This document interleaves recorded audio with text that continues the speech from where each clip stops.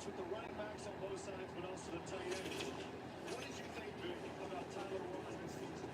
I think Tyler Warren's been absolutely incredible. I think the type of athlete that he is, obviously the things he does with the ball in his hands from the wildcat position, right? But I like him as a route runner. I think the things he does as a tight end, a big body tight end, for him to have those sweet feet getting in and out of breaks, catching the ball in traffic, he can throw the ball anywhere. His catch radius is incredible, and the numbers speak for themselves. I mean, the guy's got receiver-like numbers as a tight end, and also he played a little bit of quarterback too. He's a heck of a runner, the John Mackey Award winner. Now on the other side, Takeo, you studied the film, and you played tight ends in high school. You reminded us of that last night. How would you defend this? Well, it's hard to defend him, but number one, you have to have awareness. Look here, he's on the end line of the scrimmage. The linebacker realizes that what he does is he comes down and takes him out of the route. No, he's not going to keep him from catching it, but if you throw the timing off, it throws the timing off. That's what I'm saying. So it's not going to happen. Just trying to mess him up. And so now here you got Caleb Downs going against your best offensive player. Caleb Downs is signaling to the safety on the backside. You got everything inside. I'm going to play the outside. Warren usually shows up at third down at this yardage right here. You see Caleb, he slides to the outside. The safety comes inside. Caleb is smart enough to know I cannot get beat on the outside. That's the reason why I have the safety help. And then this is what you do from the defensive coordinator. You play drop coverage. You send some guys on a blitz, and then you have the corner on a bracket right here. Now, Drew, the quarterback, he's like, oh, I can't go there. He comes back to the running back thinking he's open. He can't process it in such a short period of time. Therefore, it ends up being a sack. And this is the way that you're going to have to stop Tyler Warren. Slow him down by bringing different looks, disrupting his route running ability when he comes out the line of scrimmage. It will be a tall task for this SMU defense. Penn State's defense. We know Abdul Carter, number 11. He is special. Keegan-Michael Key, what does the number 11 mean to you as a Penn State fan? Stick City. I mean, it means a tremendous tradition here at this university. I think about it. So this is just Micah, back to Arrington. I mean, when you think of that number at this university, I think if anything, it gets the player who wears the sticks hyped up every day. That he gets to don that mantle at this storied university. And this is so special. Abdul Carter's so special, so versatile, so dynamic, so strong. He's really quite something. We saw LeVar Arrington last night. He's pretty proud of his kid and the tradition that he's had. Defensive Player of the Year of Big Ten. 10 sacks, nearly 20 tackles for losses. A heck of a year. You got to listen to this guy talk. He'll get you juiced up. Yeah, I'm just going to try to block and give him a play with more than 100% effort. That's a feeling you can't really describe. It's a big feeling here to say.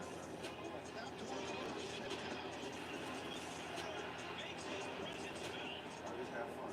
Going on playing the game that I love. Abdul Carter is special because really his combination of traits, explosive, tackles for loss, sacks, his motor, his love for physicality, his love for the game. Carter gets away in, ball comes loose, so good now. Penn State being linebacker game. Penn State was a perfect place for me. Me being from Philadelphia, I feel like a hometown hero. I play to win, so 100% tenacity. I play to win. Carter got to him first. Abdul Carter wearing number 11. The reality is when you wear number 11 to Penn State, whether it's LeVar, whether it's Micah Parsons, Brandon Bell, that's a tremendous honor. What 11 means to Penn State is the guy who's doing the big play, the guy who everybody depends on when times get the hardest. When it's crunch time, 11 has to make that big play, and that's what I try to take upon my shoulders, going to where I'm going. That's my turn. That's what I'm trying to do, is leave on my own legs. So when I come back 20 years from now, I can say this is what I would do.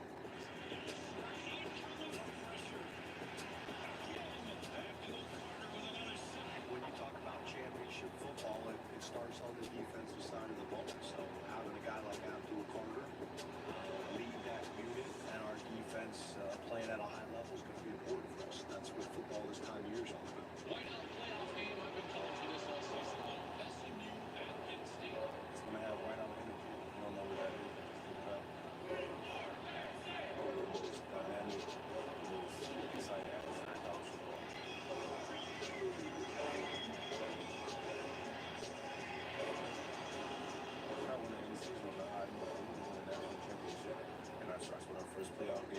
try to take advantage of that opportunity.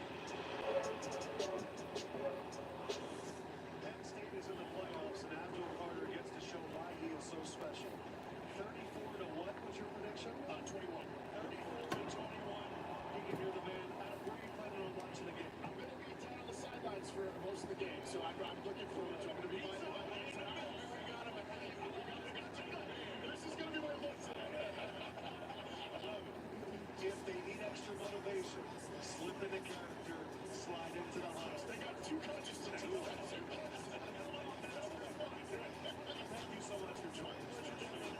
Thank you for being here, and super excited. Penn State, we are!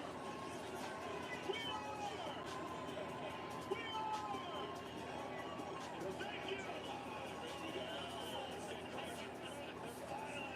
College football playoff Saturday continues.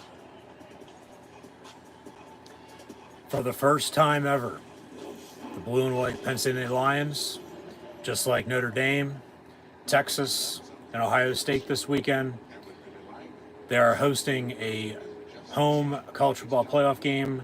So thanks for tuning in and watching my college football playoff first round live play watch along reactions live right here on YouTube.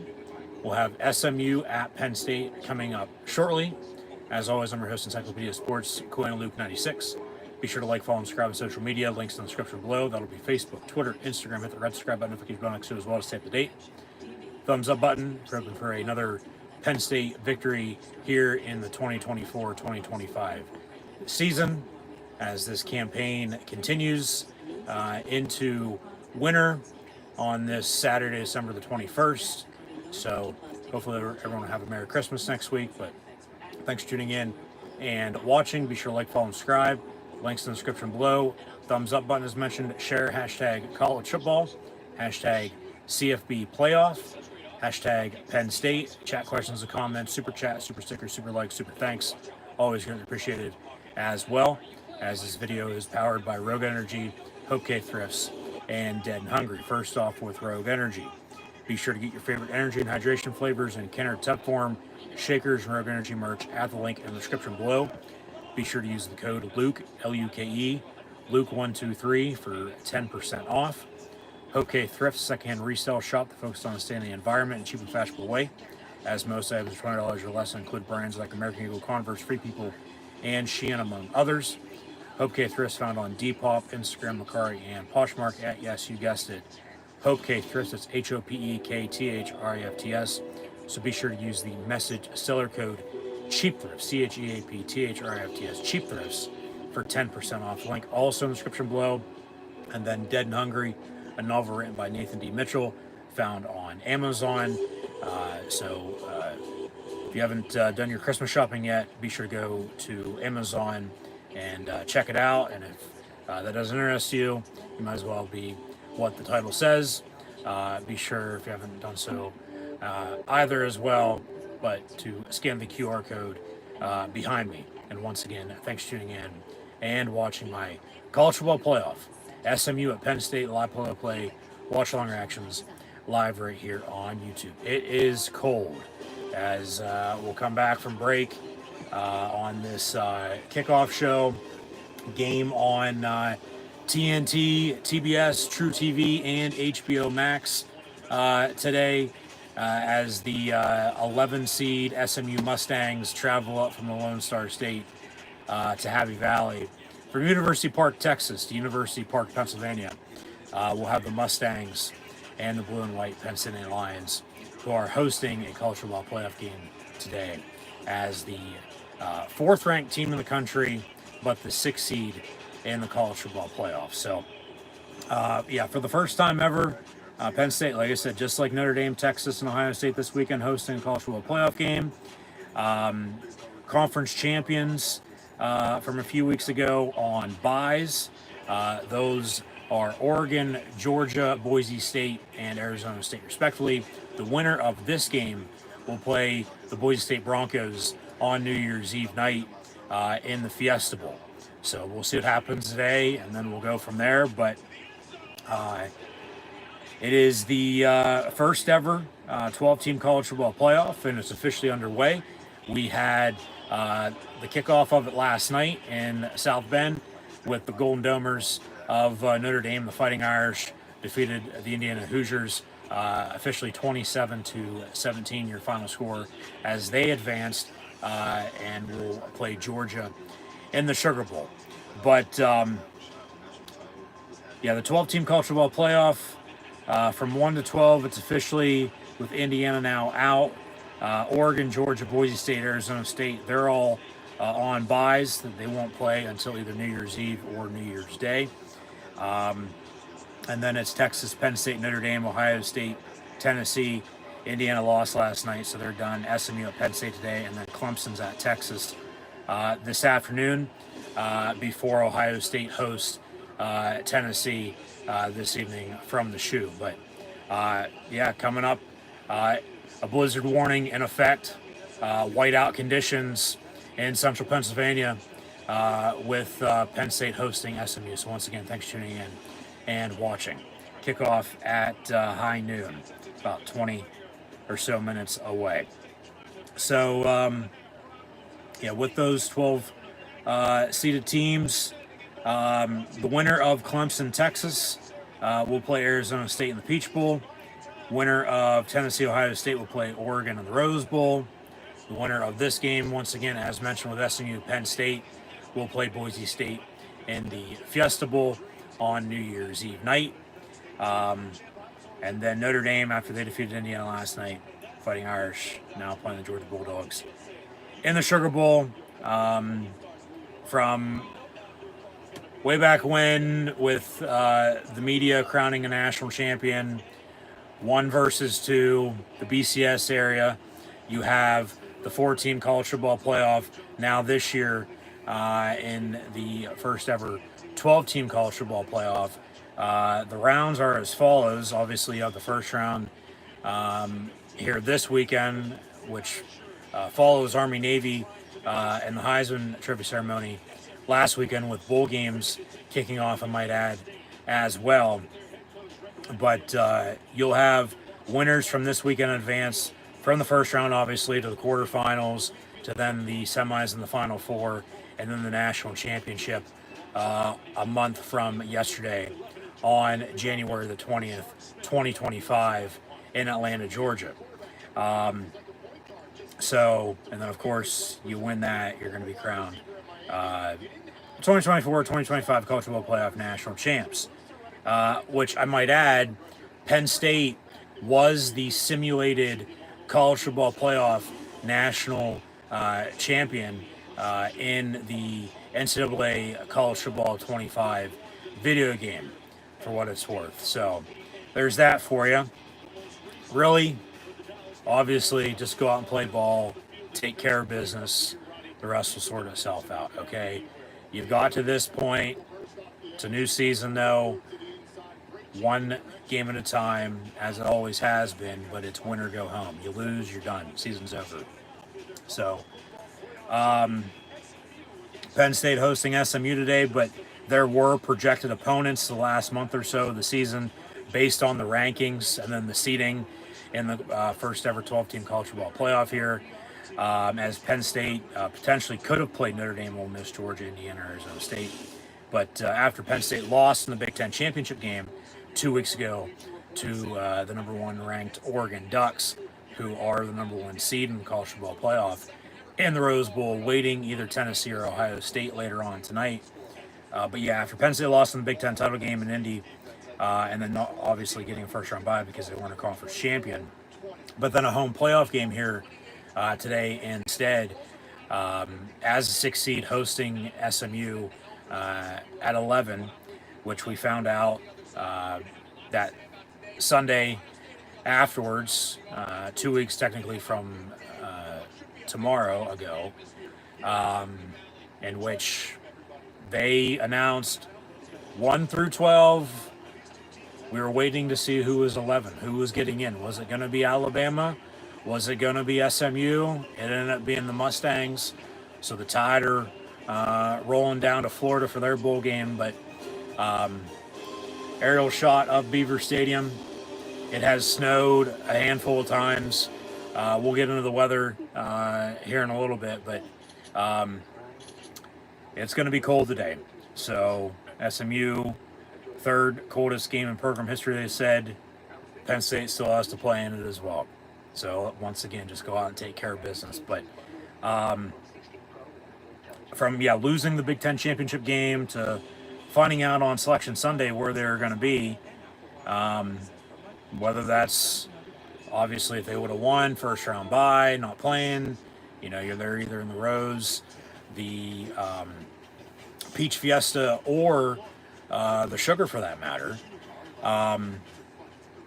But yeah, lost, got a home playoff game here today instead. And then the Blue and White are going to meet SMU for only the third time ever here today. As they first met in 1948, 30 years later in 78, and here today, December the 21st. Somebody's birthday in 2024. Heavenly birthday for that matter. 98 years later, 409. She's real fine. But Penn State, SMU for the third time ever today. From 1948 in the Cotton Bowl, which was a tie, 13-13 to 1978, to today, Penn State leads the all-time series 1-0-1. A win in 78, they never lost, and then, and hopefully that stays true. Get the 2-0-1 after today, but then the tie, as mentioned. So, yeah, they tied the 1948 Cotton Bowl 13-13. Penn State beat SMU at home in September 1978. And then the 1948 game, was technically Penn State's second ever bowl game after their 1923 Rose Bowl appearance during the 1922 season, which Penn State went back to Pasadena 100 years later, just a few years ago, and beat Utah in the granddad of them all. The path for Penn State this year is a home playoff game with a win. They go to the Valley of the Sun to the Fiesta Bowl. If they'd win that, then they'd go to South Beach to the Orange Bowl. If they'd win that, they'd go to Atlanta, where they were last year, in the Peach Bowl, but to play and potentially win a national championship this year. But, the 1948 game was the second ever bowl game appearance for Penn State, and that is actually where the "We Are Penn State" chant had begun. So, with that being said, we are. Thank you. So, it is December the 21st. It's going to be the latest Penn State's ever played at home. They played Illinois during the COVID season in 2020. Around this time, we had a blizzard, about 2 feet of snow a few days prior. And then here we are today. It snowed yesterday. It snowed a total of 7 times over the past month since winter has set in. 5 of those times have been shovelable. They've needed plowed, snow blowed, cleaned up. So there is snow on the ground, but grounds crew has done a good job having the field covered. As remember, they put new turf down right before the Maryland game during that 2-game road trip mid-November. So a month later, it's set in, it's ready to go. They played it on it against the Terps in their last home game. This will be the final Penn State home game inside of Beaver Stadium, I might add, as we know it to be as well, because remember, they're going to begin some renovations with construction into the new year, with the whole west side going to be gone until they build it back up over the next couple years. But we'll get more into that here in a little bit as well. But yeah, December the 21st. Penn State in the postseason in the month of December, because once again, technically this isn't a bowl game. It's a first round home playoff game. Count this as like a wild card game in the NFL. Okay, it's win or go home though. Survive in advance. 1-game season. Okay, you want to get to the end and be champions, as there's only going to be one of those teams. But once again, Penn State with a win today, they'll be going to the Fiesta Bowl, and then with a win in the desert to the Orange, and another win gets them the national championship game, which I think truly, I ain't bullshitting, I ain't blowing smoke up your ass. I truly believe there's a damn good chance Penn State can get to Atlanta and play for a national championship this year with not that easy of a path, their Coach Corso. Not so fast, my friend, but, because SMU's good, Boise State's good. You're going to have to run the football, you're going to have to stop the run, depending on, who would be left, whether it be, Notre Dame, Georgia at that rate. That would be a potential matchup in the Orange Bowl, but it's one game at a time. It's today. Take care of business. Next 60 minutes on the field, next 3.5 hours or so live, real time, and just find a way to win, because that's what matters. You lose, your season's over. So, no, but I do honestly believe I think there's a damn good possibility Penn State's in Atlanta playing for a national championship on January the 20th. So we'll see what happens. But, and then obviously if they'd win that, they'd be national champions. But obviously those are big ifs. You got to win. And you got to win third and a fourth time on top of that. But Penn State in the postseason in the month of December, they are 13-6-1 all time, but have never played on December the 21st. Not once in program history. From 1855 to 2024, they have not once played on December 21st. They have played on the 19th and the 22nd a few times, but they haven't even played on the 20th as of yesterday. And on Joe Paterno's heavenly 90th birthday today. She's real fine with 409. Penn State will play on the first day of winter, December the 21st, for the first time ever. So thanks once again for tuning in and watching. But, yeah, it's cold. But once again, Central Pennsylvania, December weather, what do you expect? First day of winter, Joe Pa's birthday. Really, walk on faith for 409. All right? If you know, you know. But really, one thing at a time, one foot in front of the other. Just take care of business. All right? Maybe get some help from up above. And just not for today, but for the next month. Okay? Because if not now, when? Penn State, once again, with bowl games and program history, playing in 50+, winning 30+, of those contests, and then, two-time national champions, but probably should be a few more than that.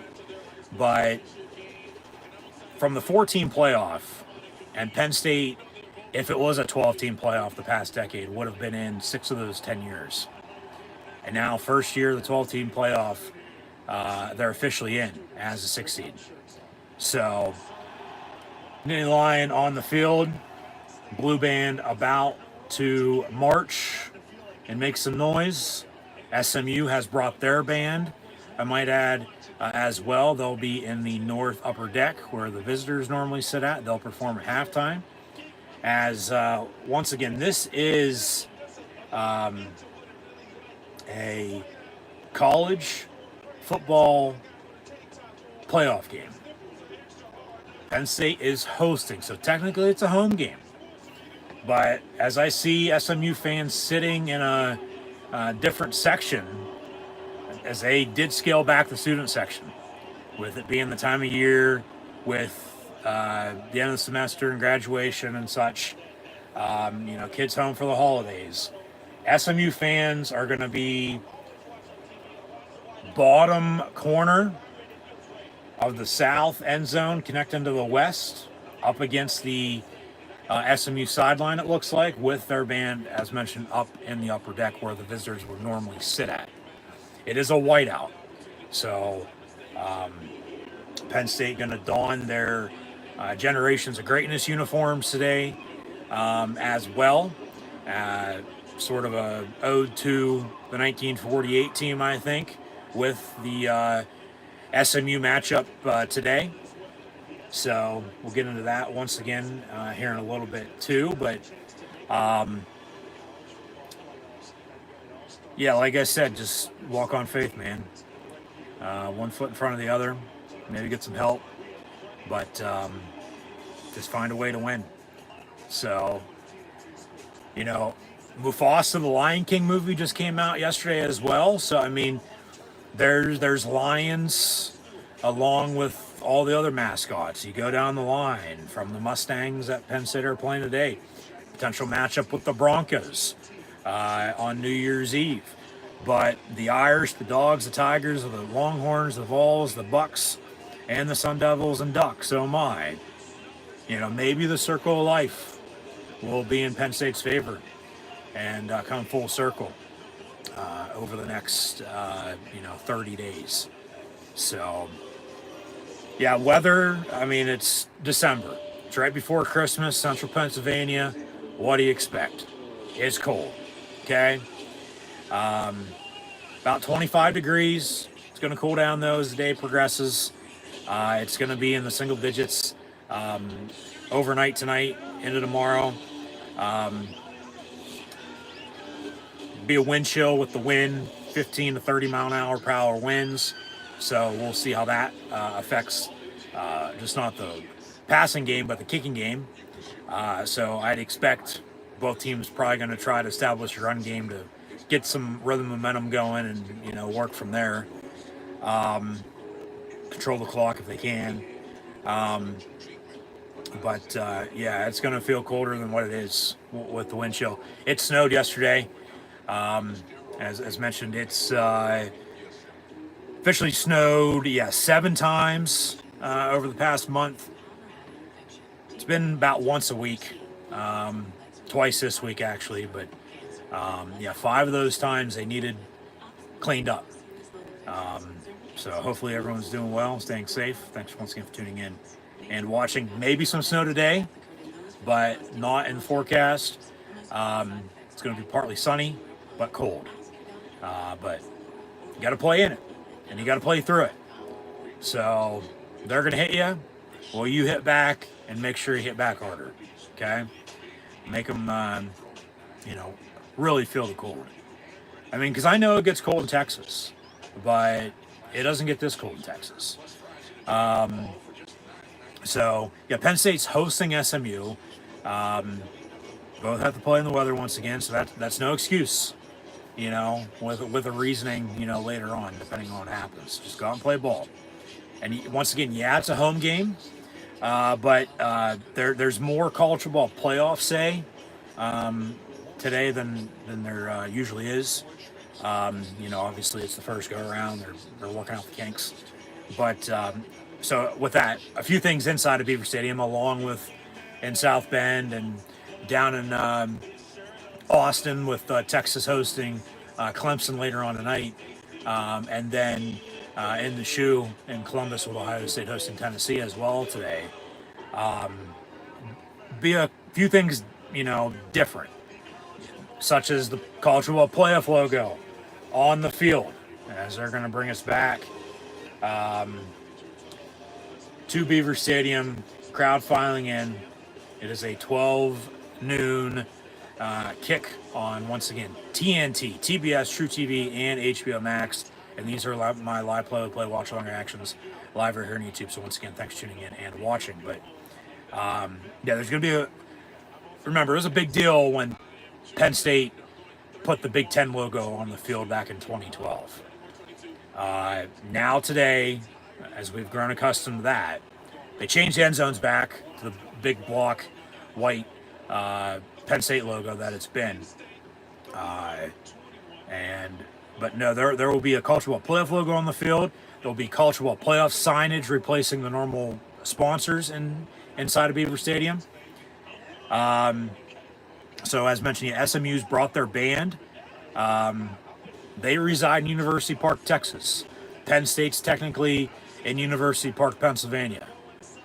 But it's State College. It's Happy Valley. It's whatever the hell you want to call it, all right?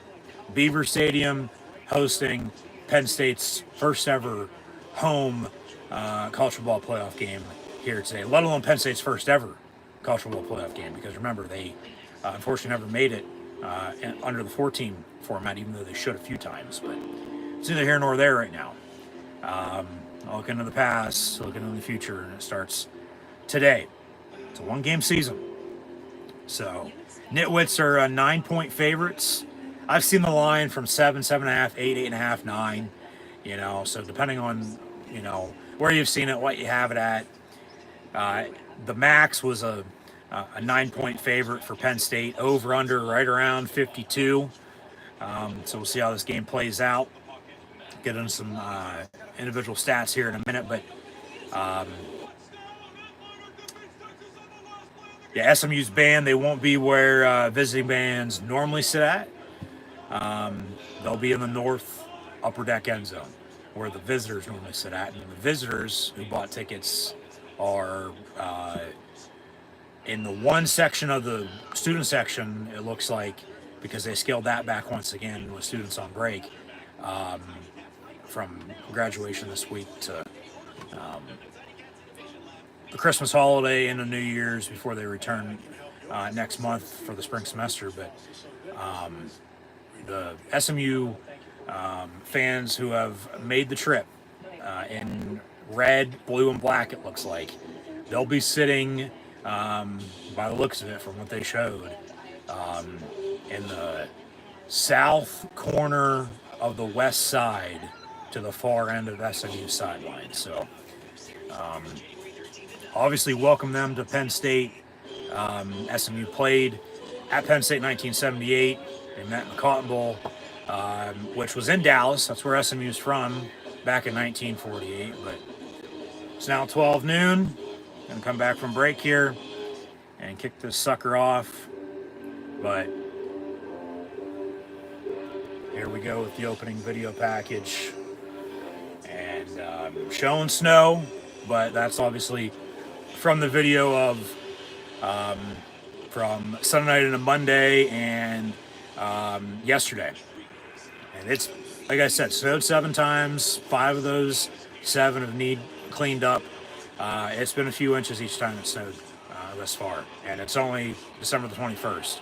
Just wait till, you know, next week with Christmas and New Year's to follow, and then January and February, March, even April, until spring hits, and then, you know, the weather will start to get nice once again. And then before we know it, we'll be kicking off next year in 2025, which we'll preview at some point in time from now until January the 20th. Not saying when, because I don't know when the season's going to be over. Hopefully it ain't today, and hopefully it ain't until January the 20th. But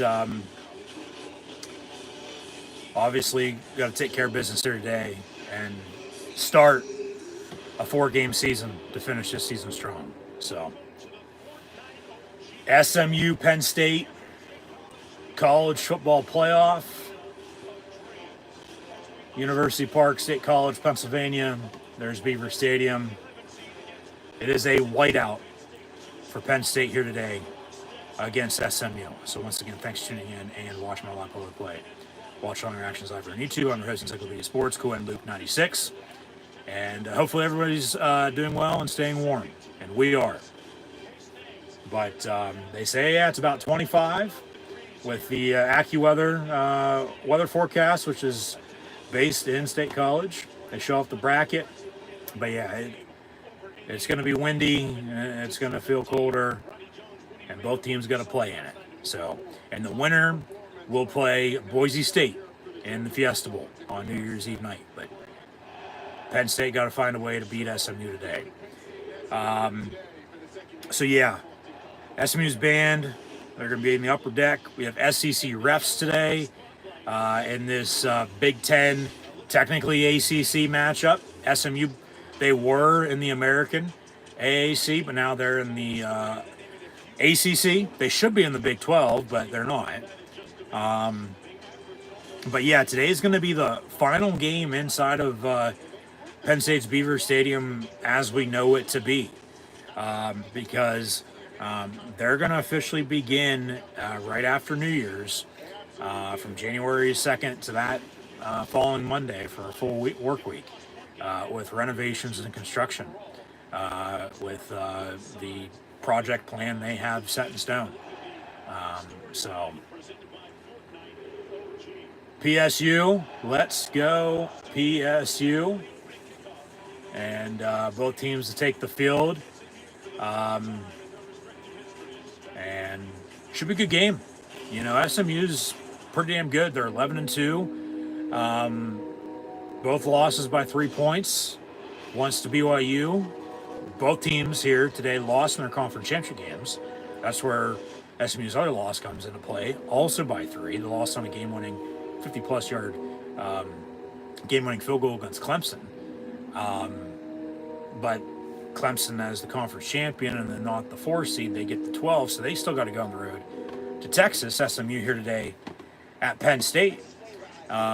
So we'll see what happens, but yeah, both teams coming off losses in their respective conference championship games. They're both 11-2. SMU lost by 3 to BYU, 18-15, and then lost by 3 to Clemson in the ACC championship game, 34-31. And then everybody's talking about SMU in the cold. Well, last I checked, Penn State still has to play in it too. All right, so like I said earlier, there's still no excuse, depending on what happens. So yeah, there's that. Plus SMU last year, they played in the Fenway Bowl in Boston, Mass. Okay, so ponies, horses, Mustangs to potential Broncos for Penn State. We'll see if they giddy up towards the end zone or giddy up and get the hell out of town once they hear Nittany roar. So, once again, thanks for tuning in and watching, but should be a good game. I mean, SMU probably as good this year in the past few years as, they've been since the Pony Express days back in the early 80s before they got the death penalty. But once again, this ain't the Pony Express, SMU Mustangs, all right? But yeah, they got the death penalty. Penn State, so the story goes, in 2012, almost got that as well, but then got the sanctions they got as the teams have taken the field, and we are Penn State.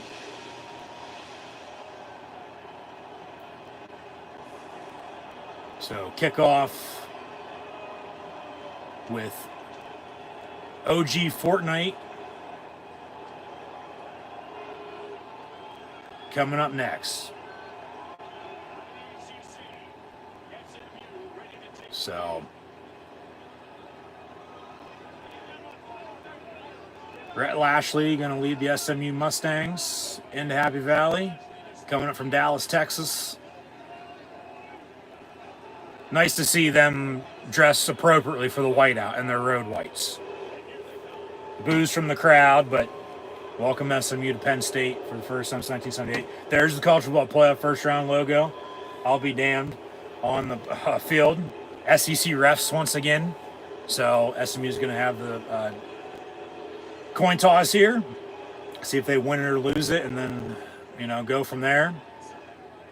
Yeah. Mark Jones, Roddy Jones, Quick Kesnick on the call for TNT, TBS, True TV, and HBO Max today. As ESPN, ABC has loaned announcers to Turner for these playoff games. As ESPN, ABC, Disney is still producing the College Football Playoff, as they have, and will continue to do so, but we should be in for a good one. We should. But, yeah, you could honestly bill this from SMU getting the death penalty to Penn State almost getting the death penalty as that. Death penalty versus almost death penalty. From the mid-1980s to a little over a decade ago, both teams are on the gridiron today.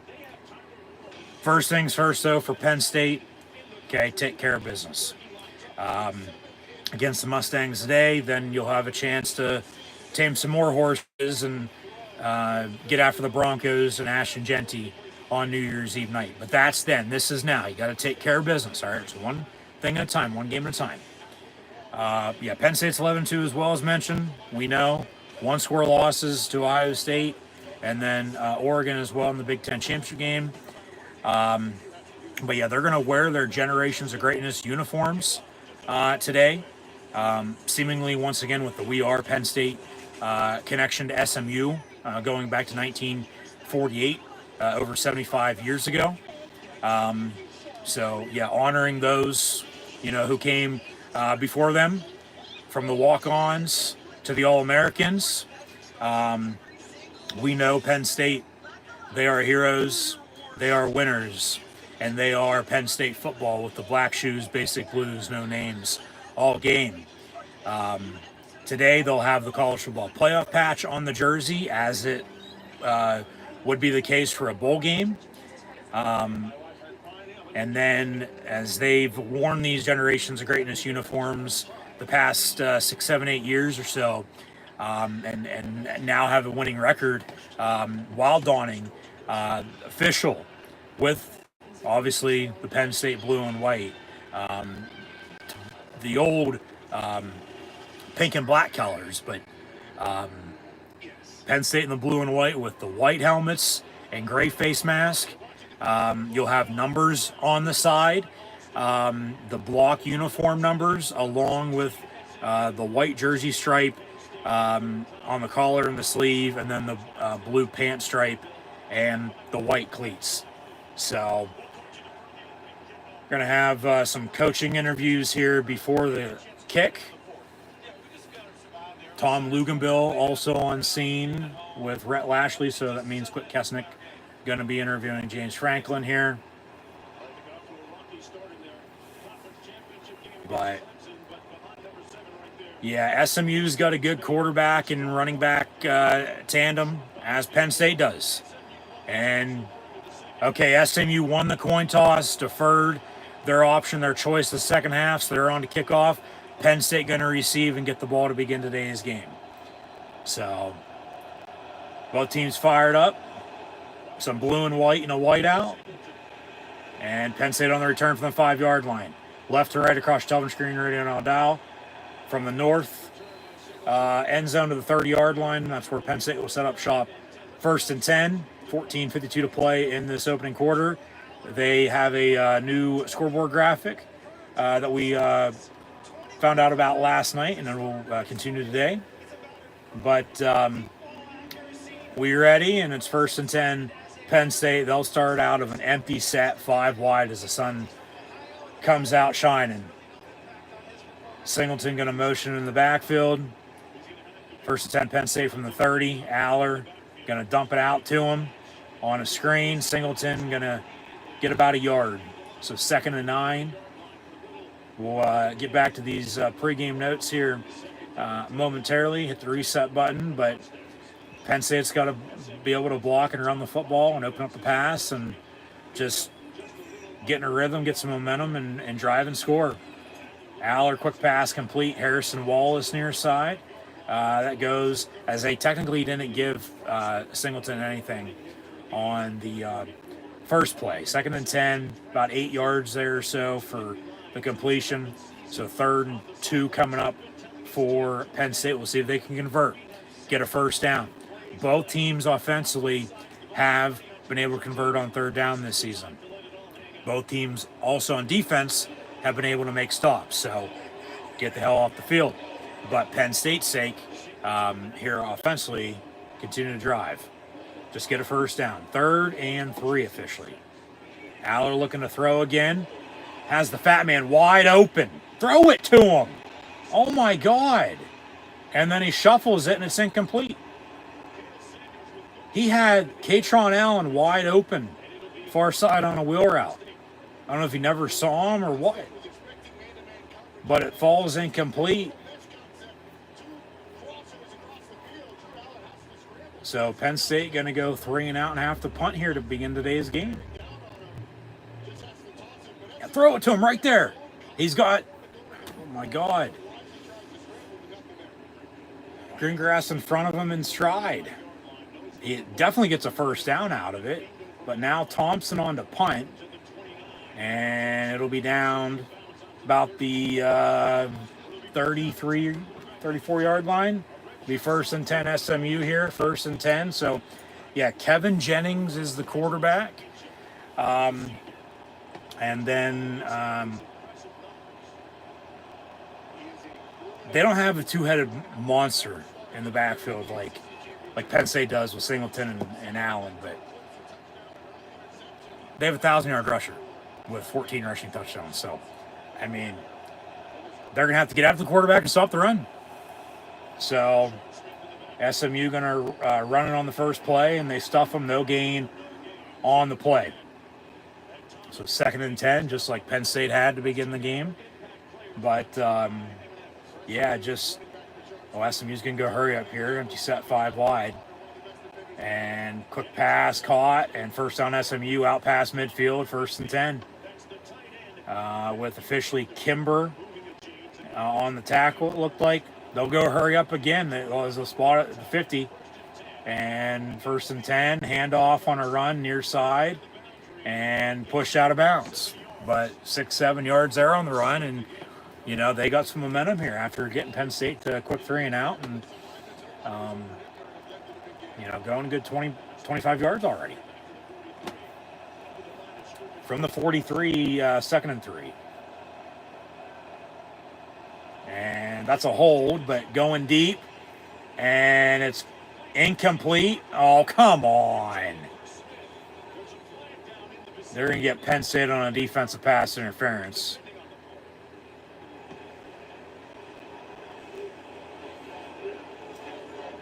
SMU chant from their fans, but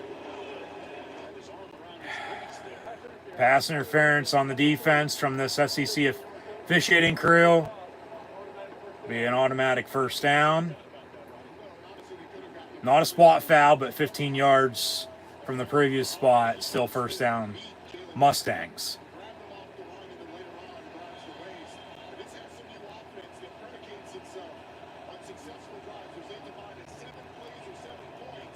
So 1st and 10, and they'll be inside the 30, knocking on the door.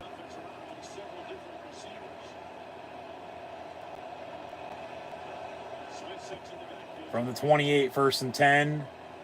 Jennings going to step up, tuck it, and run, and slides with Tony Rojas. Going to get credit with the tackle. About a 5-yard pickup, 2nd down. 12-15 and counting to play in this first quarter. I mean, what's beating them is the hurry up. Trips in a bunch near side, handoff on a draw, and a tackle from Zane Durant and Dom DeLuca from behind. 3rd and 2. Get the hell off the field. Force a field goal here. You know, they gave up a big 1st down a little bit ago, and then the penalty didn't help either, but 3rd and 2 from the 20. And they'll run it, and only about a yard. So 4th down, and we'll see what SMU does. If they want to go for it inside the Del Grosso red zone, or if they want to kick it and get an early 3-point lead. But they have momentum. They're trying to control early part of this game. I mean, you can't blame them. 4th and a yard, they're going to line up to go for it. We'll see if they actually do snap it, or if they call a timeout, or hopefully Penn State doesn't jump off sides or get anything defensively, penalty-wise, called against them. Now we got a whistle and a timeout. Timeout SMU. So they're first. They'll have 2 left the rest of the first half, 11-14 to play in this first quarter. They got a 4th and a yard coming up. So, yeah. They got to relax. They got to calm the hell down. Just, man. Yeah, defensively, just allowing them to drive, and for the most part, you know, we'll see what they do here on 4th and yard. They were going to go for it. We'll see if they kick it or still go for it, but probably can get some points out of this. But we know the Penn State defense. It's all right in the first half, but it's stout, excellent. You know, just they're making stops, they're making plays in the second half, they're giving up next to nothing in the 3rd and 4th quarters. So obviously it's a long game, a lot of football to be played, but we'll see what SMU decides to do here on 4th and 1. But I mean, going back to that 3rd down Penn State had, Aller had Allen wide open. I don't know why he didn't throw it to him. drive would have continued. Who knows what happens from there? But they go 3 and out, punt, and then they give up. From the 30 to inside the 20 now. Obviously the penalty didn't help, but SMU going hurry up, and Penn State, just being pushed around and pushed back. So, you got to give SMU credit, no doubt, but yeah, Penn State's defense got to make some plays. So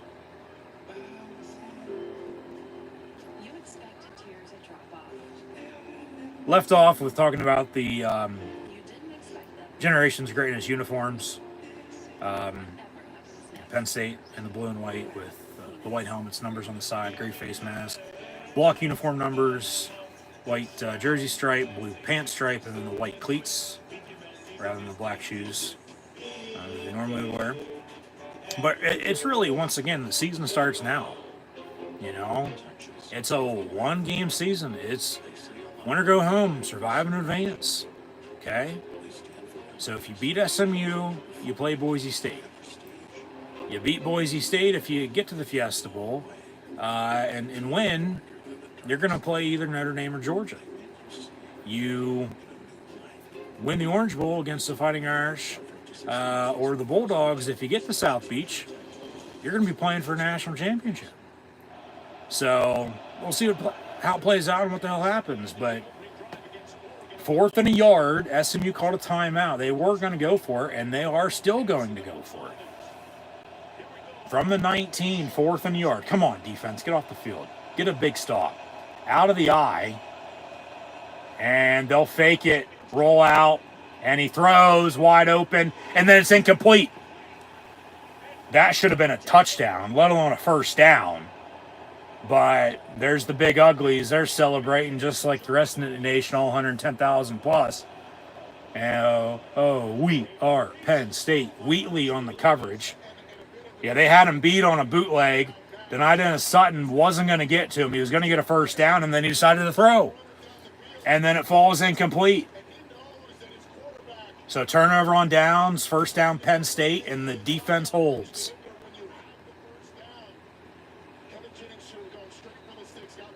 Yeah, he had a first down because they had him beat on the fake, had him beat on a rollout on the boot, had a first down. Warren in the gun, direct snap, going to keep it. And far side, get about 5-6 yards. He won the Big Ten Tight End of the Year award, won the John Mackey Award for the nation's best tight end in all of college football this year, I might add as well. Finished 7th in the Heisman Trophy voting. But Mr. Incredible, there he goes doing it all again. As a tight end, can block, obviously, can catch, but they've used him as a Swiss Army knife all over the offense here in 2024. 2nd and 4. Aller going to hand off on a sweep near side for about a yard to, that is the fat man, Katron Allen. So another 3rd down for Penn State. Can they convert? They've been good converting 3rd downs this year up until the last few games of the season. From Minnesota to Maryland to Oregon, they really haven't been able to convert on 3rd down, but then they've been able to convert on 4th down. 3rd and 3 here for Penn State. About 10 minutes to play in the first quarter. We're tied at 0. They go 3 and out. Big defensive stand on SMU's first offensive drive. Turnover on downs, get the ball back. But now you got a 3rd and 3. Can you convert? Can you get the 30-yard line and get a first down? Aller out of the gun, looking to throw. Wanted to go deep, going to tuck it and run, and he'll dive and get a first down for Penn State. So, all right. Now, why don't you go hurry up yourself? Because seemingly, when they've gone hurry up this year, they've worked and, got in a groove offensively.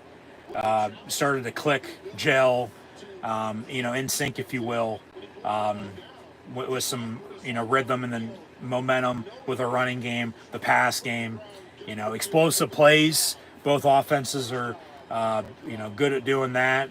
So from the 33, 1st and 10, Penn State. Warren in motion, and Aller will hand off. Bounce it, fat man, but he's going to lose a yard. So 2nd and 11 here for the Nittany Lions. So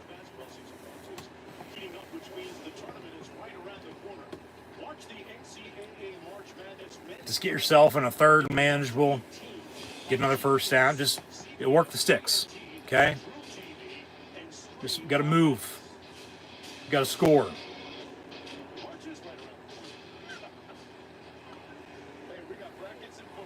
So from the 32, 2nd and 11, Penn State out of the pistol. And now they're going to throw. Shuffles it, fat man, and he gets a first down as he lowers the shoulder, and 13 gets 13 on 2nd and 11, and a first down for Penn State with 8:14 and counting to play in this first quarter.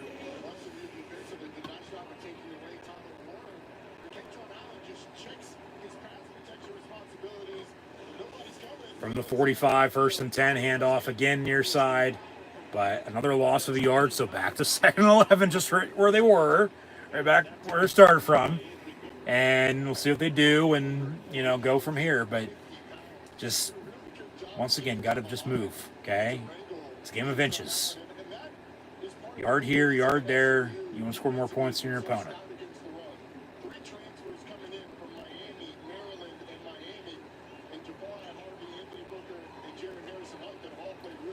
Warren going to be in motion from the 44.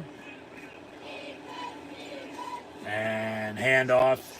Singleton for a couple. A penalty on the play. No, I thought the ref pulled a flag.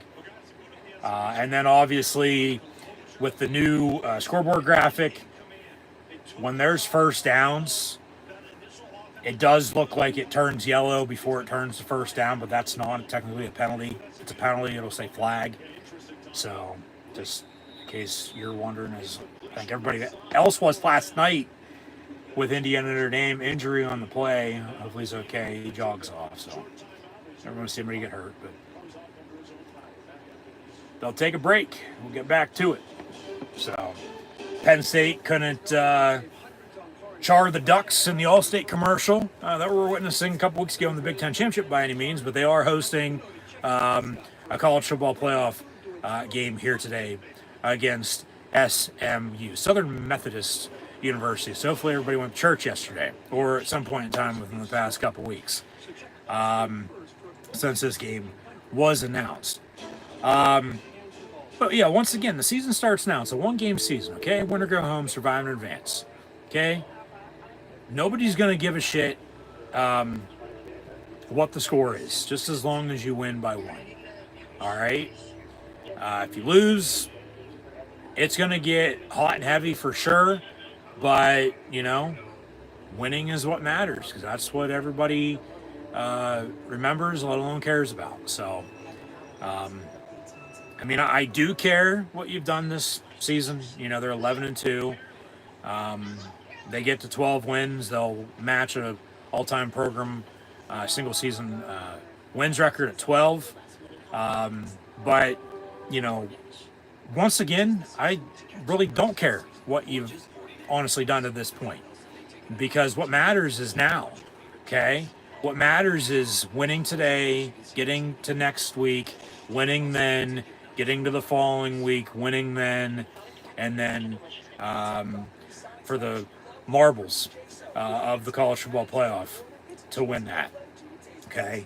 So just leave it all on the field, go balls to the wall. Just find a way to win because that's what matters, winning. It's all fun and games until somebody loses an eye. So, Penn State offensively, defensively as well, with special teams, you got to be balanced. You got to be consistent. You got to have some rhythm, momentum. Here is a shot of Beaver Stadium the other night when it was snowing. Yeah, I can vouch for that. It has... Oh, shit, that was actually this morning. Yeah,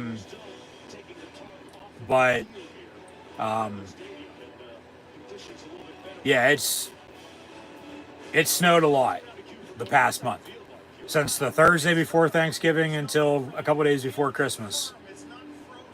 It's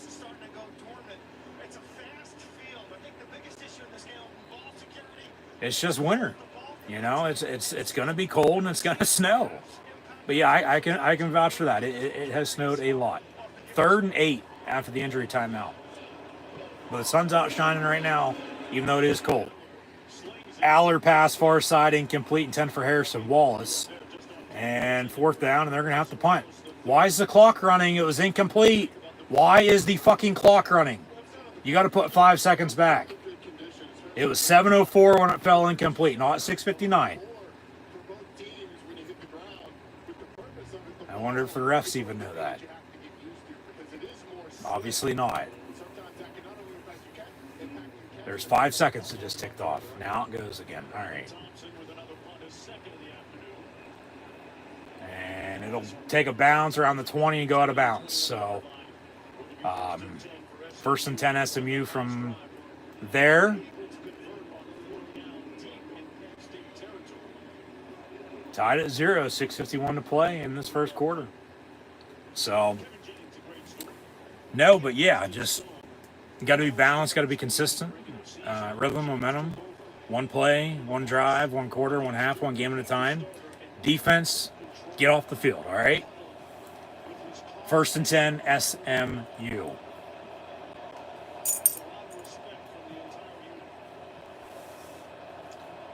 From the 20, motion man. They'll run it, and they stuff them. No gain on the play. Deny Dennis Sutton with Izzard and I believe Kobe King, if I'm not mistaken, on the stop. So 2nd down. Come on, defense. Got to get pressure. Get after them. Stop the run, but force pressure and force a turnover. Pass picked off. 15, 10, Dom DeLuca, 5, touchdown. Pick 6. Couldn't have drawn up any better. What was I just saying about a turnover? Got to force pressure. They brought it up the middle, forced a bad throw, and Dom DeLuca picks it off and takes it to the house with 6:08 to play in the first quarter. Penn State leads 6-0 with the extra point to come. We are. And fight on state. Now you're going to have a spark. You're going to have momentum. Once again, though, as come on down, Ryan Barker, extra point up and good. Penn State leads 7-0.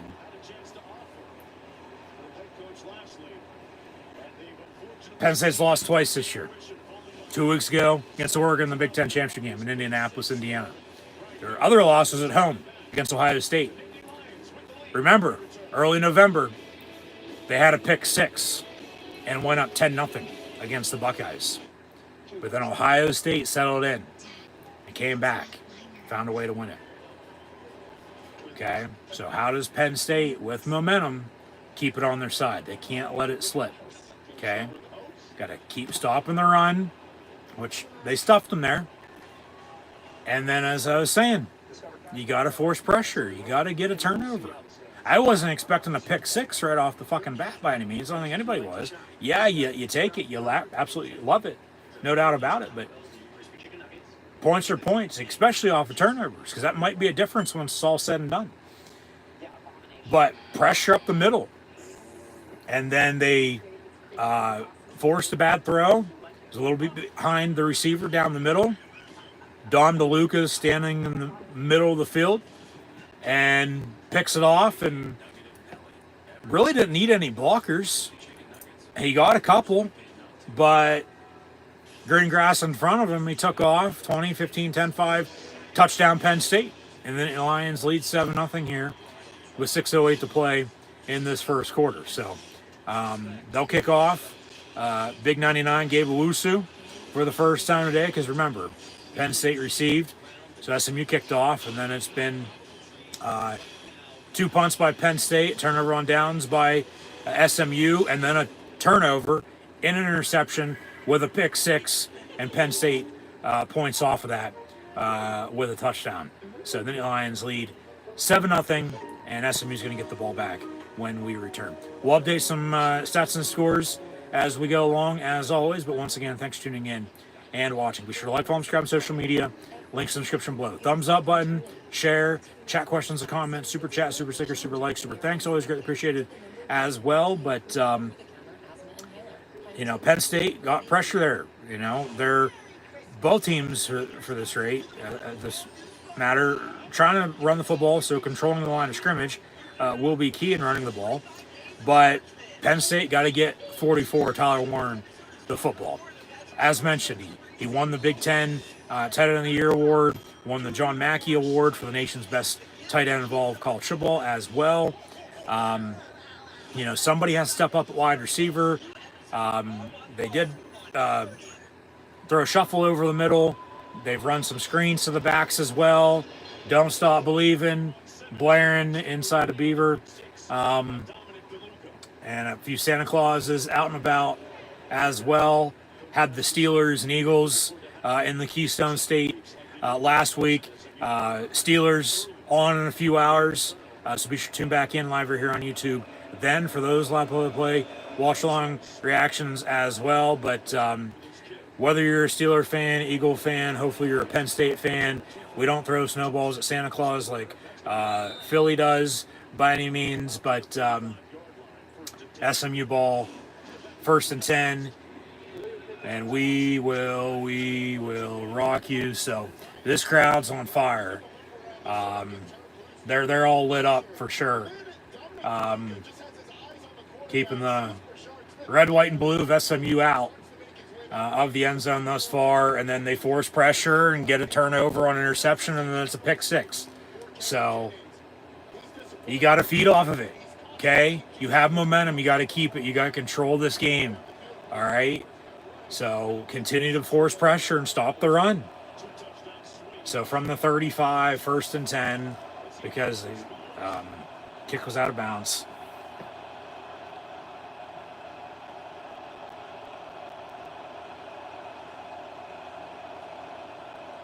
And they'll run an option far side and miss tackle before they push him out. Kobe King, number 41, pushes one out at the 41.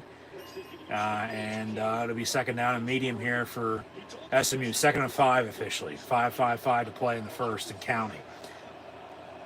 And they'll go hurry up again and run it up the middle, but Penn State there to wrap him up. DDS denied and a setting with Don DeLuca, who just had the pick six on the tackle.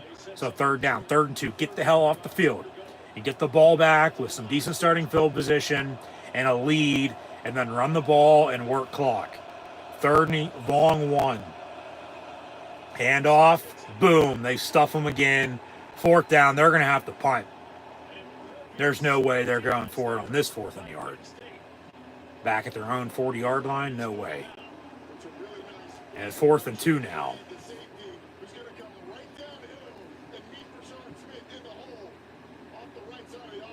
Boom.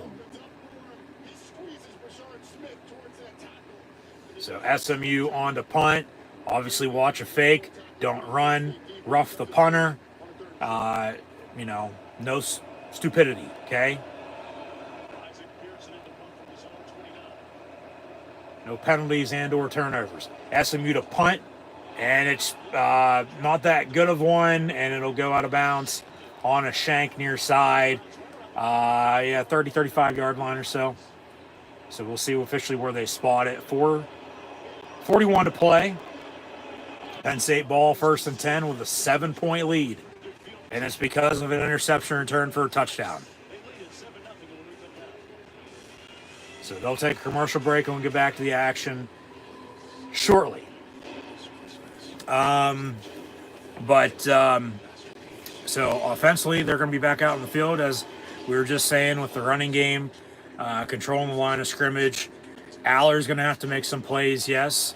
I feel like he's missed some wide open guys here early, but it's still early. A lot of football to be played, but run the football, run the screens they're running, get Warren the ball, but somebody has to step up wide receiver. We have been over this countless amount of times, numerous times. I've lost count at this rate, just not this year, but last year, the past 2 years.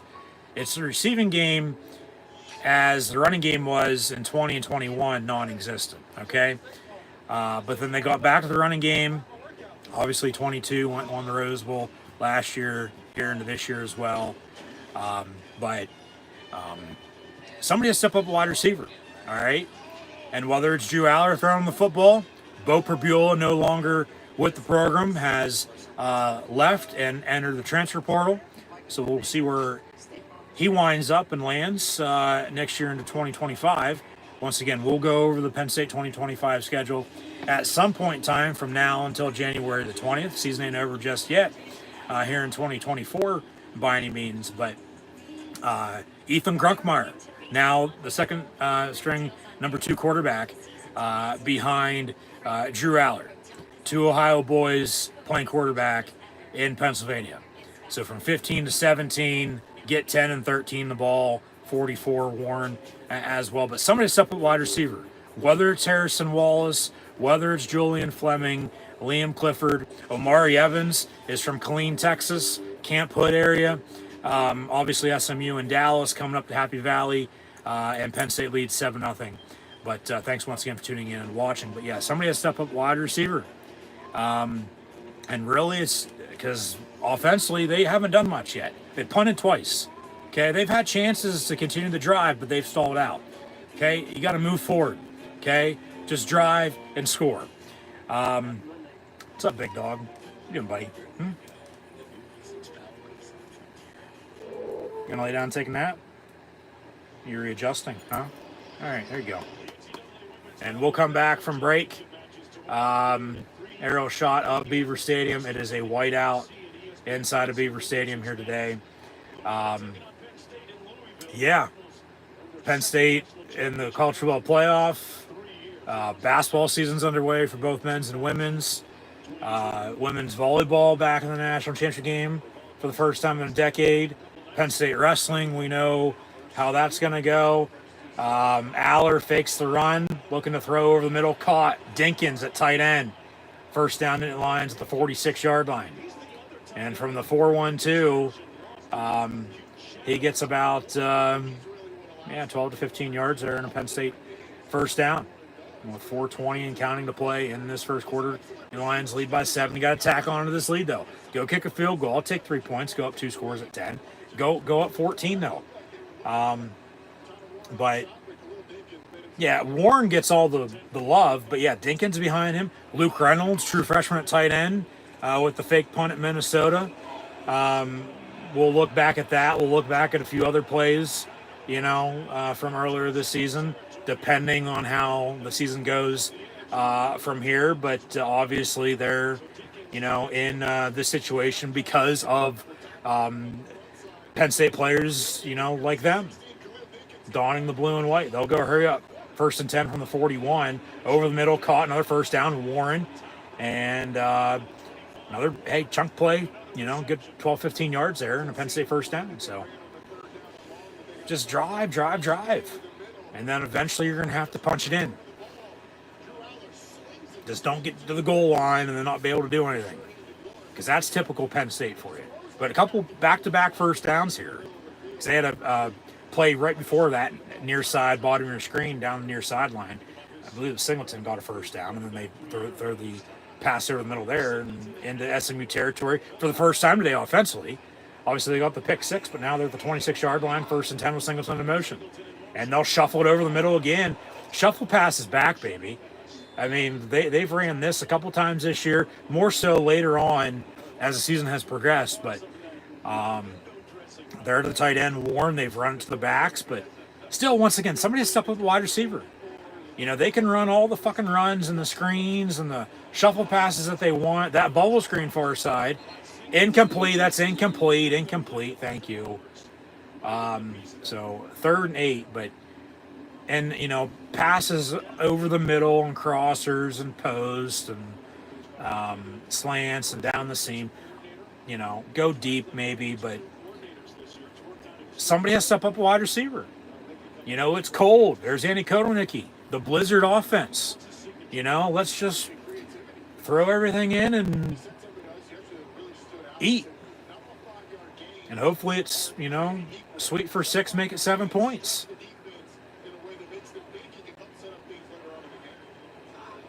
from the 23, 3rd and 8. Aller getting pressure and he gets sacked. So they're going to have to kick a long field goal now. Ryan Barker going to trot on for officially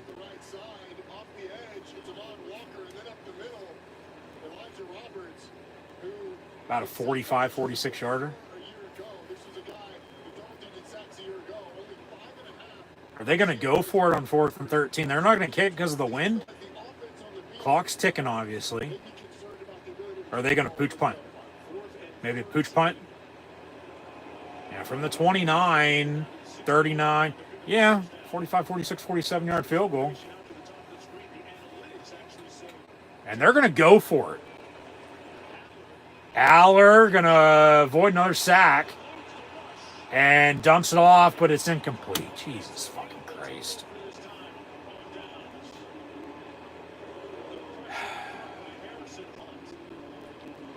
So they have momentum. They get the pick six.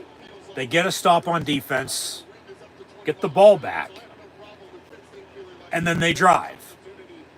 But then they take the sack. Decide to go for it. When I get with the weather, the wind, and kicking and all that, but still attempt the fucking field goal. You don't know if you're going to make it or not. All right, and Barker has only missed a few times this year. I get, all right, it just is what it is, but should have kicked it. Rather than go for it, not get it, at least fucking get a couple yards rather than incompletion. And then, yeah, they get 7, 8 yards there. It's going to be 2nd and short. Minute and a half and counting to play in this first quarter. 7-0 to the Lions. But now back to the defense needing stops. They just obviously didn't like the situation they're in with kicking it in the wind going in the south end zone towards the student section of the blue band. Which we know, it's cold, it's windy, but still attempt the field goal. They go deep far side, it's incomplete. And they almost got burnt on a wheel route, but it falls incomplete. But in the meantime, when the dot to play in the first quarter, got a penalty. There is here from the Zebras from C, and it's going to be a hold against SMU. So they'll replay it down. So 2nd and long, 2nd and 20. Or no, 2nd and 12. And now they're going to blast Mo Mamba. Obviously, SMU was playing that all week at practice. But what they really should have been doing is getting inside and turning the AC to as low as it could go to get ready for the cold. Yeah, 2nd and 12 hold. And screen near side. Almost stripped the fumble, but good 6 yards or so there. 3rd down coming up. So this will probably be the final play of the first quarter. About a 10-second differential between the game clock and play clock. 3rd and 5 coming up. Penn State leads 6.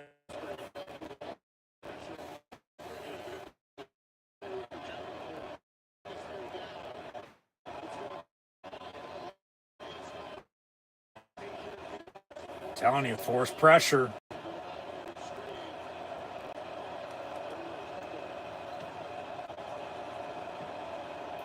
Motion man. Snap with 10 seconds. That's another hold. Pass caught, but Kimber on the tackle. But we'll see. As the first quarter expires, it's going to depend on the spot. It looks like it's going to be enough for a first, but it might be about a half yard short. So they might have to bring the chain gang out for measurement. But in the meantime, still the end of the first quarter. So 1st and 10. Double cross to the middle and pick her up. Pick, rub, whatever you want to call it. Yeah, it's going to be here Tuesday night and Wednesday. So, first things first, take care of business, find a way to win today. Okay. As Penn State and the Steelers are both on today. If only the Eagles played later on tonight, it would be football madness in Pennsylvania today. With all three of most of the state's favorite teams all in action, unless you're a Pitt or Temple fan. So, sorry about your luck. So, with what I was saying, obviously, end of the first quarter now, Penn State leads 7-0. Looks to be first and 10. It stopped the run and force pressure and turnovers and then capitalize off that, which they did on a pick six. And that's right now the only thing we've really had happen in this game, because Penn State's punted twice, had a turnover on downs. SMU with a turnover on downs. The interception, they punted. Now they have the ball here, going to try to cut the lead, let alone tie it up. So, no, but yeah, Jennings is their quarterback.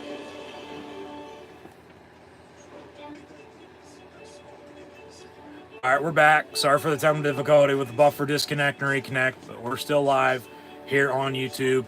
Thanks for tuning in and watching. As I was saying before that went out, technology, man, is absolutely, it's good, but also sucks when you need to be good. But I'll digress. But yeah, SMU's averaging 38 points a game. They only allow 21. Penn State on the flip side, they're averaging 34 points per game and only giving up 16. So obviously only 15 in, still 3 quarters to play. Hopefully, we don't have any extra time today, but if we do, still just find a way to win. So, and both can convert on third down offensively. So once again, who can get the hell off the field? Well, for the most part, both defenses have thus far. Yeah, they say first and 10 SMU to begin the second quarter now, down 7-0. No? Yeah, I thought so. So they said first and 10 and then a loss, get fourth and 5.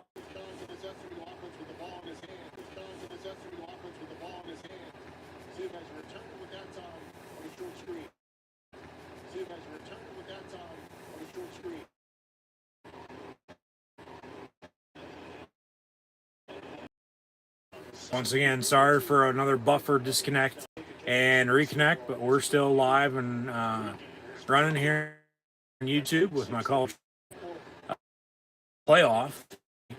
SMU to play action. So follow and subscribe, description below.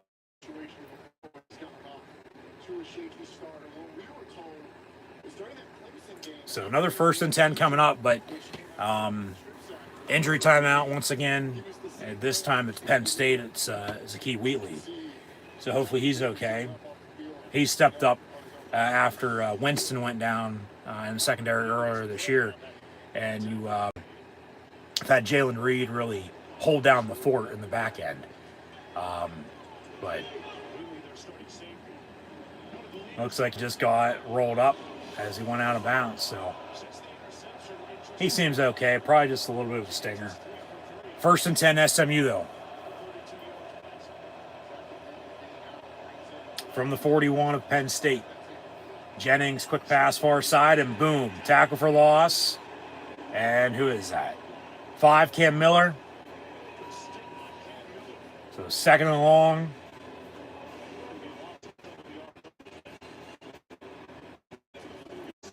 So second and 16 initially. Off the field. If you can get a sack or two, that'd be nice. Get them out of field goal range. I mean, remember, they could have had a field goal, could have had a touchdown. But they decided to go for it, didn't kick it, and then didn't get it. Second and 16 high on the pass. It falls incomplete. Third and 16 back at the 47. So just keep them right where they're at. Okay, force a punt. Don't give up, 15, 16, 17 yards here. No. Even if you give up 8, half of what it is, they're probably still going to punt because it'd be way too uncomfortable. So just give up a couple.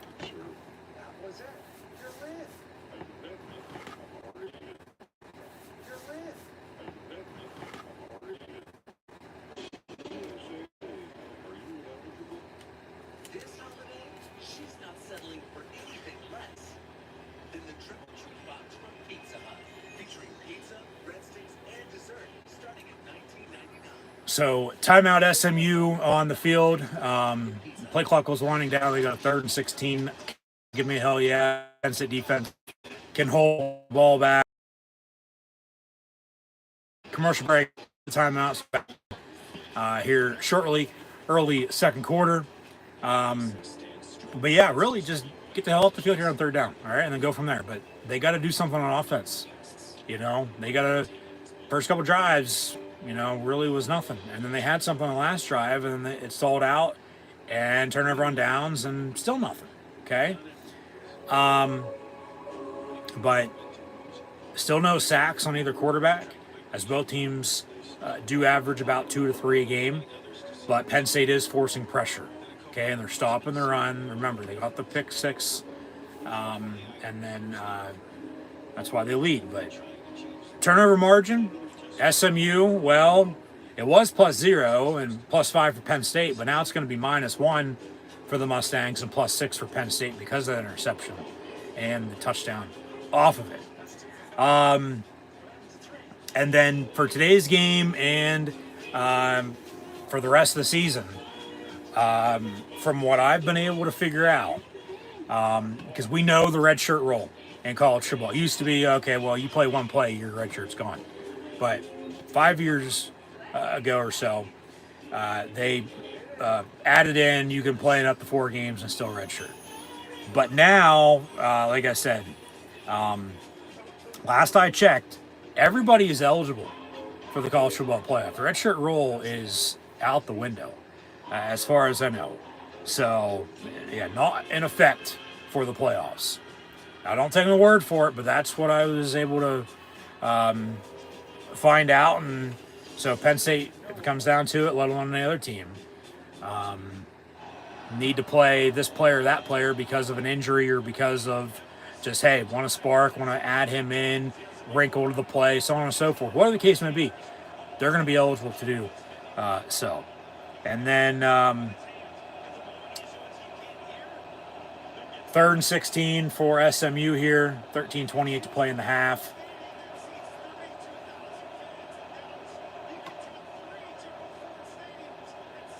And pressure and pass picked off. Tony Rojas. And on the return out past the 50, 45-40, 35-30. He's going to go 25-20, 15-10. And he breaks another tackle. Touchdown Penn State, another pick 6. And they're going to lead 13, make it 14-0. We are Penn State. I will be damned. Wow. Tony Rojas with about a 55-yard interception return for 6. And that's just not the first today. That's the second. Because Dom DeLuca, also at linebacker, had one earlier. I'm telling you, man, it's the stop on the run, it's forcing pressure, and then there you go. Probably should have been sacked, but then he decided to throw it again. And nobody was there. I don't know who the fuck he was throwing the ball to. I mean, he's a good quarterback, but it's just boneheaded decisions like that is what's costing SMU right now. And, yeah, Rojas just jumped it and broke a couple tackles on his way to the end zone. And everybody's celebrating. From on the field and in the stands and in the booth and the press box. And in the coach's box. The suites. Remember, the left side of Beaver Stadium will be torn down in a few weeks. There is a blueprint. We'll get into it later. I'll tell you what I know from who I know, who knows somebody who knows somebody. But yeah, the whole left side on the west side going to be torn down. Now, I don't know if they're going to blow it up or if they're going to rip it apart piece by piece. That's still to be determined, from what I heard. But they'll get it done, and they'll get it to what they want it to look like in a couple years. So yeah, this will be technically the last Penn State home game inside of Beaver Stadium as we know it to be, with the attendance, of 107, 110,000 plus in blue and white. So yeah, the press box with the announcers and all the coaching boxes, as the suites are on the other side with the years, honoring those teams throughout Penn State history. That was done 20 plus years ago with that renovation project to add the south upper deck.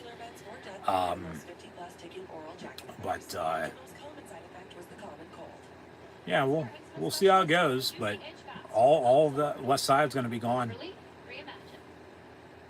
over the next couple weeks and a few months. So, as they did announce, the blue-white game is going to be in April, and as far as I know, still played inside of Beaver Stadium. Like, they're not going to move it to State College High School or to 99 or one of the cow pastures, where fans tailgate. But yeah, everybody going nuts. Not one pick six, but 2 pick sixes in this first half. And that's why Penn State leads 14-0. Turnovers and then making them pay. They're capitalizing off of them. I thought he was going to get tackled there on the one, but then he broke it, and no, he's going to be gone. And then he still had to break another one. He had to get by one of the big linemen. And then, hey, he walks in. So, hey, the south end zone got a pick six. The north end zone just got a pick six. And Penn State leads 14-0. 13:09 to play in the half. SMU only with 1 timeout left. Because remember, right before that 3rd and 16, remember, they called a timeout. We went to break. Come back. They force pressure. And he throws it away. And it's picked off. And it's returned for another touchdown. So, I mean, Penn State offensively still not doing much. But the defense right now is winning the game. And SMU, hey, they're right back out there, 1st and 10. Ball at the 25-yard line. After the touchback on the kick, roll out, pass complete. And 9, maybe 10. Kobe King on the push out. So it depends on the spot. Is it going to be 2nd and inches or 1st and 10 again for the Mustangs? So.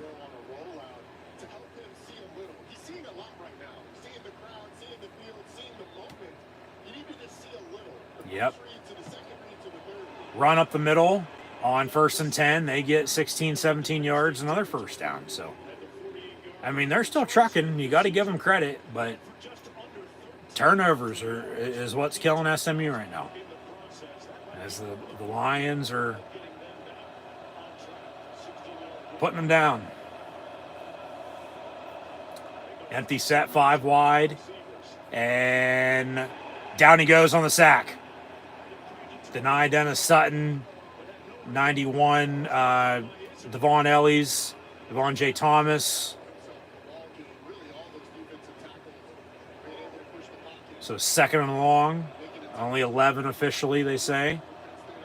Trips in a bunch, top of your screen.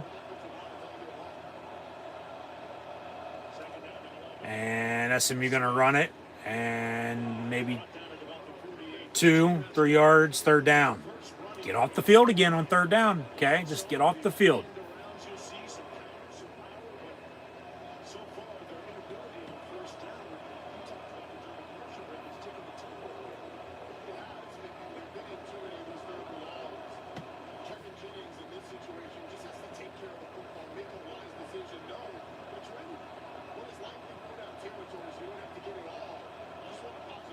From the 48, 3rd and 9.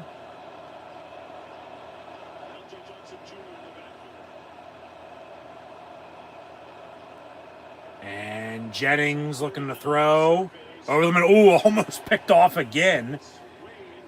That would have been by 4, A.J. Harris.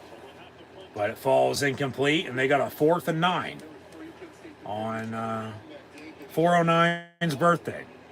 Penn State going to get the ball back, and hopefully this is going to be the offensive drive. They do something.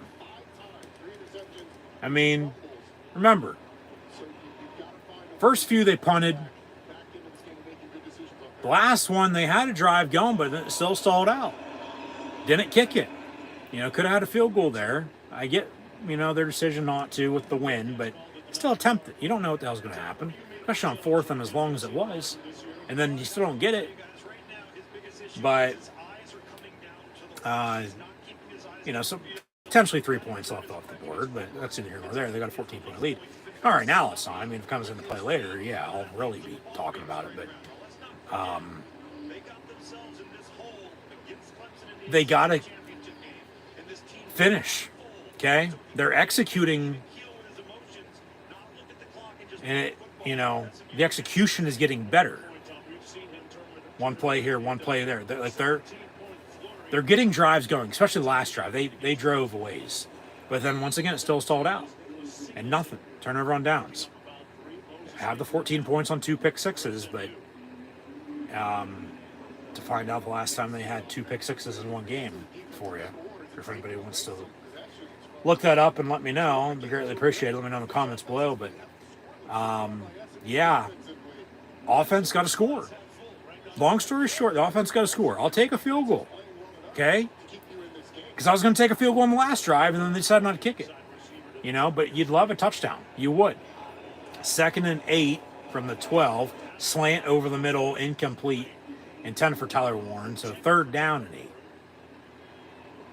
Talked about the ACC championship game and the late rally against Clemson after taking themselves an early hole, and then part of the fourth. It's probably been a good 20-plus years since they had 2 pick sixes in one game, I'd have to guess. Yeah. It's probably longer than that, honestly. But 14-0, and Penn State with a 3rd and 8 with 10:19 to play in the half, up 14. And Aller, another slant, caught. Wallace, where do they spot him? He's going to be short, about a yard. 4th and 1 from your own 19. Punt the ball, play field position. You don't want to fucking go for it, not get it, and they got a short field to work with to cut the lead. You punt. You punt and play field position, and you hold the lead. There's no reason to fucking go for this. None. They're crazy if they do. You're kidding me. They sneak it, and I don't think he got it. Come on. Fucking punt, man.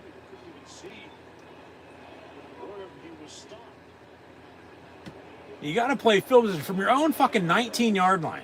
Now, if they get it 1st down, drive continues. All right, prove me wrong. Go fucking score. But situationally, I mean, come on. You know, where's the spot?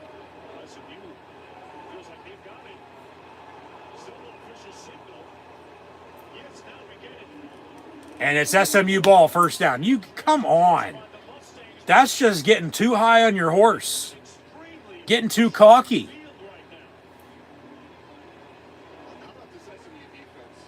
There was no reason to go for that. And on 4th and 1, you sneak. You can't even go to fucking yard. That's pathetic.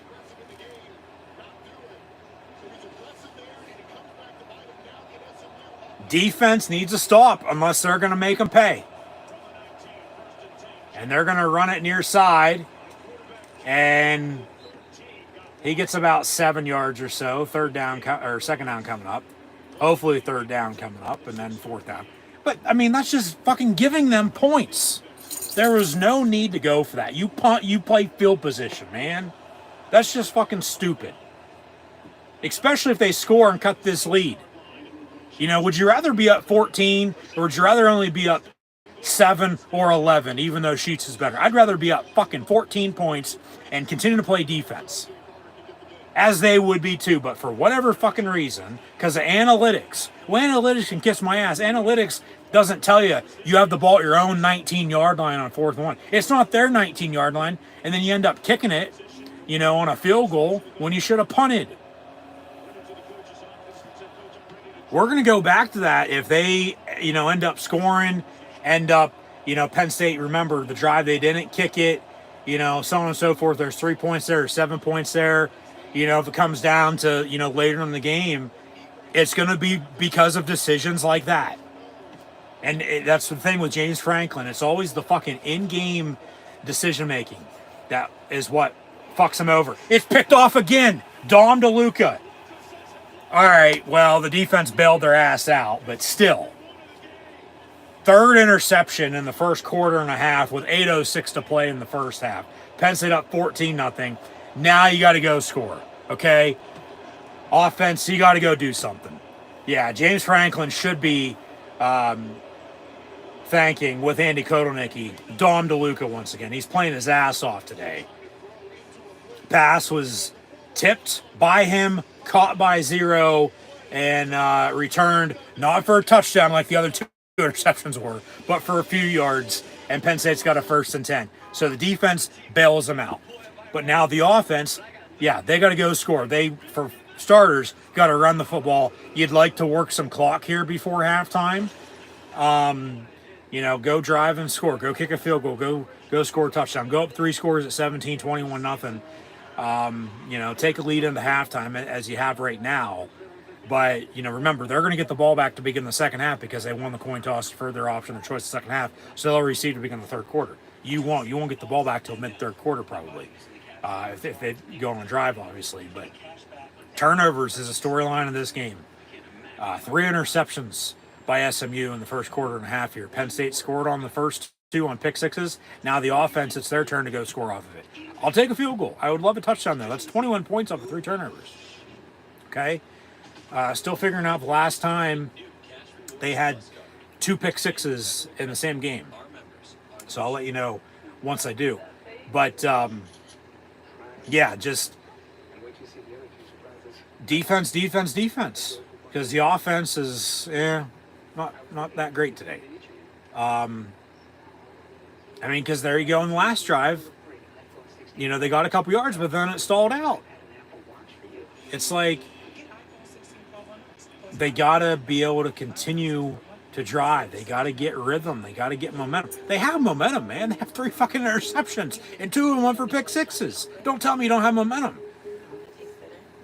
But it's the offense, because defense is doing their part. Special teams, obviously, Barker has 2 extra points. Thompson, Mick Dundee from down under had to punt a couple times because, the drive stalled. And then the other times they went for it on 4th down and didn't get it. I believe they're 0-2 on 4th down already today, if I'm not mistaken. So now offensively, they got to go score, and they got to make them pay because defense just bailed your ass out for not getting it. So you got to return the favor.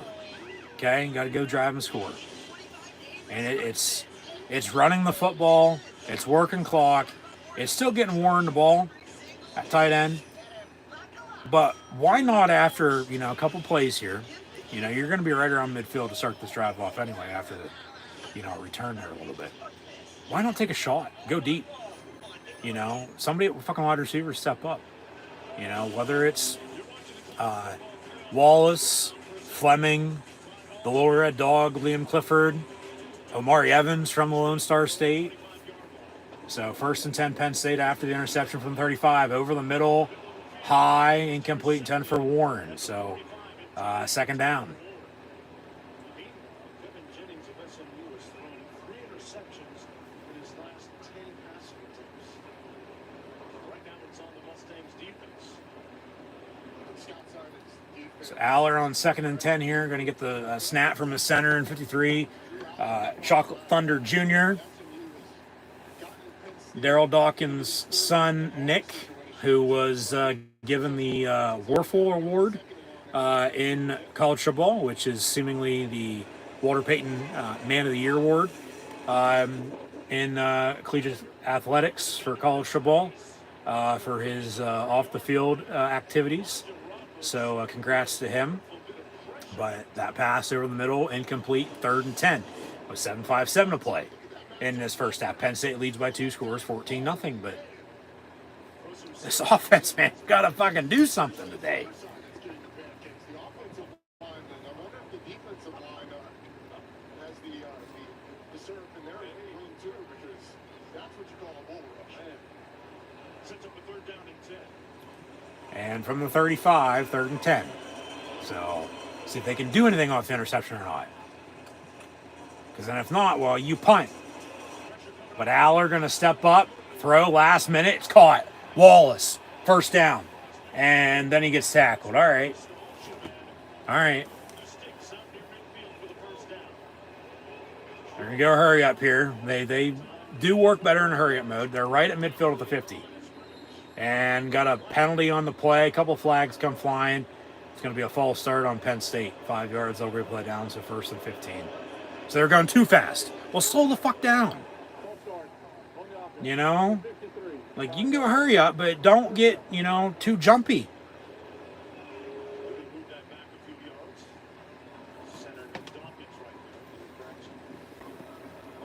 So, 1st and 15. Back at the 45 now, but run the football. I'm telling you, run the goddamn ball. And take a shot here before too long. So, out of the pistol, 1st and 15. They'll fake the run. Aller wants to go deep. And that pass over the middle, incomplete, intended for Amari Evans. So 3rd down. He's just underthrowing guys today. Or overthrowing guys. There's only been a few, that have been right on the money. He's only been playing quarterback for 7 years. He started his freshman year of high school, and usually by the time these quarterbacks are in their 3rd year of college, they've been playing quarterback for 10 plus years. He's still young in his quarterbacking, and that's why the consistency of footwork. So 2nd and 15. Aller pass caught. Warren near side, out past midfield, lowers the shoulder, gets about 10 yards. So what's holding them back now is that 5-yard penalty, and once they have a 1st down now, it's 3rd and 5, 3rd and 6.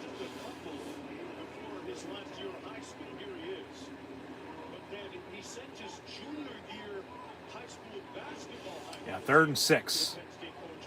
And trouble with the snap, but Aller just going to keep it for himself, tuck it and run on a draw up the middle, make a play out of nothing. That was not designed whatsoever. He knew that was all fucked, and he had to do something. And, well, he did do something, got 1st down. So that's what matters. That's what counts. And he was bitching to the ref for snapping the ball, but then also, his center, we were just talking about Nick Dawkins, maybe snapping the ball a little too early. So 1st and 10, Penn State. Kill. And out of the pistol, motion a tight end in and run it. And Fat Man going to cut. Fat Man going to get about a yard. 2nd down and 9.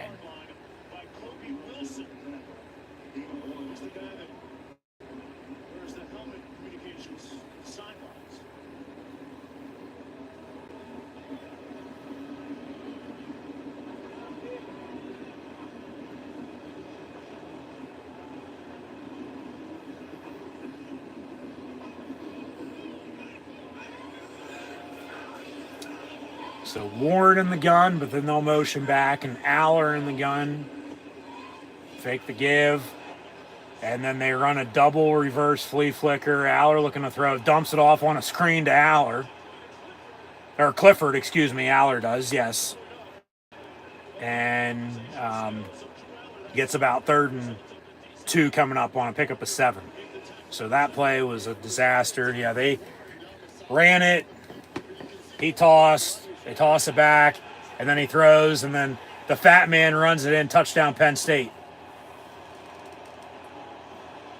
And he kicks the door open. Hello, with 5 minutes to play.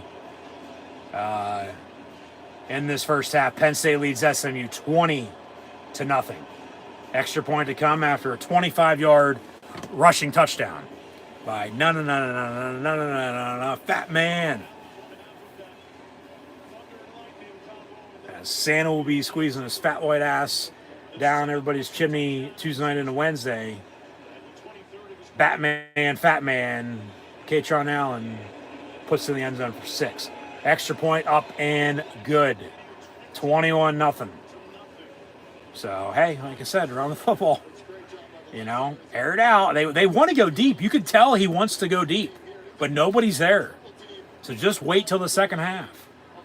I'm telling you. But then, run it and hit the hole and just off to the races and go. There he goes. Touchdown. So 21-0. As the Lions lead the SMU Mustangs. SMU going to get the ball back with timeout. 5 minutes to play with 2-minute warning. Get the ball back to begin the second half as well. So they could cut this lead. They could get a 2-for-1 potentially. Hopefully the Penn State defense can hold and make a stop or two. But The Lion King, Mufasa movie in theaters now.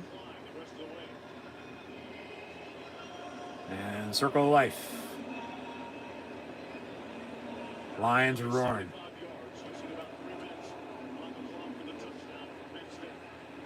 And kick for a touchback. Okay. What's most critical defensively in terms of defending their tempo? Yeah, the tempo, obviously, getting our balls in, getting our cleats in the ground. Yep. Make sure we don't give any gimmies. Yep. How much impact has the weather had the winds? Is that a big factor or not much? Well, in this direction, it has been a factor. You saw it for both teams. In the south end zone, that's where the wind's blowing. He said that's why they decided not to kick it and went for it and didn't get it. I mean, that's still potentially 3 points you don't know if you're going to have or not. At least attempt the damn thing. But pass near side, caught, more missed tackles in the open field. Penn State defensively this year has had trouble tackling the open field and covering the slant over the middle. It's nothing new. We know this, okay? From August 31st to December 31st. From West Virginia to SMU and every game in between. That's just the way it's been. Run on a draw and fumble. They get the first down, but fumble. Ref was standing there. Never blew it dead, blew him down. Rojas recovers. Penn State ball, 1st and 10, rolling on the field to fumble. It is another turnover. But I thought he was down. I thought he was clearly down, honestly. So they're going to look at it. And, yeah, his knee's down. And ground can't cause a fumble then as he continues to go down. And then ball's out, Penn State recovers. But the previous play is under further review, so they're going to think about it. Hopefully they tell us something good. But it rolling on the field is a fumble. They have to find a bit of evidence to return it. They're going to have that. His knee was down, ball still in his hand. Then the ball came out. Ground can't cause a fumble. So this is going to get overturned. It'll be 1st and 10 SMU. And Penn State leads 21-0. So, yeah, 4:30 to play in the half. They're thinking about it. Hopefully they tell us something good, but doesn't seem likely it'll be SMU ball 1st and 10. So, yeah, he's clearly down right there. Right knee. Hands going down with the forearm. Ball still in his other hand. And then he's clearly down there. Then the ball came out. And like I said, the ref was standing right there on top of it and, didn't blow it dead. Any other time they wouldn't know he's down. But they let it play out. Okay, well, he didn't know. So in that situation, you let it play out. And, they'll make up for their mistake. And hopefully it stays a fumble, 1st and 10 Penn State, but it's going to get overturned. It's going to be 1st and 10 SMU. So after further review, yeah. He's down, so it's going to be overturned. It's going to be reversed. It's going to be SMU ball, 1st and 10. We'll see where they spot it, but yeah. So that's where we're at. 1st and 10. Ball 39 officially. 39-yard line. Pump fake on a rollout, and then a throw incomplete. Trash talking. The ACC championship game has been a little bit of a nightmare for Evan Jennings, the redshirt sophomore out of Oak Cliff, Texas. South Oak Cliff High School. So 2nd and 10 here.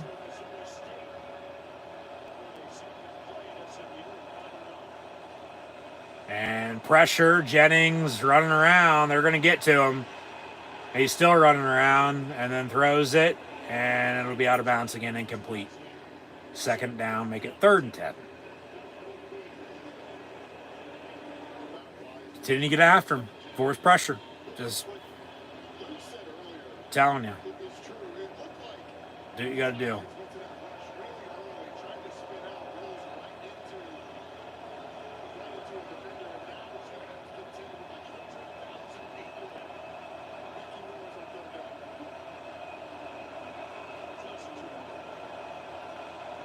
With 4:09 to play in the half, they're going to listen to the crowd on 3rd and 10 here. Come on, defense. They're going to bring the house. And they get, pass, caught, but he's short, 4th down.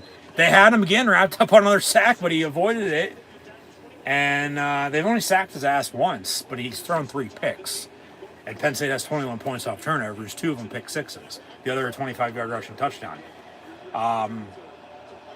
But yeah, that pass was luckily caught by them and not picked off again because he just, with the pressure, threw it away.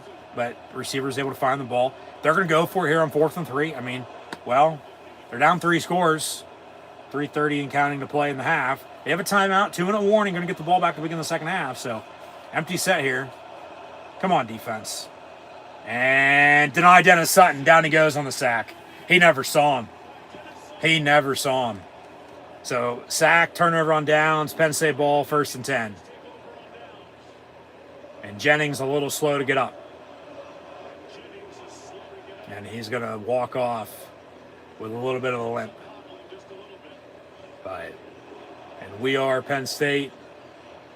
Yeah, he never saw him. And just a sack from behind. So 1st and 10 Penn State, 3:17 to play in the half with 3 timeouts, 2-minute warning. Let's go score again. Go kick a field goal, go score a touchdown, go up 24, go up 28-0 here. Aller looking to throw, going to step up and run. No, he dumps it off near side. Singleton going to get to the 31. Be 2nd and 3, or 2nd and 3, excuse me. 2nd and 4. Hopefully it's not 3rd down. Hopefully it'll be a 1st down here coming up. But yeah, that's where we're at.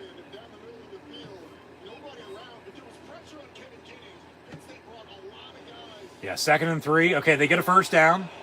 Singleton to the 22. 1st and 10 Penn State. Got to continue the drive. Got to keep rolling, man. You know, you probably got 1 play here before the 2-minute warning. So, yeah, an empty. Aller on a slant. Caught. Wallace. And Penn State might want to go hurry up on that. Be 2nd and 2. But was it a catch to begin with? That's the question. But now they'll blow the whistle.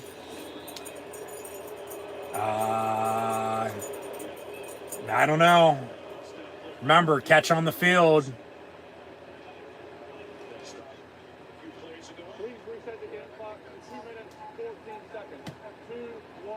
Game clock to 2:14.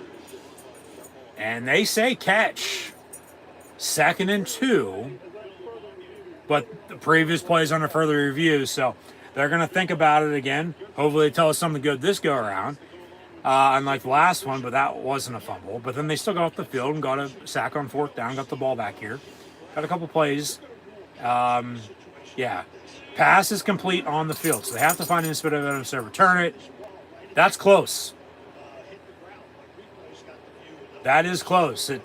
If it is a catch, It's going to be stands more so than confirmed. But they might overturn this. It might be incomplete. With a catch, you got to have control. You got to have possession. He does, but he's going down, and then balls. Yeah, that's a close call. So, after review, yeah, it's incomplete. So what? Third down or second and 10?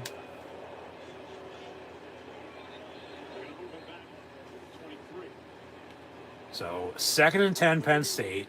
Ball at 23-yard line with 2:14 to play in the half. Clock going to wind. Or is it going to start on the snap? Because remember, they reset it, and then you had the review. Because they might not have to snap before the 2-minute warning. But it looks like they're going to have to. Yeah, clock stopped. Second and 10, Penn State with 2:14 to play in the first half. 2-minute warning, 3 timeouts. Short field, go score. Aller going to hand off Singleton. And he gets 2, maybe 3 yards to about the 20. So now that'll take us 2-minute warning. Be third down. So 3rd and 7 with 2 minutes to play, up 21. Obviously, 7 and 3 is 21. And that's what Penn State has and SMU doesn't, because it's all off of their turnovers. But yeah, 21-0 with 2 minutes to play. Penn State ball, 3rd and 7. 20-yard line with 3 timeouts. I mean, you're at least kicking a field goal here, unless the winds change and you decide to go for it again. But remember, that was down in the south end zone. This is the north, where season ticket holders are at, along the sides compared to the student section in the south end zone, minus the upper deck, obviously. But just get some points, okay? Just get some fucking points. Man, just if you got to settle for 3, take it. Go up 24. But you'd love another touchdown. So we'll see here. But with 2 minutes to play, Penn State ball, 3rd and 7 once again, 20-yard line with 3 timeouts, up 21. So we'll see what happens. But coming to halftime, we'll have first half stats and scores. We'll recap this first half, preview the second half, preview potentially what's to come in 10 days, and so on and so forth. But college football is rolling on. Coaching carousel's been spinning. You have recruiting in the transfer portal, but bowl games are underway. So we'll recap the bowl games from this past week, preview, still what's to come. So, yeah, we'll see what the hell happens, man. But leave it at that. I mean,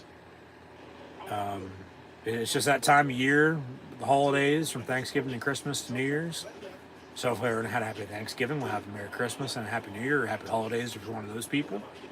But graduation time in Happy Valley for Nittany Lions. And, whether they wanted to go to Penn State for this reason or that reason, or, they picked the college for, the football team. Let me guess, Penn State. I mean, if you know, you know. But, yeah, just obviously congrats to everybody graduating. Shout out to everybody showing up and attending today's game. But, I mean, you're still looking at a good 100,000. I don't think they're breaking a tennis record or anything like that today by any means. But once again, today is going to be the last game inside of the Beaver Stadium that we know it to be. Obviously it's, changed a lot through the years. And it's going to change again. But 3rd and 7 with 2 minutes to play in this first half. Penn State ball at 20-yard line, up 21-0. Remember, they got 3 timeouts, though. So they get first down here. They might be able to work some clock. Aller going to roll out far side. Gets a first down inside the 10. And 1st and goal. All right. I mean, they're not throwing the ball that well, but they're running it better as the game goes on. defense, obviously, is Penn State defense. What's new there? But did he step out at all there? Nope. Yeah, got a first down inside the 10 and a first and goal. Did step out of bounds, though, so the clock stops. But first and goal here. Ball going to be at the 7-yard line. And we have a whistle and a timeout, it looks like. Oh, come on. Previous plays under further remove my ass.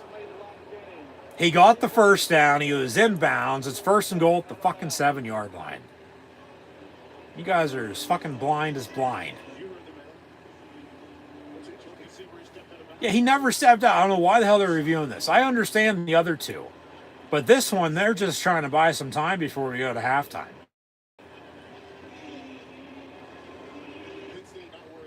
So, normally it's, tell me something good from a Rifa to Shaka Kong.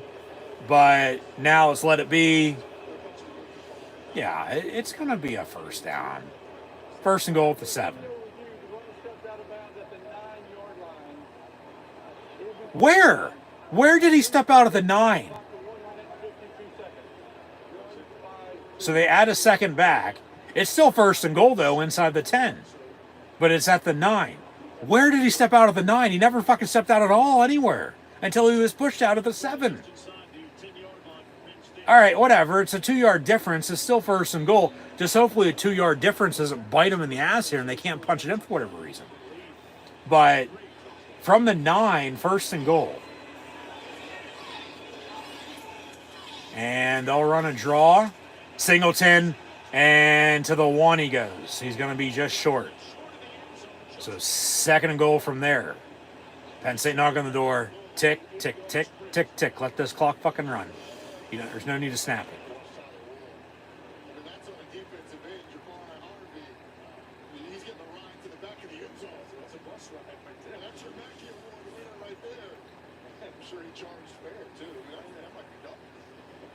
Incredible, imperious, indomitable athlete with tremendous skill. Second and goal from the 1. They might even call timeout. Yeah, they're going to call timeout. 3, 2, 1. Timeout. Penn State with 1:06 to play in the half. Got a second and goal with the 1. So they let the clock run as far as they could go before they call timeout. So they'll have 2 left. It's a good timeout. I mean, why not? But punch it in. Punch it in, man.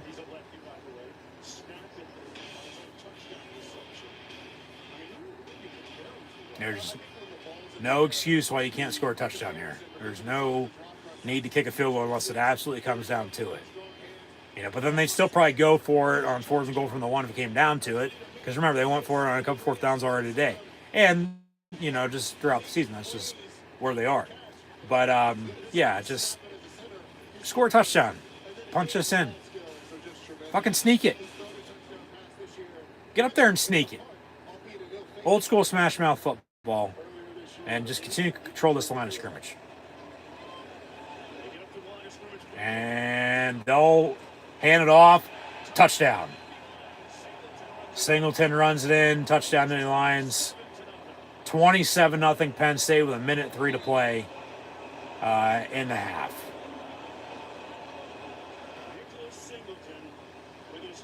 Extra point to come.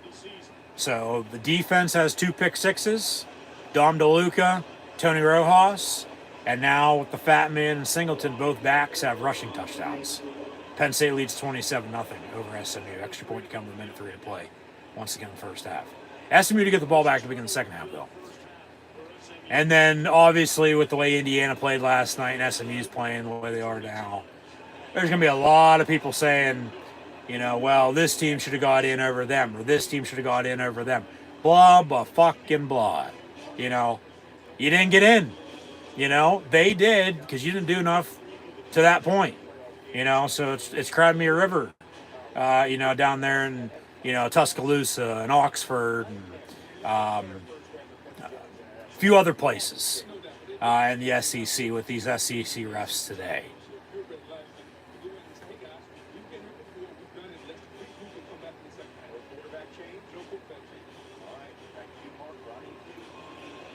So 28-0 Penn State, as the extra point was up and good. And they get the ball after halftime. So you've got a minute 3, 1 timeout.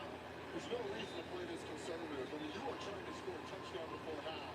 Since you're going down 3 touchdowns. When the ball first in the second half, maybe you can cut it to 2 touchdown deficit before Penn State has the ball.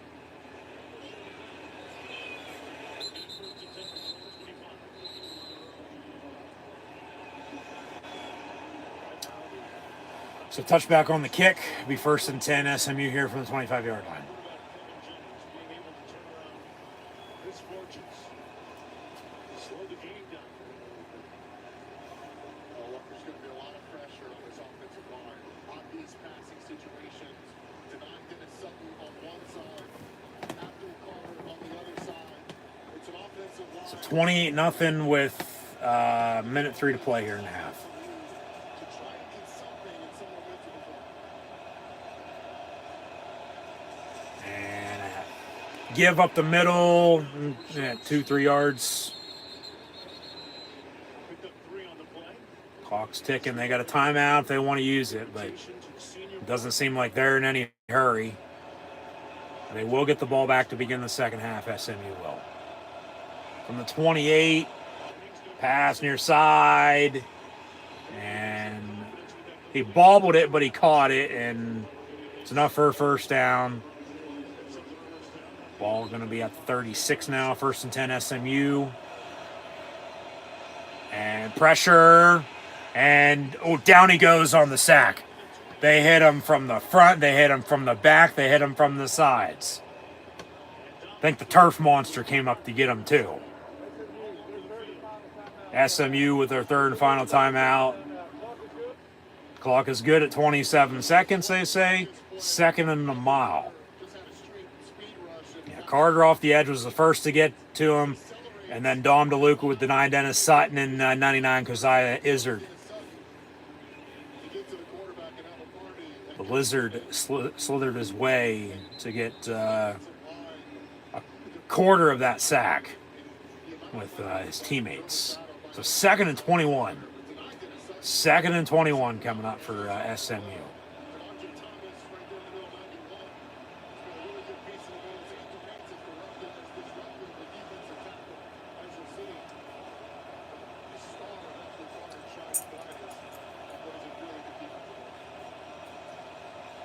Jennings looking to throw. That's a hold. Roll out, throw in the dirt, incomplete. 3rd and 21, so 3-2-1 with 2-3 to play in the half, 23 seconds. Penn State might get the ball back here. But they'll probably 3rd and 21, 23 seconds, down 28-0, get the ball back to begin the second half. They'll probably run a fucking draw. Clock's going to wind and go to halftime. And, there's no need for Penn State to call one of their 2 timeouts. So I'd expect the run here. I would. Or a screen, But then if it's incomplete, clock stops. Penn State does get the ball back then. So that's what I'm saying. They'll run it. No, they're going to throw. Pump fake. And he's going to heave it, and it's incomplete. That's just stupid. Why are you fucking throwing? Run the ball, fucking run the clock out. So 4th and 21. SMU's going to have to punt. So Penn State will get the ball back here with 17 seconds. 2 timeouts for what it's worth. We've talked all season long about the Penn State special teams unit. Obviously, at kicker, they're having some trouble earlier this year. They got that under control. Punting game's been what it's been. Pretty damn good. SMU in here to punt. They're going to try to block it. But it's the return game for Penn State. It's been non-existent. They have not really returned anything at all this year. Punt return, Zion Tracy to the 42 with 8 seconds. All right. They get a 1st and 10. Do they do anything? We'll see. Yeah. They had a kickoff return for a touchdown against Washington in the whiteout a month and a half ago. But there was a holding and it got called back and, didn't get anything out of it because the drive stalled out to begin the second half that night. But punt return, been nothing all year. They've actually went from this punt return to this punt returner to this punt returner trying to figure it out. Still nothing. And a couple yards there, 8 seconds. They got a 1st and 10 here, up 28-0. They'll probably run it. And just going to half with a 4-touchdown lead. No, they're going to throw. Go deep. They'll dump it off on the screen. Fat man gets out past midfield. Clock expires. So if you would have got down, call timeout, maybe you can chuck it. But we go to halftime with Penn State leading SMU 28-0, with SMU going to get the ball back to begin the second half. So Penn State's offense is, starting to get in a groove with the running game. Passing game, still got a ways to go. But it's momentum from the defense with the turnovers, with the 2 pick sixes, and then the 3rd interception that they scored off of, and then they scored again. So 28-0 Penn State here, leading SMU at the half. So next 20 minutes will be at halftime. 3rd quarter to kick off a little after 2 o'clock Eastern this first day of winter, December the 21st, 2024. So with that being said, with the winner of this game between SMU and Penn State to play Boise State in the Fiesta Bowl on New Year's Eve night, and if Penn State wins today, obviously advance, I'll have live play watch along reactions. I've already YouTube then, so we should tune back in. But thanks for tuning in and watching my live play watch along reactions today of the college football playoff with SMU and Penn State live right here on YouTube. As always, I'm your host, Encyclopedia Sports, Quinn Luke 96. Be sure to like, follow, and subscribe on social media. Links in the description below. Thumbs up button, share, chat questions and comments, super chat, super stickers, super likes, super thanks. Always greatly appreciated as well. Be sure to go check out Rogue Energy, HopeKThrifts, and Dead and Hungry. Links also in the description below, and scan the QR code behind me if you haven't done so already. But at halftime, Penn State leads SMU 28-0. Update some stats. As not Ken Jennings, not from Jeopardy, but Kevin Jennings is 9 of 19 for 77 yards, but he has 3 interceptions, and 2 of them were pick sixes. One by Dom DeLuca down in the south end zone, the other by Tony Rojas in the north end zone, and Penn State led 14-0. They had a chance to kick a field goal, decided not to because of the wind. So that's 3 points off the scoreboard potentially with the score it is at 28-0 right now. But then they got another interception, went and scored off of that with a fat man, Katron Allen, rushing touchdown. And then Singleton just punched it in for 6, make it 7 as well. So Penn State leads 28-0 over SMU with 21 points off of turnovers. That is the difference in this game, no doubt about it. Brashard Smith, SMU's running back, 12 carries, 40 yards rushing for him.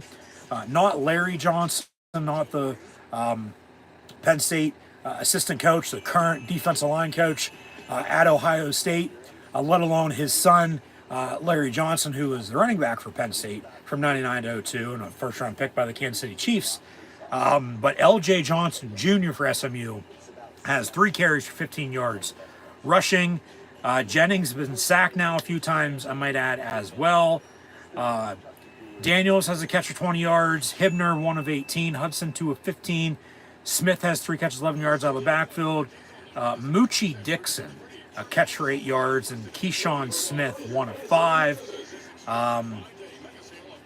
SMU, I mean, remember, they had a chance to kick a field goal early, but decided not to on 4th and a yard. Went for it. Easily could have got a first down on a fake, on a rollout, on a bootleg. But then the throw was incomplete, as it could have been caught for a touchdown, I might add, on the same play. So they left some points off the board there, and then that's when the turnovers really started coming, because Penn State just stopping the run and then forcing pressure.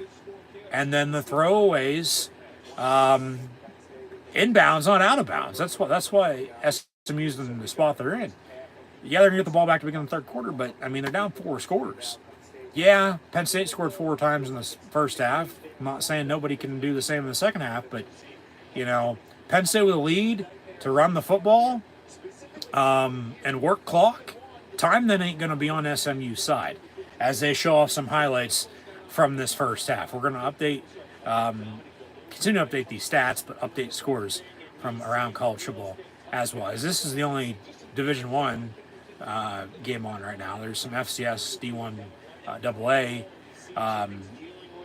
playoff action on right now as well. But yeah, it's 28-0, and 21 of those 28 points for Penn State off of turnovers. Drew Aller, 12 of 21 for a $121. Has 5 carries, 24 yards rushing.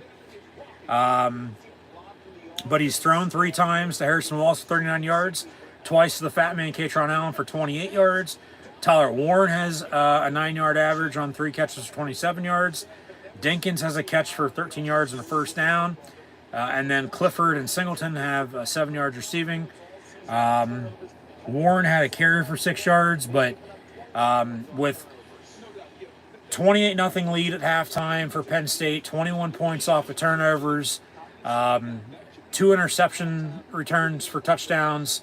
Dom DeLuca, Tony Rojas, the fat man Katron Allen has a rushing touchdown, so 7 points off of the 3rd interception, and then Singleton with a touchdown as well. Singleton has 7 carries, 39 yards rushing, and the rushing touchdown to go up 28. Fat man's rushing score was right before that, 5 of 26 for him in the rushing touchdown, and then backtrack, like I said, the 2 pick sixes.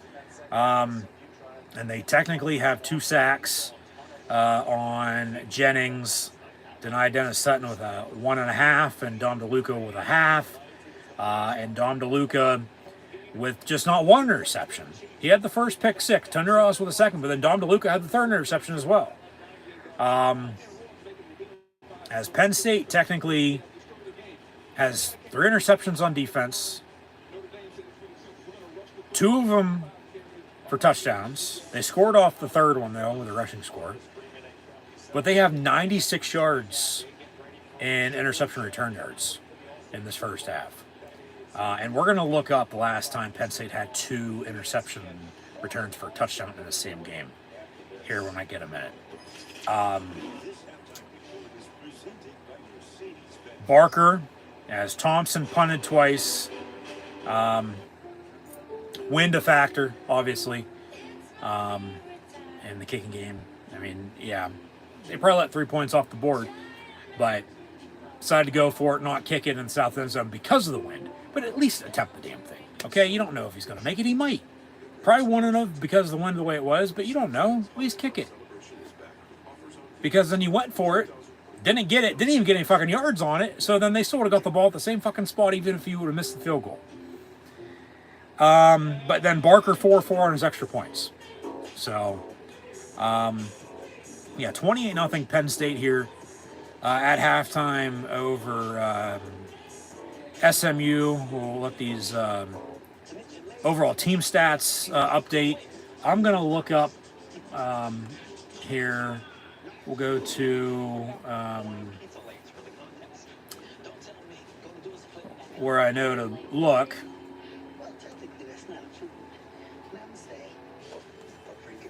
And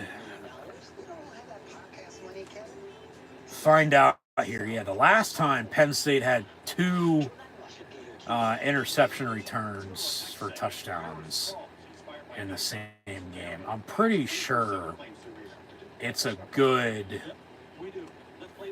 20 years, if not longer, because I can't remember anything recent. Yeah, they had a pick 6 against Ohio State a month ago. But that's 1 interception return for a touchdown in the game. I'm talking 2 interception returns for touchdowns in the same game. Did you know your new favorite burger has hand smashed patties made to order, hot and melting cheese, and a tangy sauce? So just give me a minute, and we'll look into this. This is where champions are born, where dreams are made, and rivalries last generations. There's nothing in America as beloved as football. Where the hell is it? Here we go. There is one thing.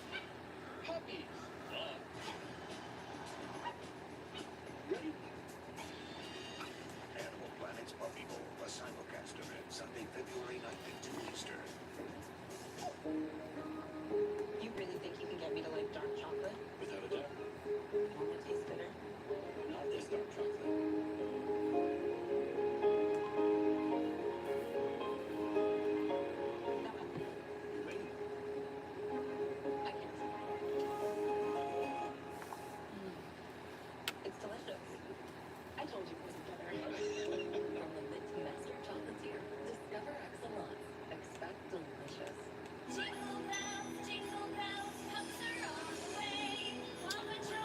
Last time Penn State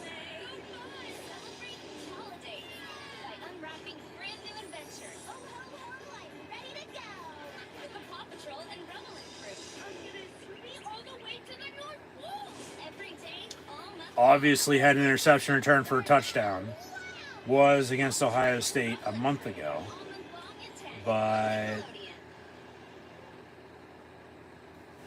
I guess they don't have it listed.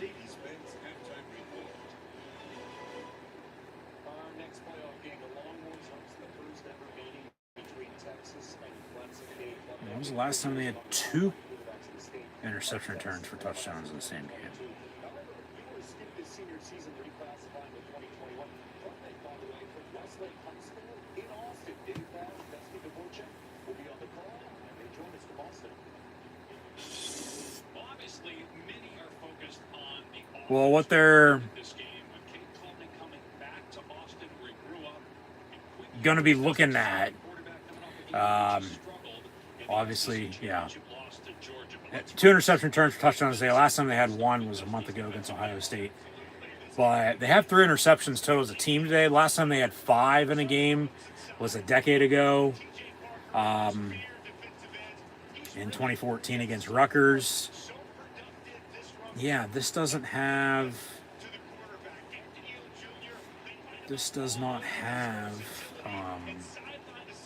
which is a little surprising. Normally they'd have this in this. 2 pick sixes in the same game, but oh well. I have to look elsewhere.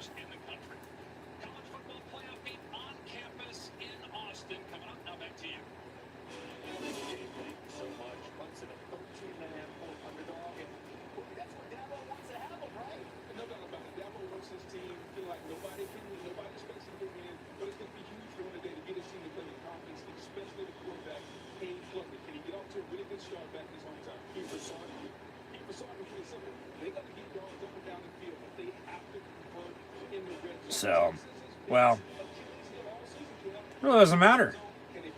Because even so, it just happened today.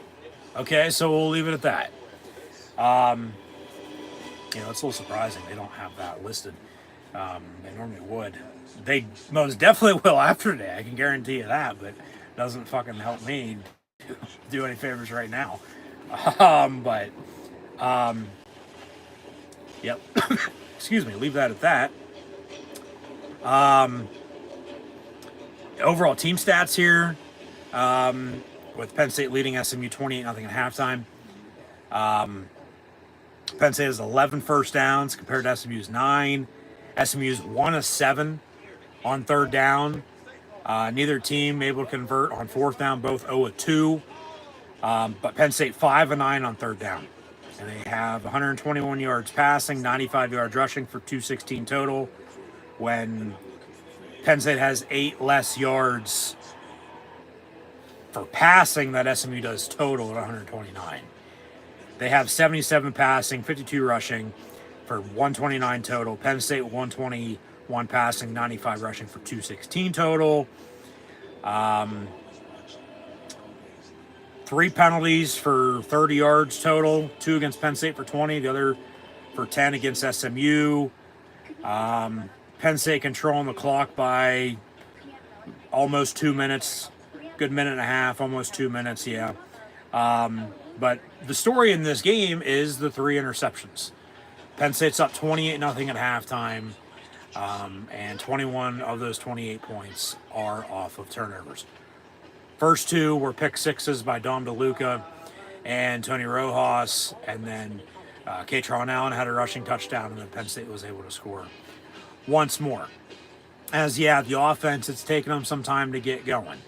Because remember, they punted a couple times, they went for it on fourth down a couple times, and nothing. Okay, but the defense was making stops. And the third interception, they bailed the offense out, remember, from going for it on 4th and yard from their own fucking 20-yard line and not getting it. And a couple plays later, they got the ball back off the pick, and then they drove and scored. And extended their lead. That's really when the offense got going, as they did have a drive before then, but they couldn't finish. They were able to finish then, tack on the lead 21-0, and then they scored again 28-0. SMU to get the ball back to being in the second half. But Penn State right now, with a lead at 28-0, continue to do what you're doing. Okay? Just continue to stop the run, continue to force pressure, get after the quarterback, and force some more turnovers. You know, I mean, 3 interceptions for 21 points, yes. But let's add on to it. Let's get 4, let's get 5, let's get 6, let's get the whole way up to fucking 10. You know, that ain't going to happen. I get that much, but just get, pressure. Okay? Make them make mistakes. Put the pressure on them, not you. That's when it gets difficult, when you put the pressure on yourself and then, you wonder why you're not doing anything. Now, it doesn't have to be an interception. It can be a fumble. It doesn't need to be any, turnovers. You already have a 28-0 lead. Just continue to get after them and get the hell off the field on defense and then get the ball back offensively. Offensively, with the pass game, okay, it's there, but it's not really. It's really just little stuff here and there. They want to go deep. You can tell they want to go deep, but nothing's there. So we'll see if they go deep at all in the second half or if they save anything for, future games over the next month or so. But really just run the goddamn ball and work clock and get out healthy and get out with a win. Okay? There's no need to be doing, stupid shit here and there. Just, when there's a will, there's a way. Find a way to win this game. And then with a win today, either SMU or Penn State. But Penn State up 20-0 at halftime. Yeah, it's just first half. You got to play a full 60 still.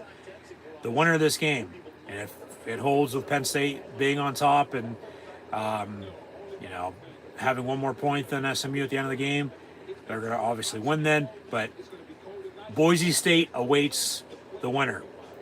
And it'll be Boise State versus either some more horses and the Mustangs, if they can find a way to come back and win this, or then Penn State's going back to the Valley of the Sun, where they've never lost from the Fiesta Bowl, I might add. So, the winner of this plays Boise State New Year's Eve night in the Fiesta Bowl.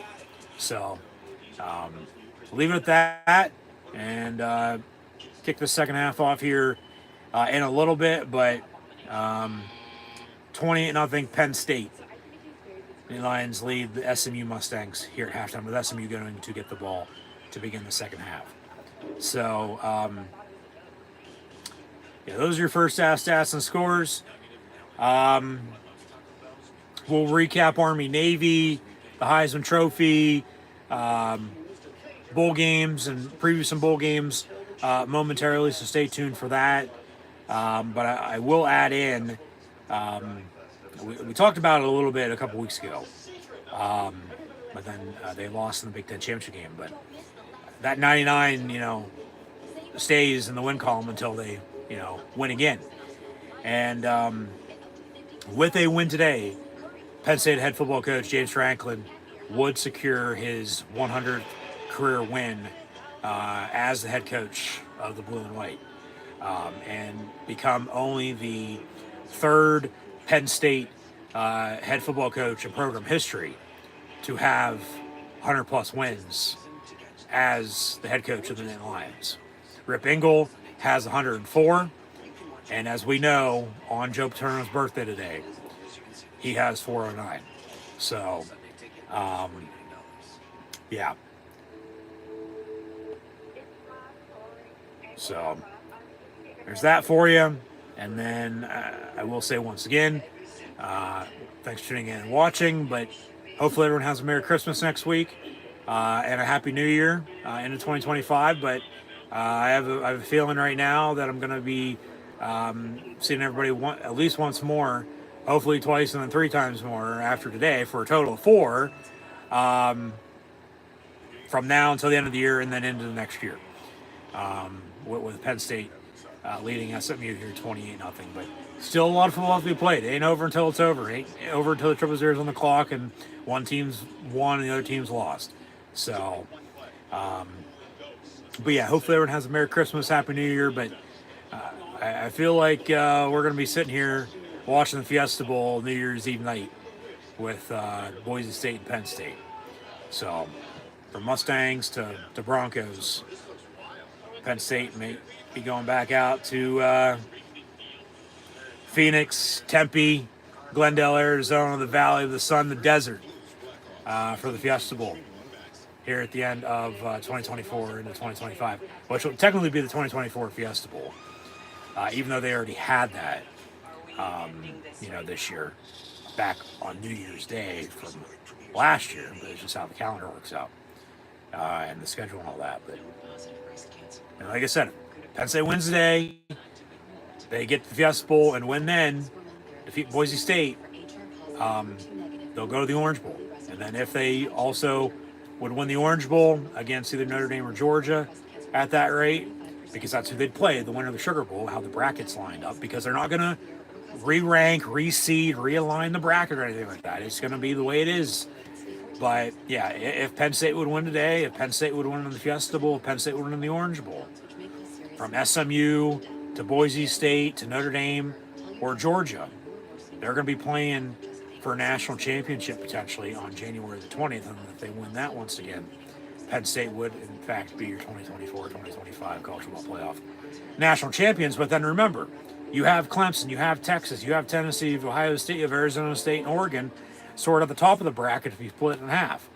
And then obviously winners advance, losers go home, season's over. And then, so I said, it's a one-game season, survive and advance. Okay, it's a bracket.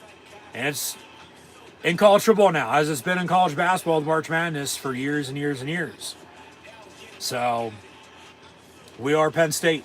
And once again, the We Are Penn State chant began back in 1948 in the Cotton Bowl against SMU, in which they tied apiece 13-13.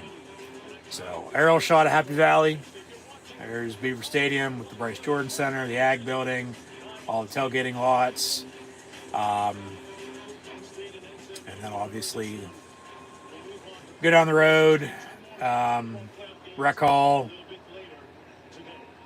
on campus. Yeah, it's cold, but I could probably go for some creamery ice cream right about now. So 28-0 Penn State. SMU to get the ball to begin the second half. And once again, thanks for tuning in and watching. Be sure to like, follow, and subscribe on social media. Links in the description below.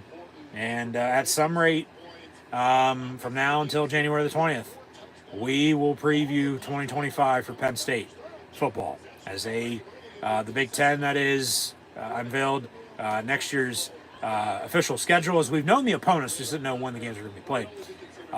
They revealed those since last I was on after the Big Ten championship game. So we'll get into that, but it's all about timing. If time ain't right, I ain't going to talk about it. I'm not going to talk about it until this season's over. So whenever that might be, then that's when we'll dive into that. But kickoff and a return for SMU out past the 40 to the 45-yard line. So there's a spark for them, but they're still down 4 scores. It's 28-0, and turnovers have done them in. They've turned the ball over. Penn State really hasn't done much offensively, and then it's probably a 1-2 score game, if that. So, I mean, that's the thing with turnovers. That's just where we're at. So, I'll leave it at that, and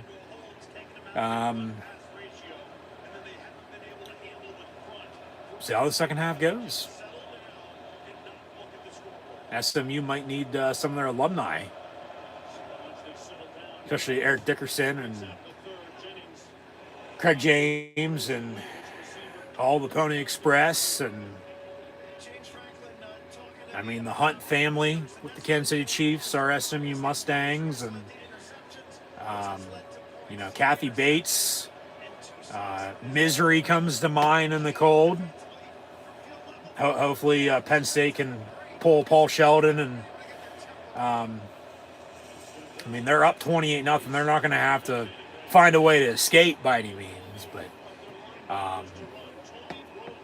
just like I said, with a lead, run the football, work clock, get out healthy, and get out with a win. So 2 plays right off the bat, SMU's got a third down. 3rd and 12 at the 45. And Jennings looking to throw. Flag on the play. It's probably coming back for a hold. Yeah, pass over the middle. Caught for a first down, but this is going to be holding. 10 yards, replay it down. That clearly came from behind the line in the backfield. Our hands of the face on Penn State. So now it's going to be declined or 15 yards tacked on. Automatic first down. Come on. Let me see if it was a good call. Barely. All right, whatever. But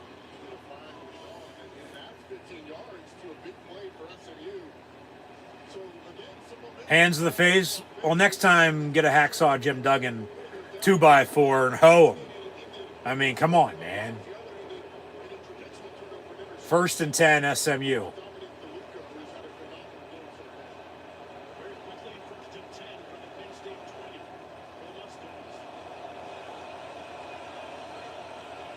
From the 20-yard line after the penalty, 1st and 10. And they'll run it far side and pushed out of bounds. As, yeah, they ran a similar play Penn State did earlier with a run, and then Penn State ran the reverse and then the flea flicker. SMU did, they ran it and then just ran it. They didn't run the reverse and then run the flea flicker by any means. But then a run, a spin. They got goal to go at the 5-yard line now. 1st and goal SMU from the 5. I mean, they're in their one spot fan-wise, but you can see some red sprinkled, you know, in all the white. Obviously, you know, would have liked to brought some Visine and keep the red out, but from the 5, 1st and goal. They'll run a draw up the middle for about a yard, maybe 2. And some pushing and shoving, but 2nd and goal here, SMU. Yeah, from the 4.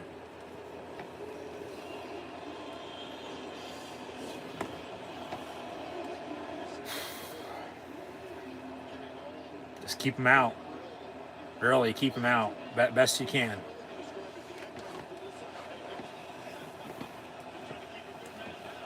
If you can force a kick, all right, but they might be giving up a touchdown here. We'll see. 2nd and goal from the 4.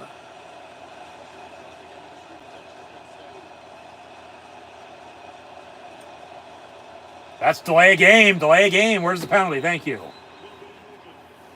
They couldn't hear. They couldn't snap the ball in time. That's just the crowd.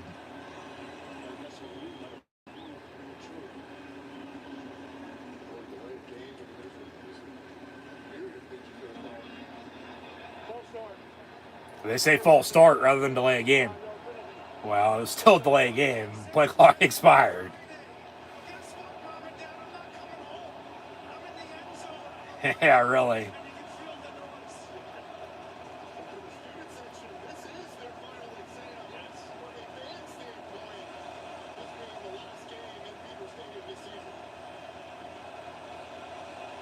Second and goal after the penalty. Back to the 9. Get after him. Get after him. Get him. Pass caught. And back to the 6. So 3rd and goal from there. Yeah, they brought, what? Safety blitz off the edge. Or corner blitz off the edge. It's actually Tony Rojas, the linebacker, off the edge. But just unblocked, and they got to him, but he threw it. So from the 6, 3rd and goal. Keep him out of the end zone. Just keep him out of the end zone.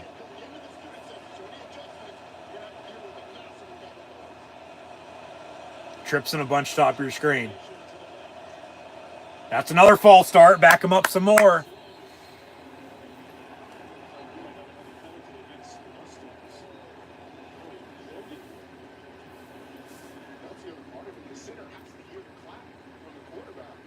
That's just the crowd. That's twice. False start again. So 3rd and goal from the 11 now. And they got ready with Mo Bamba all week. But like I said, they probably should have been practicing in the cold. Because even with the noise, they haven't been able to really do much today. I mean, it's because of the turnovers. From the 11, 3rd and goal.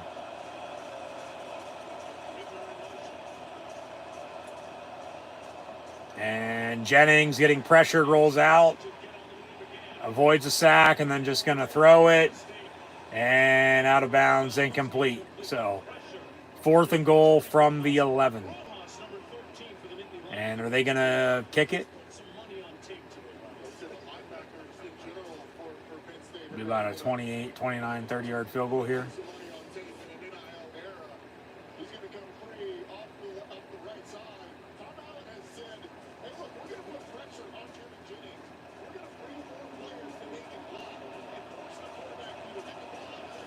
No, they're going to go for it. Actually, no, they will kick it. Okay. 28-yard field goal, kicks up, and good. So SMU on the board with 3. 10:59 to play in the 3rd, but they're down 28-3. Penn State going to get the ball here for the first time in the second half when we come back. And, yeah, I'd hope to run the football. I mean, you're 28 points. You have 2 pick sixes. That's 14. But then you have 14 points on 2 different rushing touchdowns. Okay? Run the ball, work clock, extend your lead. You know, I mean, you just don't want to get out of here barely. You want to score some more. You know, if they somehow come back. Like, look at last night, for instance. But just, once again, get out healthy and get out of the win. But really, with your lead, run the ball, work clock. Pass game, really, you know, you're not going to have to do a hell of a lot, I don't think. And they've, you know, had that happen to them a few times this year. Because that's just how the game's played out. You know, they found ways to win this way, that way, you know, and all different 11 different ways they've won this year. You know, obviously they only lost once at home, lost neutral site in the Big Ten championship game, but on the road, you know, and they're going to be going on the road after today. You know, they've been road warriors. They have. Even being down at halftime in a handful of road games this year, they were able to, you know, find ways to win those and, you know, get to the point they're at now. So that, you know, helps out moving forward, you know, being in those situations already this year rather than, oh, well, it's first time, you know, for everything, and then shit, it's a fan and they don't know what to fucking do. But they're tested, you could tell. They got some grit. They just got to put it all together. You know, it's one thing at a time. They got to put it all fucking together and just find a way once again. So, yeah, just with your lead, run the ball, work clock, and I mean they'll throw a little bit. I'm not saying they're going to throw it all. They'll throw a little bit, but and like I said, they do want to go deep. You can tell they do, but it's just not there. So we'll see. But yeah, just get out healthy and get out of the win. That's all I ask. That's all I ask right now. Just get a win. Okay? So yeah, we'll see what happens. The latest on today's games? Just tell Siri. Show me the college football scores.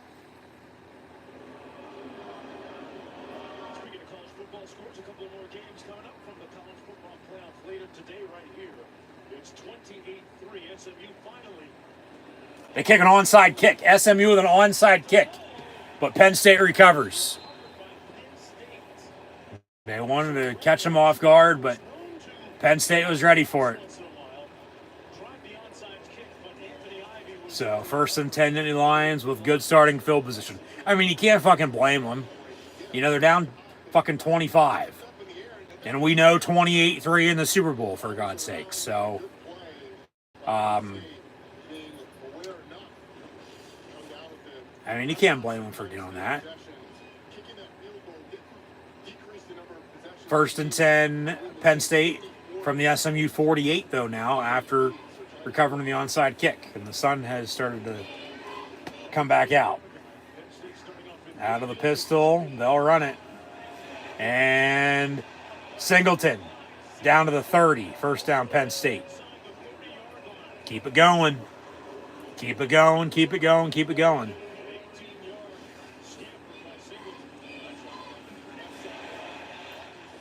Aller gonna get sacked. So they get 18, 20 yards on the run. They just lose half that on the sack. So second and long.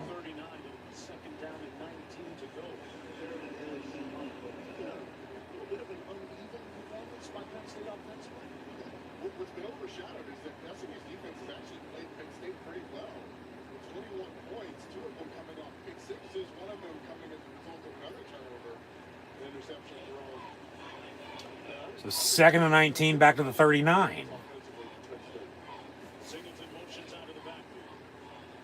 10 and counting to play in this third quarter.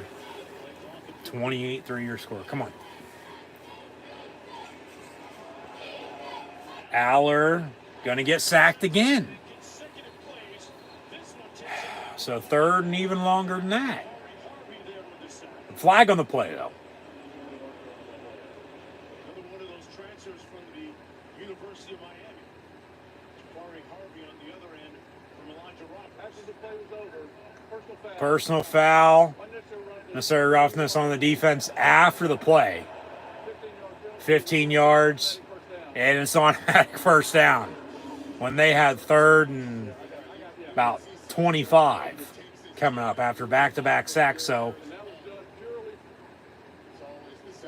they luck out on the penalty by SMU. So first and 10, the Lions. Where's the ball at, though? 29-yard line. Back to where they were after Singleton's run. Okay. Warren going to snap it and going to throw it, and it's incomplete. Wanted it to Singleton near side, but I think he rushed that a little too much. They get a little too, caught up in the moment sometimes, and it's just like, no, stick to the basics. A little bit of a bullet of pass, and it hit him right in the chest, and it's incomplete, and luckily it wasn't picked off. So incomplete, second and 10. Warren in motion. And Aller going to hand off. Singleton, no gain on the play. So third and 10. But hey, I mean, you got to kick a field goal, even out there 3. And then you still have a 4-score lead.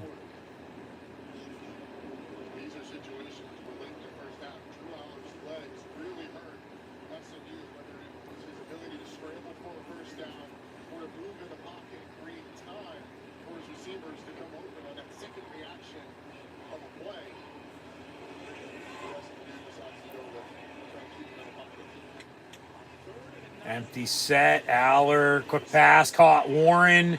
He's going to be short. It'll be about 4th and 4. That's 44, go at 5, maybe 6 there, but he's going to be short. Kick it. Yeah, kick it.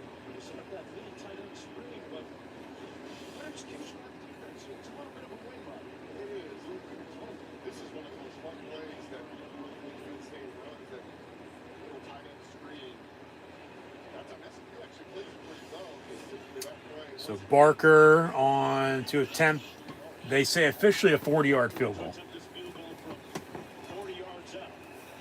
And the left-footed kicker from the left hash. Kick is up and good. Yeah, a little wobbly on a knuckleball. I don't know if somebody got a hand on it or what, but it's good. 31-3 Penn State, so they even out. They cancel out basically SMU's field goal they just got. And they still lead by 4 scores. Still lead by 28 here, 31-3, with about half the third quarter gone. So, update some more stats here while we can.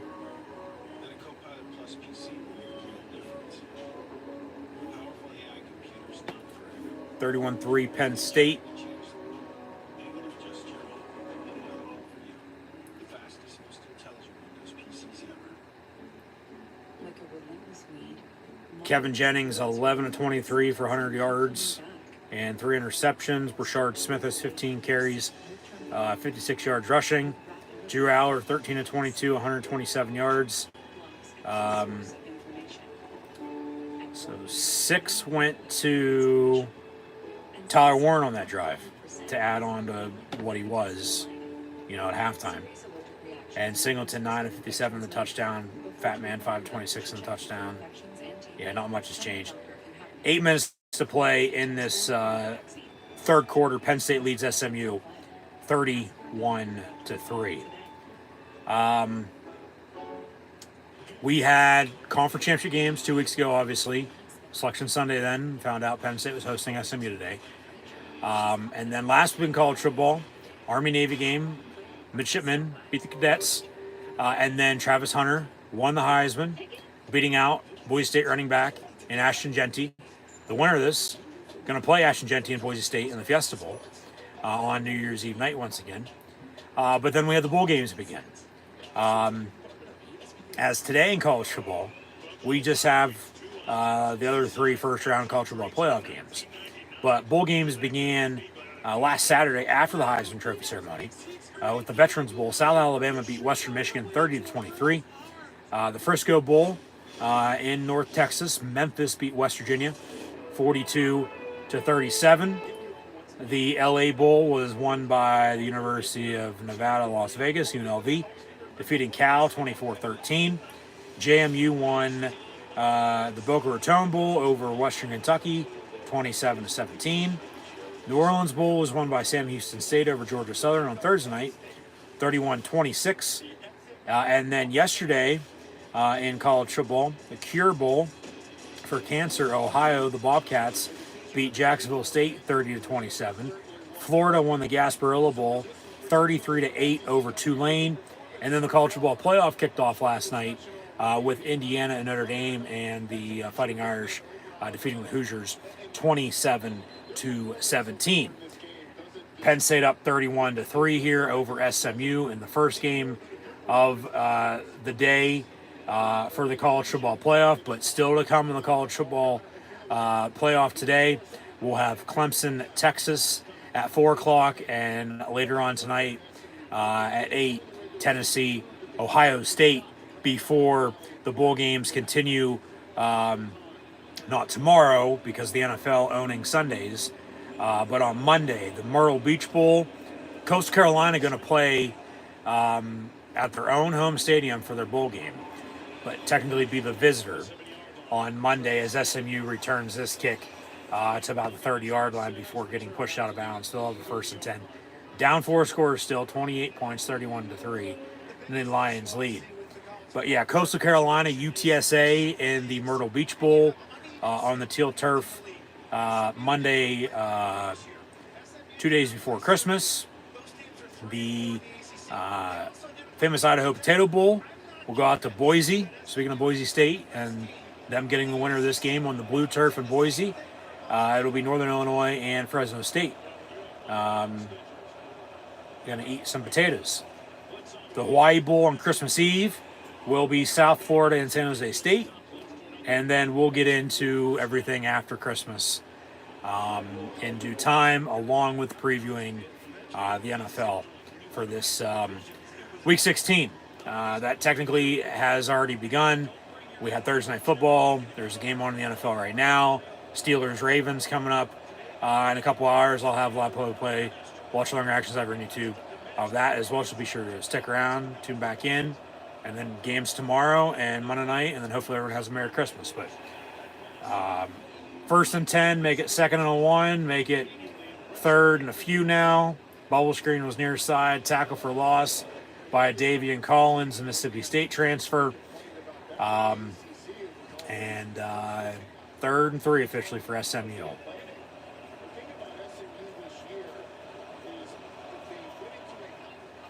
From the 37. They've had the ball about a minute. 3rd and 3, run it, and no. 4th down, and we'll see what they do here. I mean, they're probably going to go for it. Sort of have to. They're down fucking 4 scores. But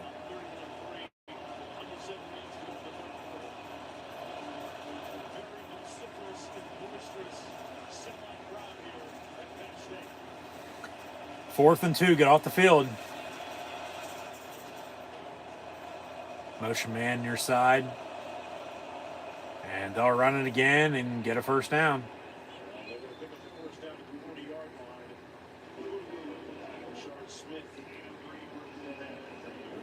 So 6 and change to play. 1st and 10 Mustangs. They'll go hurry up from the 40.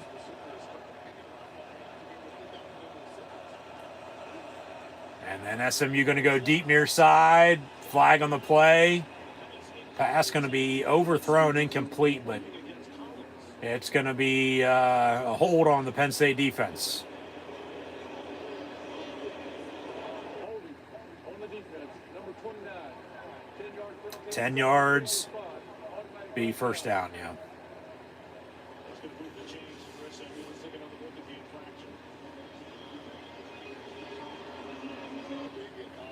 Yeah, I'll live with that.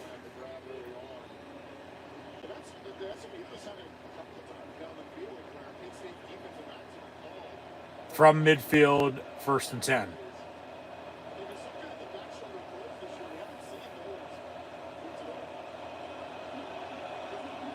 Come on, defense.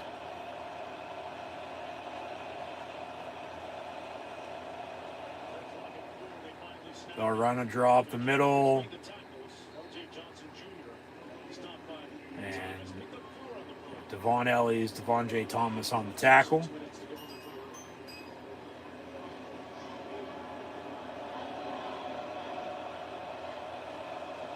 Second down and 6. They'll run him again. Gets a first down, spins, and then Reed and a few others on the stop.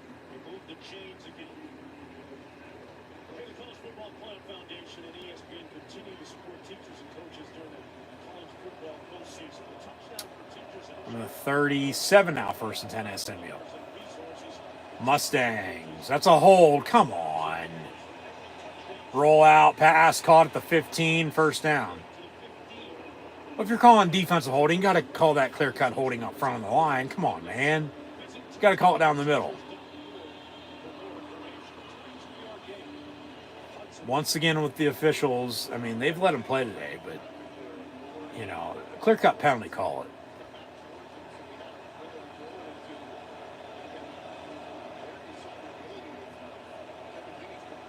And then if you don't call it down the middle, that's when, you know, problems arise. From the 15, 1st and 10. Jennings rolls out far side, being chased down. Over the middle, caught, and then gets a first down, spins. Gonna have another 1st and goal inside the 5. Looks like at the 2. Yeah, 1st and goal, SMU at the 2.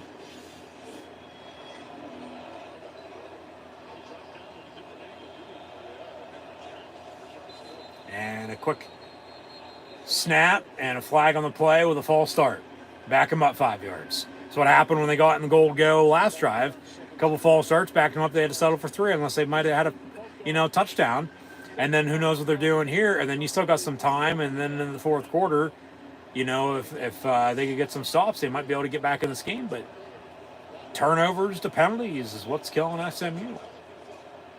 Come on, defense.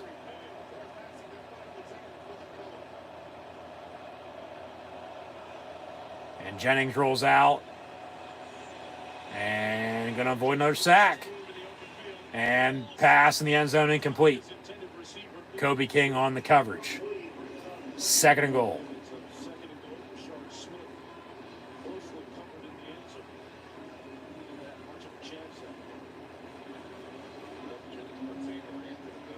Second and goal from the 7, right? Yeah.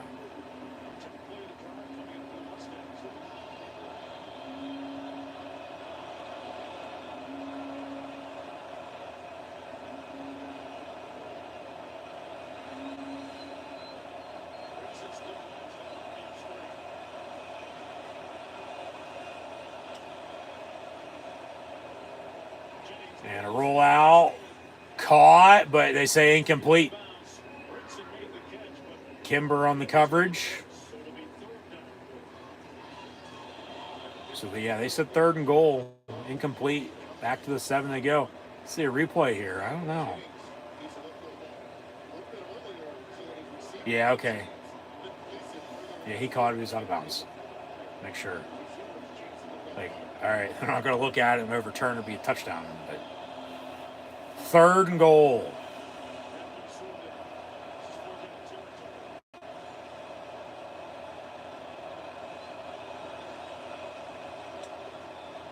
Maybe a false start up front. That's another hold. More pressure. Sack his ass. They do. Back to the 26. A 15-yard, or make it a good 20-yard sack. And we are Penn State. 4th and goal. I mean, you sort of got to kick it now again. Yeah, they had a false start, had a holding, and then he was running around, and then Carter just stood there and stared at him. And then I was like, all right, I got to go get him. And went and sacked his ass. Long field goal. Kicks up, and no, he missed it. Just short from 42. No good. If he had the distance, it would have been good, but just a couple yards short. So missed field goal now. Penn State ball 1st and 10, up 31-3.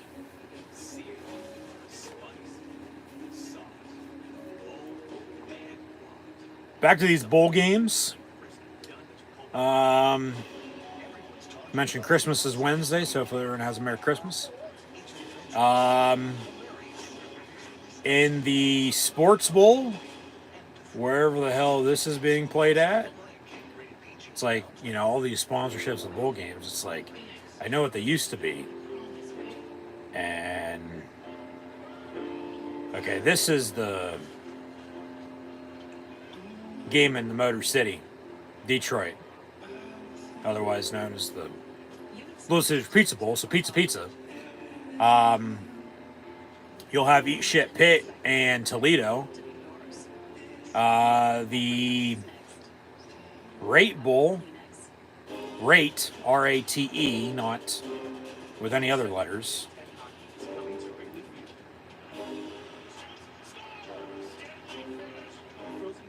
Be out on the desert. Features Rutgers and Kansas State. So that should be a decent game.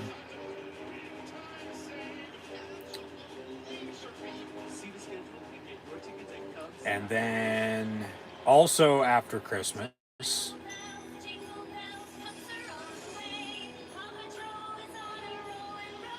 you'll have the Ventures Bowl with Arkansas State Bowling Green. Armed Forces Bowl next Friday. Oklahoma and Navy. Birmingham Bowl with Georgia Tech Vandy. That should be a good game. Texas Tech Arkansas in the Liberty Bowl. Syracuse Washington State in the Holiday Bowl. And then in the Las Vegas Bowl, USC Texas A&M.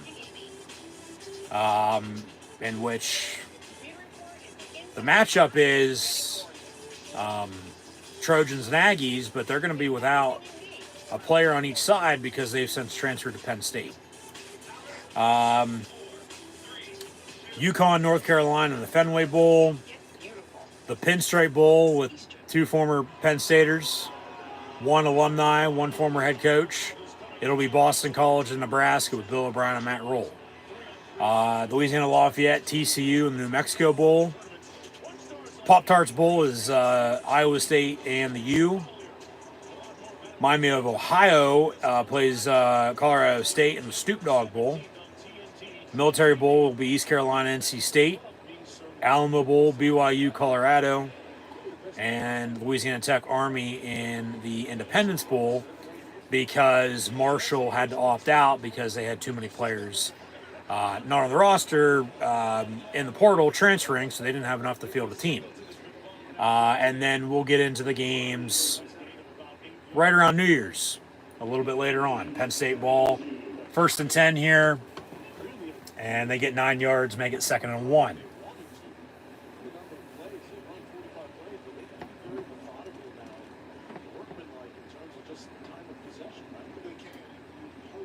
From the 34, 2nd and yard. Exactly. Run the ball. Work clock.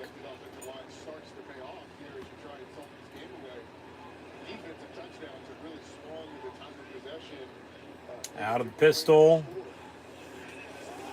Aller will hand off to the fat man, Katron Allen, who gets a first down on a pickup of about 6. 2nd down. Or from 2nd and 1, excuse me, to first down. 1st and 10.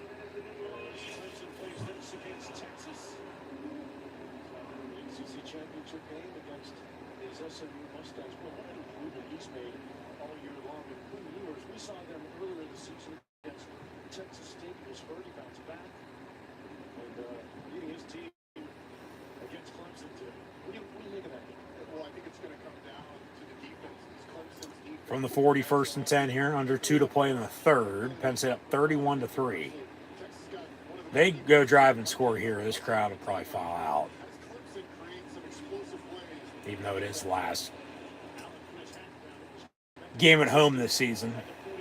The nation will show up to the bowl games. Win a day, get the Fiesta Bowl, win that, get the Orange Bowl, win that, get the national championship game. Win that, you're national champs.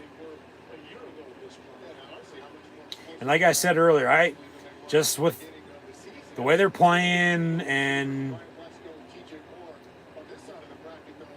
just how everything's lined up potentially for them, I think there's a damn good chance they can get to Atlanta to play for a national title. I do.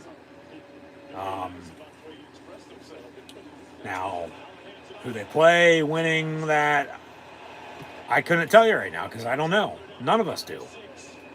But another run there by the fat man, Katron Allen, 1st and 10, Penn State.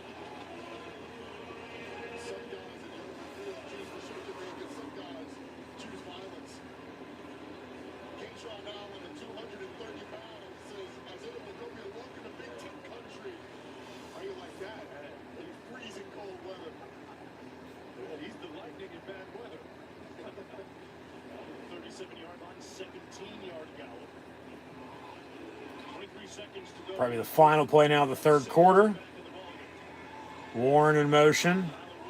They'll toss far side Singleton. Got a couple blocks. And gets a couple yards. 3-4 yards.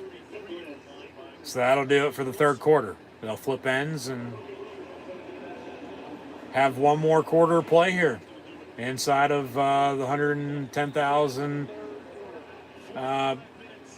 plus seated stadium of Beaver Stadium as we know it, because that left side right there with the press box, it's going to get torn down and then built back up over the next couple years, and they'll have it ready by 27, 28. It's going to take some time. It's going to be a good 2 full seasons without it, potentially 3. Depends on how work goes. If they're on schedule, if they're behind and not, but yeah, they're gonna tear it down and build it back up. And Beaver Stadium's going to look different compared to what it does now by the time it's, all said and done. Because that's the main part to it. But they've already started doing, little things here and there. They started all that after the end of last year, for God's sakes. So they, tried to get a year ahead of it if they could.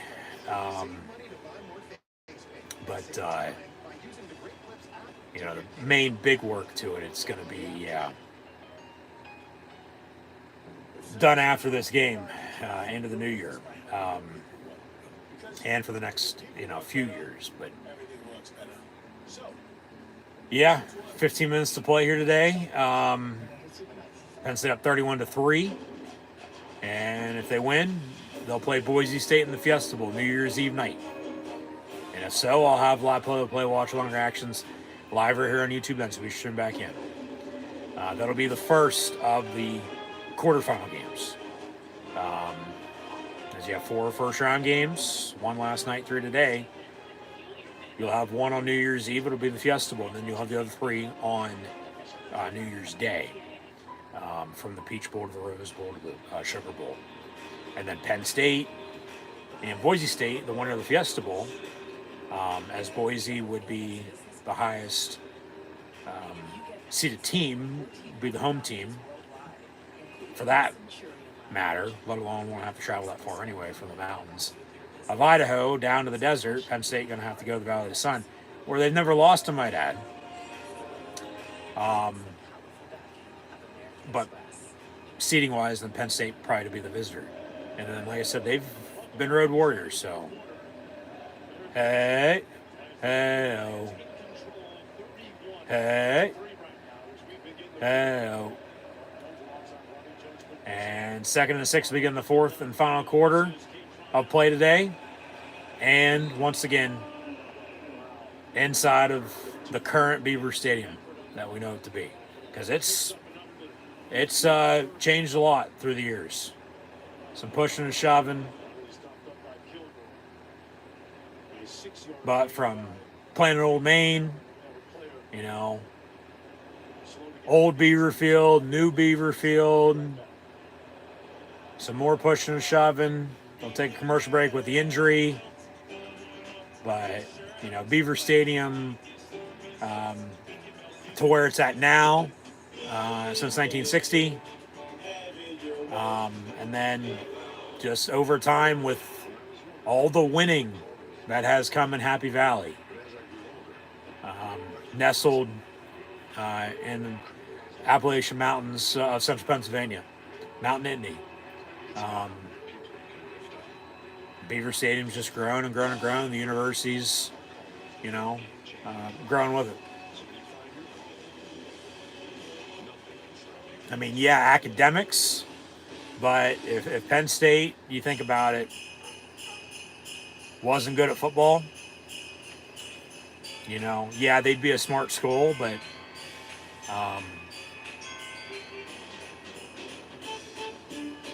university probably wouldn't be as big as it is, even though they have the largest alumni association in the world. And, you know, obviously Beaver Stadium wouldn't be as big as it is. They said Gerald Ford Stadium, where SMU plays their home games at in Dallas, you could fit 3 of those inside of Beaver Stadium to get the capacity they're playing in today. Because they play in 32,000 seats. They did beat Pitt about a month or so ago, and that's when Pitt season went down the drain. They lost out as they're 7-0 and then lost 5. So they're 7-5 playing Toledo in the bowl game, as mentioned. But back to these bowl games, I might add. On the second to last day of 2024, December the 30th, Music City Bowl will have the Iowa Hawkeyes, Missouri Tigers. The Outback Bowl on New Year's Eve at noon will be a rematch of the Rose Bowl from last year. Alabama, Michigan. Louisville and Washington and their great Tony the Tiger Sun Bowl from El Paso. Citrus Bowl, South Carolina, Illinois should be a damn good game. Baylor, LSU in the Texas Bowl. And then it's to be determined against, you know, opponents of Arizona State, Oregon, Boise State, and Georgia. But we know Notre Dame won last night. So Notre Dame, Georgia in the Sugar Bowl, New Year's Day night. Winner of this with SMU Penn State, seemingly going to be the Nittany Lions. We'll play Boise State in the Fiesta Bowl, New Year's Eve night. And then on New Year's Day, in the Peach Bowl, either Clemson or Texas will play Arizona State. And then in the granddaddy of them all, the Rose Bowl, either Tennessee or Ohio State will play Oregon. And then the Sugar Bowl's that night, Notre Dame, Georgia. And then you'll still have some more bowl games into the new year as Singleton gets a run inside the 10, and Penn State will have the 1st and goal at the 9-yard line. up 31-3. But the Gator Bowl will have Duke and Ole Miss, North Texas, Texas State in the First Responder Bowl. The Mayo Bowl will have Minnesota, Virginia Tech. And then the Bahamas Bowl will have Buffalo and Liberty before you get into the Final Four of the College Football Playoff with the Cotton and Orange Bowl before the College Football Playoff National Championship game on January the 20th. First and goal, Penn State from the 9. Handoff up the middle and 3-4 yards in a cloud of dust for, who was that, Singleton? No, the fat man, 13, Katron Allen. Second and goal, Penn State. A minute and a half into this fourth and final quarter today. 31-3 Nittany Lions.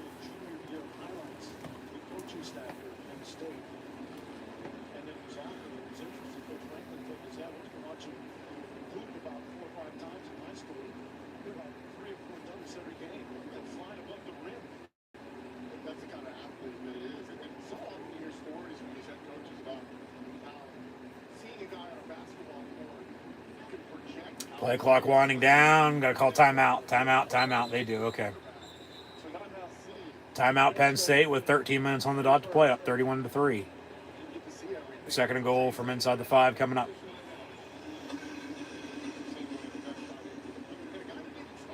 Just run it. You know, they've done a damn good job of doing that today. Once they got going, obviously. Because SMU, remember, was stopping it early on. But then, you know, the passing game today, not, you know, so hot, but, you know, good enough. And it's really the defense.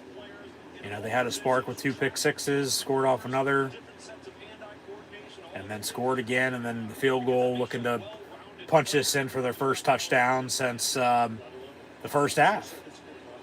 Remember, they were up 28-0 at halftime. It's 31-3 with 13 minutes to play. Both teams have kicked field goals. So they'll motion and up under center's Aller. And they'll run it up the middle. Fat man, touchdown Penn State. And he'll kick the door open again for the second time today. 37-3, extra point to come. 12:56 to play. And Final State. And they, strike your gate and score. Victory we predict for thee. Lions roaring. And talk about Ashton Genty and his run game. I thought he should have won the Heisman. I did. I said that a few times through the season. I'm just not saying that now, because Penn State's going to be playing Boise State. Extra point here by Ryan Barker. But obviously the season Travis Hunter had, you know, both sides of the ball, ended up giving him the award. But you think Boise State can run the football, so can Penn State.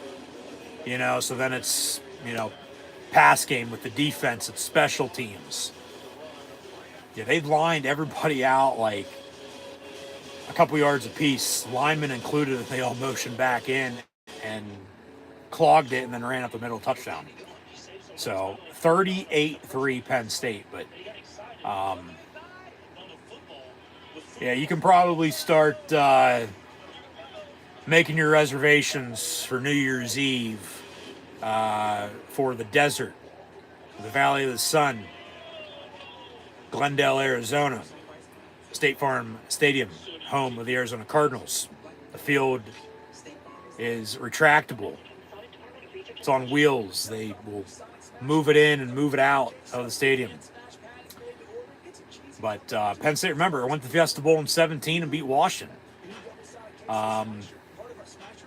Most recently, at least.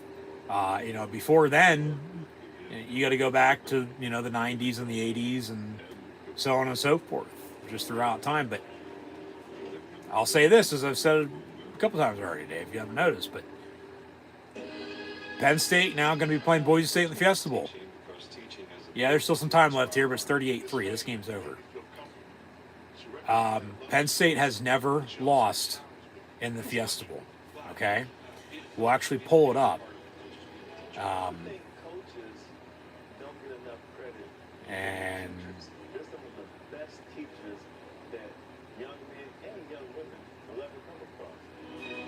let you know the history.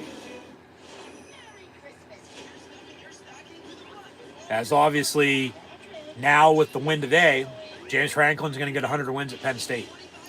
He'll be only the third head coach in program history to have 100 plus wins. But then they've won, lost, bowl games under Franklin at Penn State, I might add.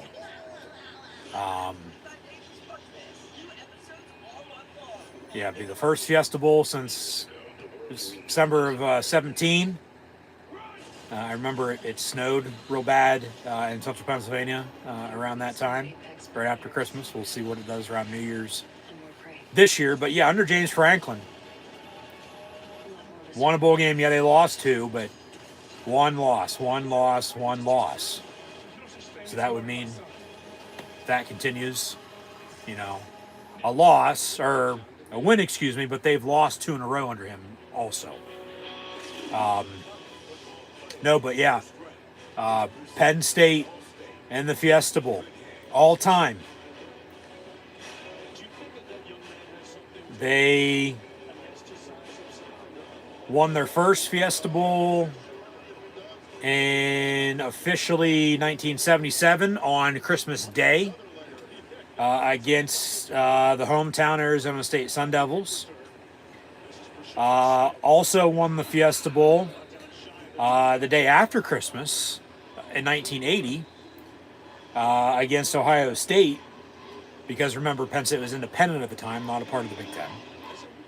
And then on January 1st of 1982, a year before they won their first national championship, they won the Fiesta Bowl over USC, won the national championship, the Sunkist Fiesta Bowl, January the 2nd, 1987, to cap off the 86 season, against Army fatigues and all of the Miami Hurricanes. And then January the 1st, 1992, beat Tennessee in the Fiesta Bowl before they returned on January the 1st, 1997, and defeated Texas to win the Fiesta Bowl. And then Penn State, their last Fiesta Bowl appearance was officially in December of 2017, where they defeated Washington out of the Pac-12 at the time, but now obviously conference opponents. And Penn State going to be going back to the Valley of the Sun, and we'll take on Boise State in the Fiesta Bowl on New Year's Eve night. But 1st and 10 here, SMU with 12:48 to play. Penn State leads 38-3. Pass to the tight end far side, Rojas on the tackle. So, yeah, we'll see what happens. But obviously that's why they play the game. Ain't side on paper, side on the field, but that's just history's on their side in that regard. But at the same point in time, Boise State is used to upsetting teams during bowl season, especially in the Fiesta Bowl. Okay? So just Bolo, okay? Be careful. 3rd down here for SMU.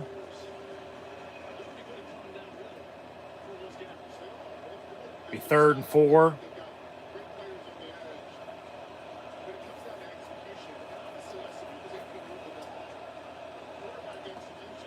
Slant over the middle, caught, 1st down, and they'll move the 6. Surprisingly, that's the first time they've thrown a slant today. Penn State still can't cover it, but what's new? From the 26, 1st and 10. Jennings, far side, turn around. Oh my God. You turn around, you pick that, and then he ended up dropping it, going out of bounds anyway, incomplete. So 2nd and 10. 11:24 to play.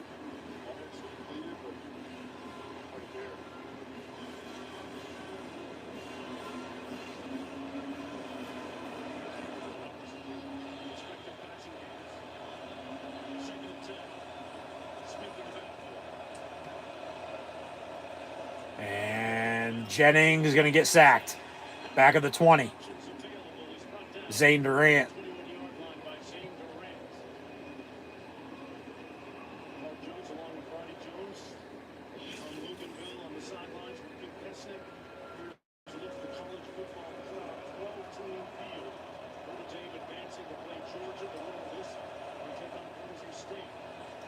That's a hold. Oh, my God. Jennings going to heave it. Has a man. Turn around. It's incomplete. Wheatley on the coverage.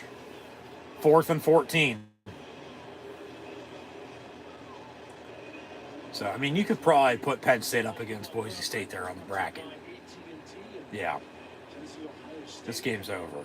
I mean, it's sort of been over.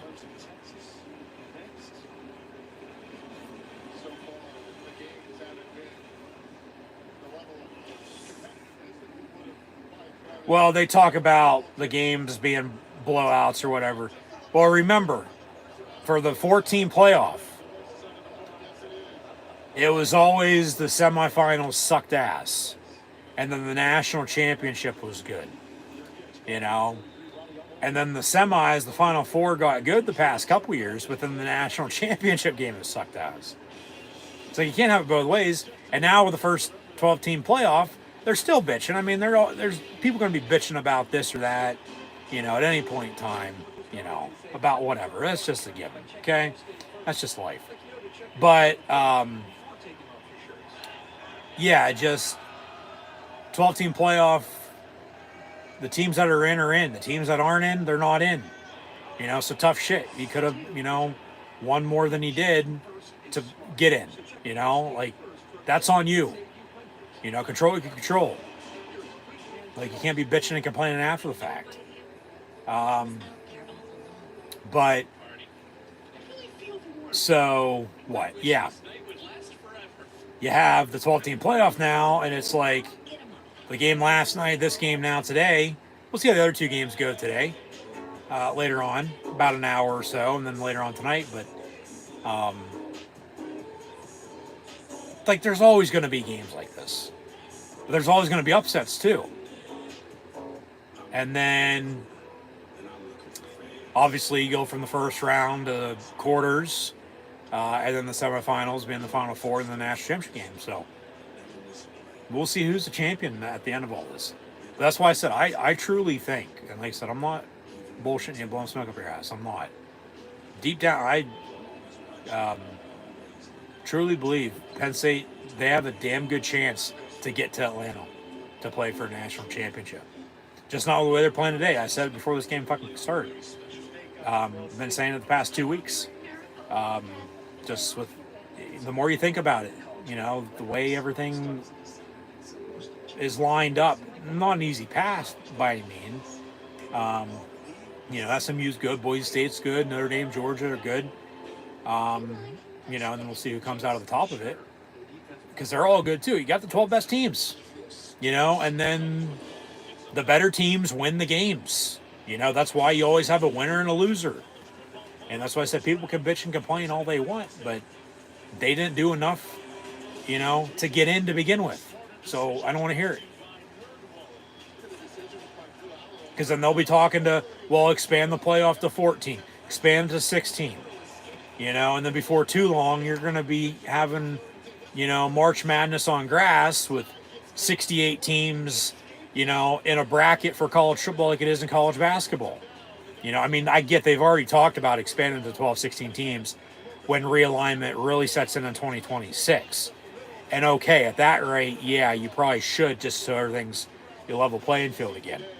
Because remember, it took them a decade to go from 4 teams to 12 teams. And Penn State, during those 10 years, they were, you know, on the outside looking in and would have been, as Ethan Grunkmeyer's in at quarterback for Penn State because Bo Perbula has entered the transfer portal and will be transferring. He will play the final 10 minutes and change here, but we've got a false start on the first down, so 1st and 15. He's good. They like him from what I've heard, but he hasn't played at all.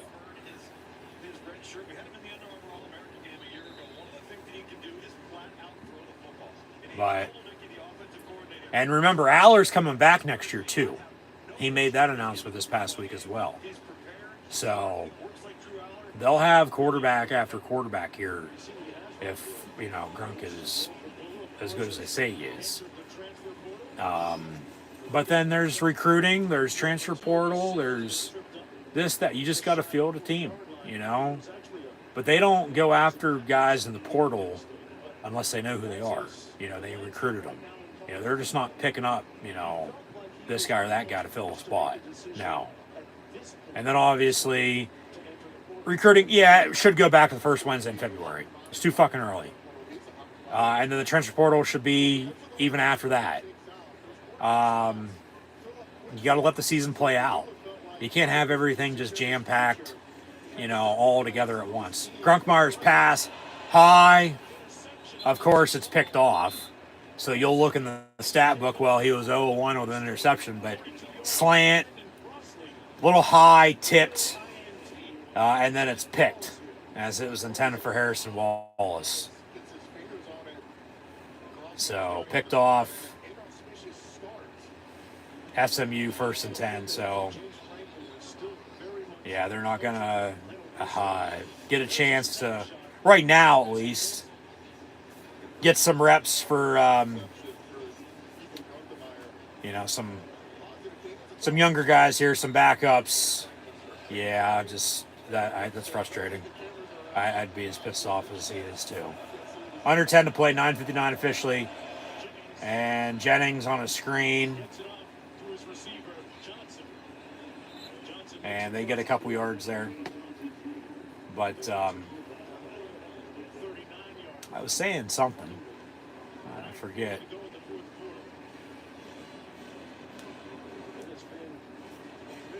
I'll watch it back and, oh yeah, that's right. I was talking about this, talk about that, and then go down a rabbit hole and then, you know, get off the track and talk about this then. But I'm sure I'll come back around to it at some point in time.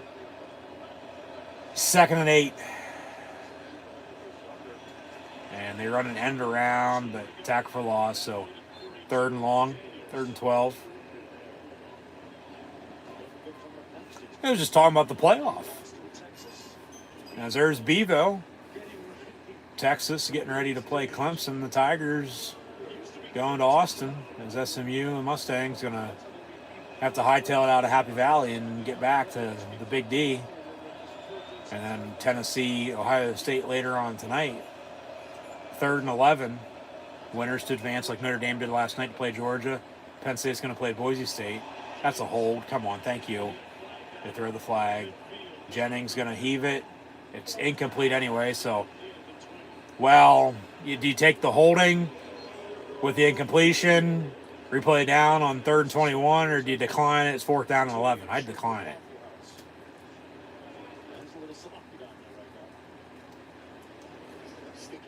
Yeah, decline the penalty. 4th down. Holding on SMU. 10 yards, they'll replay it down. Okay, so they will take it. Be 3rd and 21. Well, then if you can stop them, be 4th and longer than the 11 it was going to be, but still. They'll probably still end up going for it, you know, 4th down anyway. Just don't give up 22 yards for the next 2 plays. But, no, I know what I was saying. Just the 14 playoff for the past decade, yeah. Penn State was on the outside looking in. And they would have been in officially if it was a 12-team playoff 6 of those 10 times. And now it goes to 12, and they're in, and they're winning, and they'll advance. So, looking to throw over the middle. Oh, and it's incomplete. Almost picked off by Elsden. Another flag on the play, though. They would have made up for throwing the interception themselves. So, I mean, they're +2 in the turnover margin today. Got 3 turnovers, 3 interceptions on defense, threw one there themselves offensively, but personal foul. Oh, come on. Roughing the passer, my ass. You just want to give them a fucking 1st down right there so they can continue this drive and do something. 38-3, so it doesn't look as bad as it is.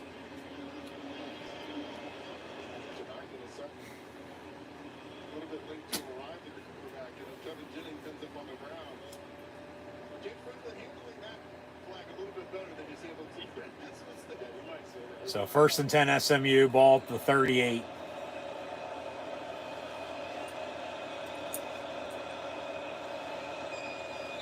And a late whistle and a timeout. Timeout Penn State. Timeout Penn State. They're first. They'll have 2 left. They'll have 1 left. That was their second. But they'll stick with it. No commercial break, but with 8.5 to play. Still be 1st and 10 here. SMU. Yeah, Franklin just ran down the side and called timeout. He didn't like something he saw.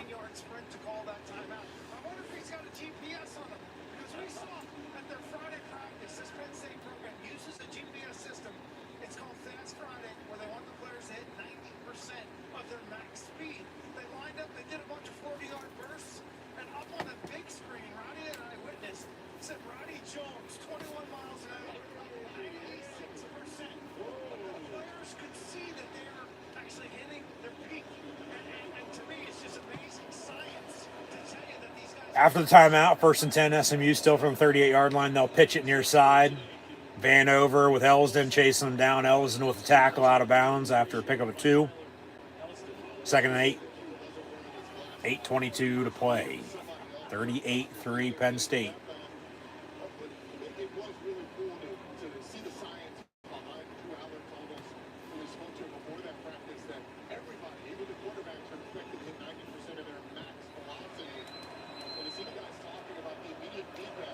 Second and 7 officially from 35. They wind the clock. And a screen complete, but missed tackle before they push them out.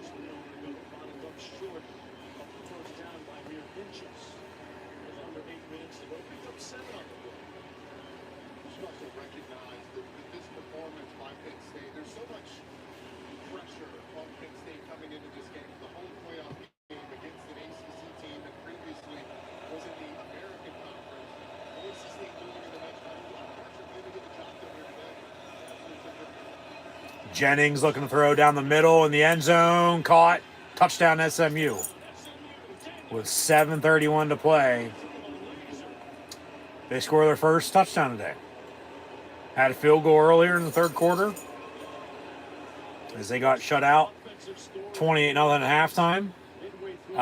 Into the first half. But it's the turnovers is what's done them in. You know, if they score there.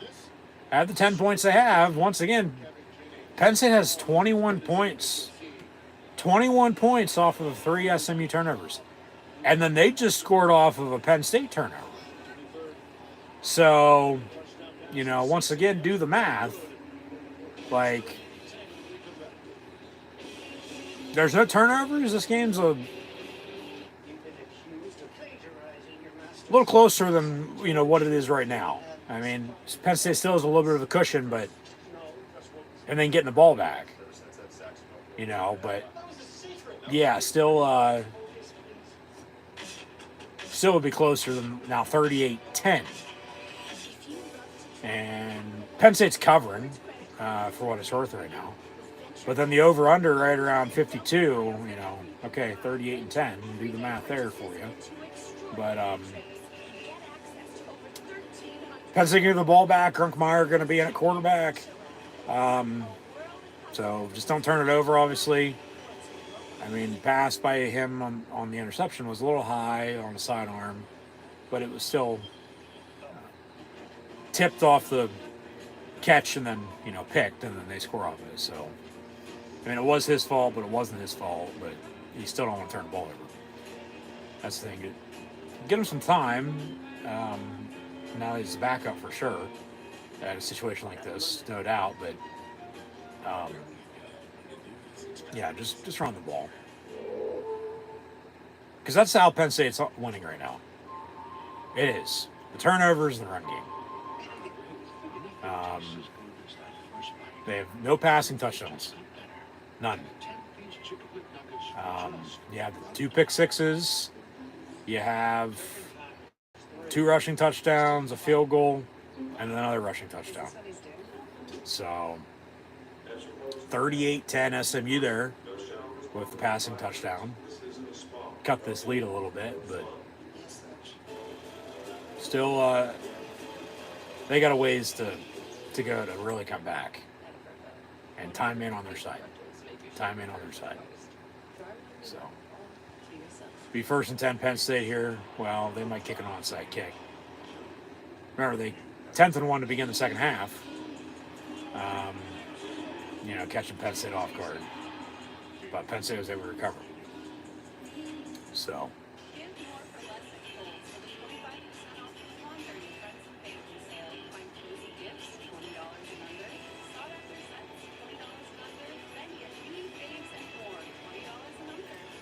Just nothing stupid, Welcome back again to Penn State. 38-10. Our guy's still shirtless in the 18-degree weather. He's not feeling it. Is he? I mean, no. Who's the coach? You got that security check on us? You good? It's the wellness check, big dog. How you doing? 107,000 renovation on the stadium here immediately after the game. Well, not immediately after the game. It's not like they're going to, okay, players are, off the field. Everybody's still in the stands, whether they're in or out of the stands. We're going to start tearing this shit down. No, they're not starting renovations until after the New Year. That's not right after this game. It's like, oh, well, wait till everybody goes home tonight. You got the night crew out there going to town. No, it's going to start after New Year's. And it's just going to be on the west side. Right on that, where the camera's at right now, shot, that right side. The side the camera's coming from, with the press box looking down, that's the side they're tearing down. From the 8, first and 10 Penn State. See if they can work some clock. Grunkmeyer going to hand off. Obviously, you have Gronkowski. Grunkmeyer, call him Grunk. Like they call Gronk. Call him Grunk.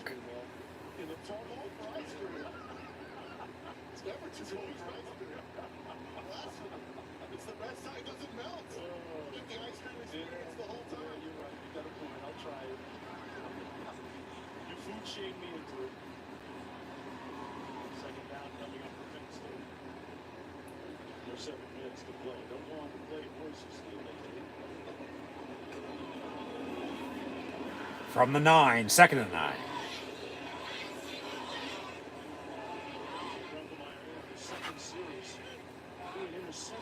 Out of the pistol, they'll hand off.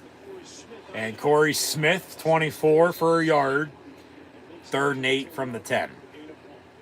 So yeah, they got some backups in now. Is giving you the chance to win 4 tickets to the 2025 CFP National Championship on January 20th and $15,000 in 1 key cash.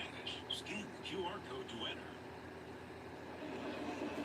And by the way, I do like thinking what we're talking about the Penn State us being here. I love the first round games. It's been awesome spectacles. And look, it is playing into the way the games have played out. It looked like From the 10, 3rd and 8. Can they work clock? I mean, come on, man. Grunk gonna throw, pass near side, caught. Wallace, first down in Lions. All right, he's 1 of 2 for about 9 yards and an interception.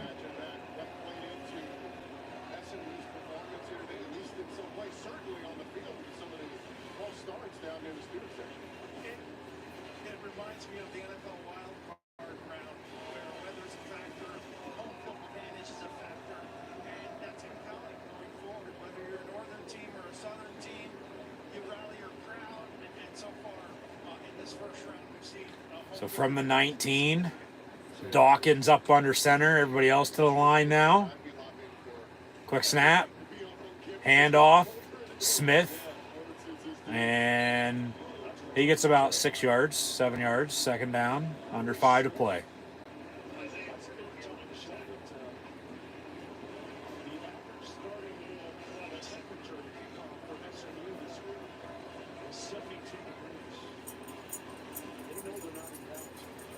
I would hope so. I mean, this is probably like the Arctic, for them. I mean, yeah, when your average temperature for a game is 72 degrees throughout the whole entire season, And, Penn State's used to playing in, warm weather for the first half of the season. And it, cools down, and then it gets cold. And then it gets colder. And, we're at that last part of the cold where it's really fucking cold. But then both teams had to play in it, it's no excuse. Like, they can say this, say that, all they want, but under 4 now to play, 3rd and 3 coming up here for Penn State. But the crowd, for the most part, staying, which, I thought after that last touchdown, they would file out for the most part. Students have. They want to get home for break. 3rd and 3, they run it, they can't get it. 4th down, probably have to punt. But obviously you want to stay and celebrate, though, too. You also want to stay and see the final, home game here. Final few minutes of the final home game. Inside of Beaver Stadium as we know it to be.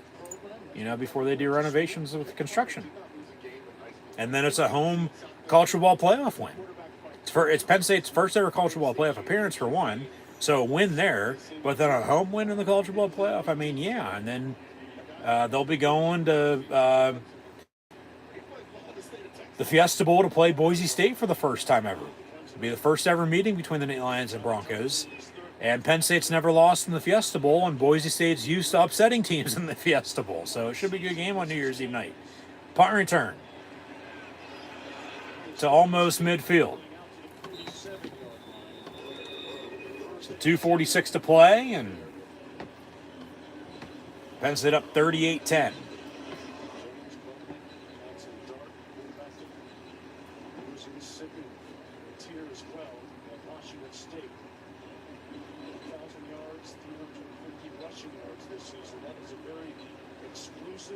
And now SMU will put their backup quarterback in.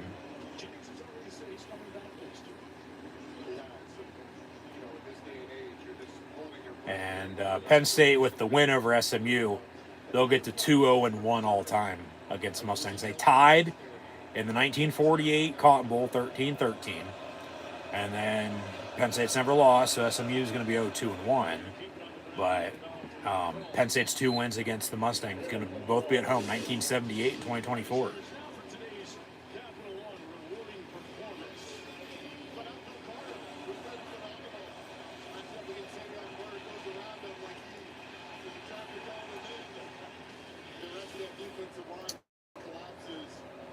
So 2nd and 10 here as we near the 2-minute warning. Loss of a yard there. 3rd down. 3rd and long with 2 minutes to play.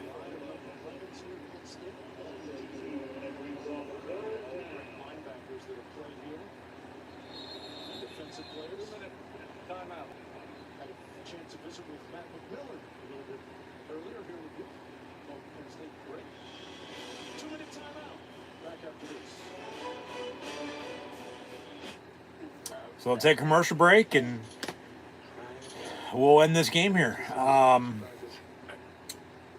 Be sure to tune back in here shortly. We'll have Steelers Ravens live play watch longer actions over YouTube about 4:30 as well. So be sure to tune back. Yeah, we'll update final stats and scores here, recap the game as we normally do, and so on and so forth. Try to hit the nail on the head with everything, tie up some loose ends, and preview the Fiesta Bowl. So, for what it's worth now, obviously we'll be saving some stuff for New Year's Eve. But be sure to tune back in then.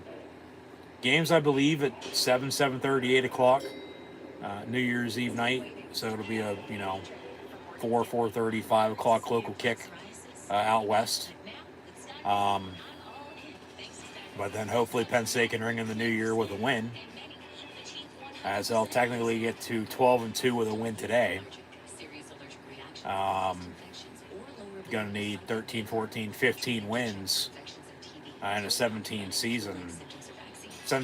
season with the 2 losses, obviously. But you're going to need 15 wins to go win a national championship.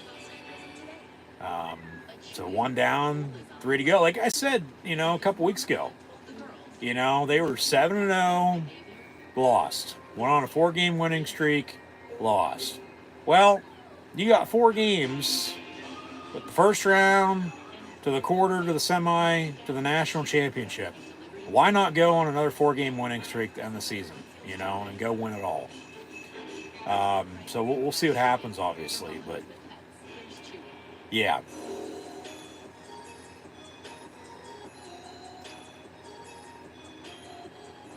So yeah, we'll update everything here and sign off, and then be right back, within the hour. Just be sure to like, follow, and subscribe on social media. Links in the description below.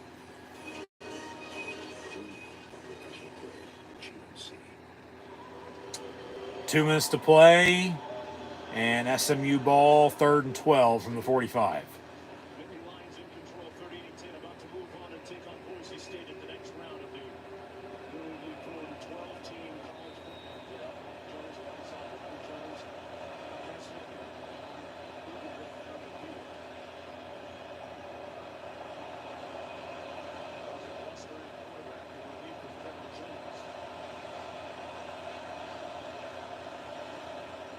And pressure, but going deep, and almost picked off again.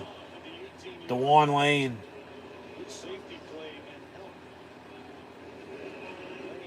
But incomplete, 4th and 12. What does SMU do? They're going to punt.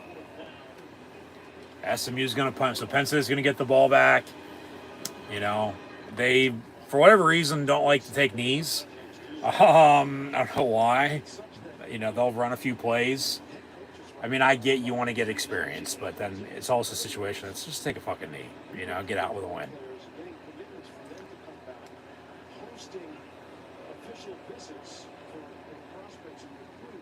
But SMU punts.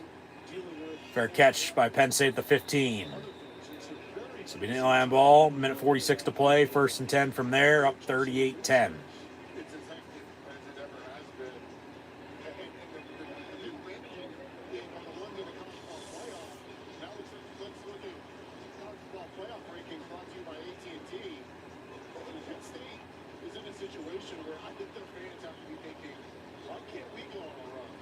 That's why I've said. That's why I said.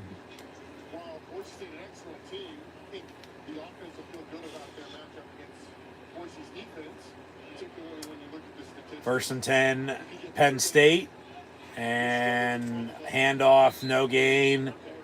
A couple linemen stumbled and fell, and then Quentin Martin on the run. No gain though.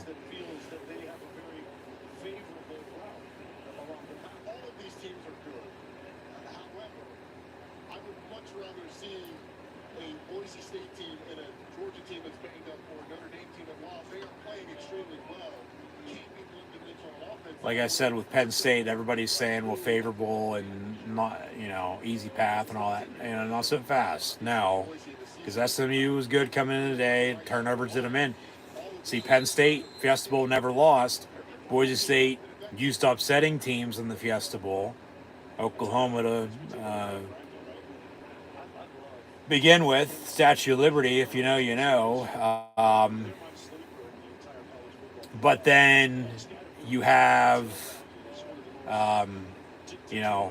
your run game, but then you also got to stop Ashton Genty, who just finished second on the Heisman.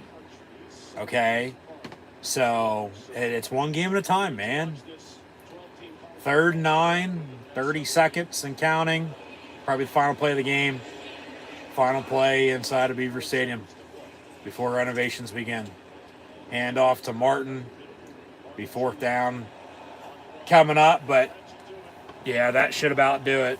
Crowd's gonna cheer. 10, 9, 8, 7, 6, 5, 4, 3, 2, 1. Winner, winner, chicken dinner. Go eat some creamer ice cream in the cold. Post-game handshakes with James Franklin and Rhett Lashley. Penn State beats SMU 38-10. They're 12-2. They've tied a program record for most wins in a single season. James Franklin now has 100 career wins as the blue and white Penn State Lion head coach, and Penn State will play Boise State in the Fiesta Bowl on New Year's Eve night. And I'll have live play-by-play watch-along reactions live right here on YouTube then, so be sure to tune back in. James Franklin post-game interview on the field. See what he's got to say.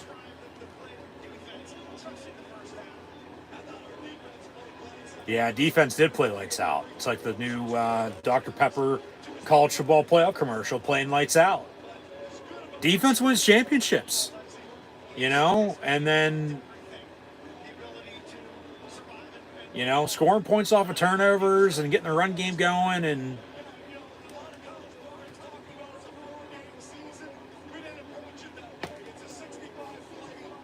65 play game season. One fucking game, 1-0. But it is 4 games. And like I said, they're 7-0 loss, won 4 in a row, lost. Why not go another 4-game winning streak? You know? So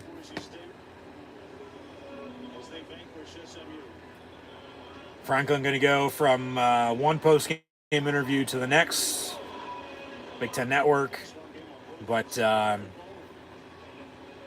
SMU with a loss, fall to 11-3, be their worst loss of the year, because mentioned earlier, their 2 losses were by a combined 6 points, 3 each. Then they lose at Penn State here, 38-10. They got some Fiesta Bowl hats and shirts, it looks like, being given out to the players. Yep.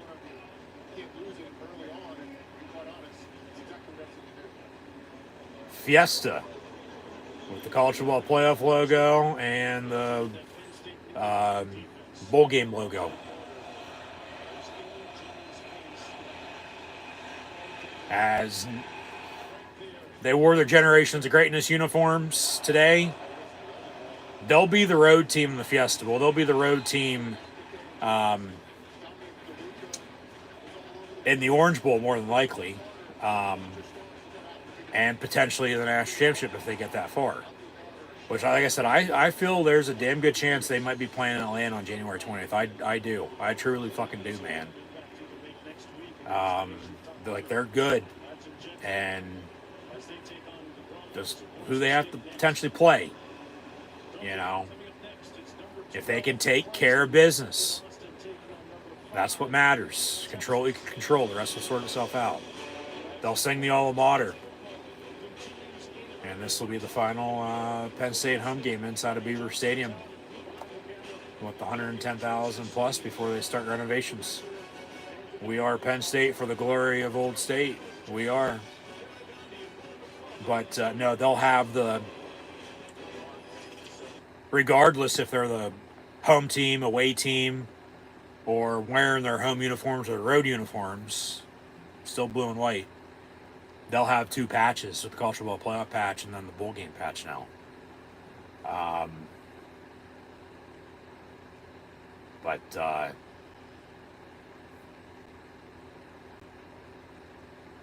Yeah, that does it for SMU Penn State on TNT. It's about 3:30. The Lions win. So we won't preview the 2025 schedule just yet. We're going to hold off on that because this season ain't over yet. And hopefully it won't be over until January the 20th. Until they win, after they won today, but win on New Year's, win on January the 9th, and then win on January the 20th as well. So we'll talk about that in due time. But thanks for tuning in and watching today. Always really appreciate it. Thanks for the support. Hopefully everyone has a Merry Christmas next week. And then I'll tell you Happy New Year on New Year's Eve. Because I'll see you, here coming up for Steelers-Ravens on Christmas with Steelers-Chiefs. But then, Penn State will play Boise State in the Fiesta Bowl on New Year's Eve night. So I'll see everybody then. And say, obviously, if everyone had a Merry Christmas, and we'll have a Happy New Year, then it's that great. But, Penn State, Boise State, they've never met on the gridiron. Never faced once at all in program history in football. Nope. I'm sure other sports, there's, that's a possibility. If that, I mean, but, you look at it from all-time record and championships with bowl games and bowl wins, but wins all time, and so on and so forth. Like, yeah, it's in favor of Penn State, but that's on paper. Boise State's damn good. I've seen them play a handful of times this year. I mean, it's a little hard not to see them when they play on the blue turf. And then Ashton Genty's running wild, as he's done all season. Like I said, and I'm just not saying this because we play him now. I thought he should have won the Heisman over Travis Hunter, but he didn't. He just sort of got screwed out of, once in a generational player with Travis Hunter doing what he did, as Charles Woodson did 97. Being the first two-way player and only two to win it over the past 25, 30 years. Because normally it's a quarterback, but then it's a running back, if it comes down to it. And it should be the best fucking player, though. And they said it was Travis Hunter, not by much, though. But yeah, Ashton Genty, Penn State's going to have to stop him. But they're going to have to run the football themselves. You got Singleton, you got Fat Man. If they can run the ball and stop the run, it's probably going to be won or lost there. But then Aller's going to have to open up this offense. They're going to have to throw it around, unlike they did today. It was there, but not really. But they really didn't need to once, the game progressed. But offensively, it was slow, until they got the 2 pick sixes, got momentum, got a running game going. And, we're up 28-0 at halftime. They kick a field goal, you kick a field goal, and then you score and they score, and then that's it, 38-10 your final score. So, congrats to SMU, but both road teams, Indiana and SMU, going on the road first 2 games here at the 12-team college football playoff, have lost. So Clemson's at Texas coming up, and then Tennessee's at Ohio State. So those are the next, 2 games in the first round. Winners advance. Clemson, Texas plays Arizona State. Tennessee, Ohio State plays Oregon. So the bottom half of the bracket is situated, finalized for the time being, from the first round of the quarter. From Indiana, Notre Dame now plays Georgia in the Sugar Bowl. SMU Penn State now plays Boise State in the Fiesta Bowl. You have Clemson, Texas, winner plays Arizona State in the Peach Bowl, and Tennessee, Ohio State, winner plays Oregon in the Rose Bowl. And then whoever wins between the Peach and the Rose Bowls, they'll meet in the Cotton Bowl, and then whoever wins between the Fiesta and the Sugar Bowl will meet in the Orange Bowl. Those 2 winners out of the Final Four will meet in the National Championship. So, we are Penn State. We'll obviously see what the future holds, but yeah, big win. First college football playoff game.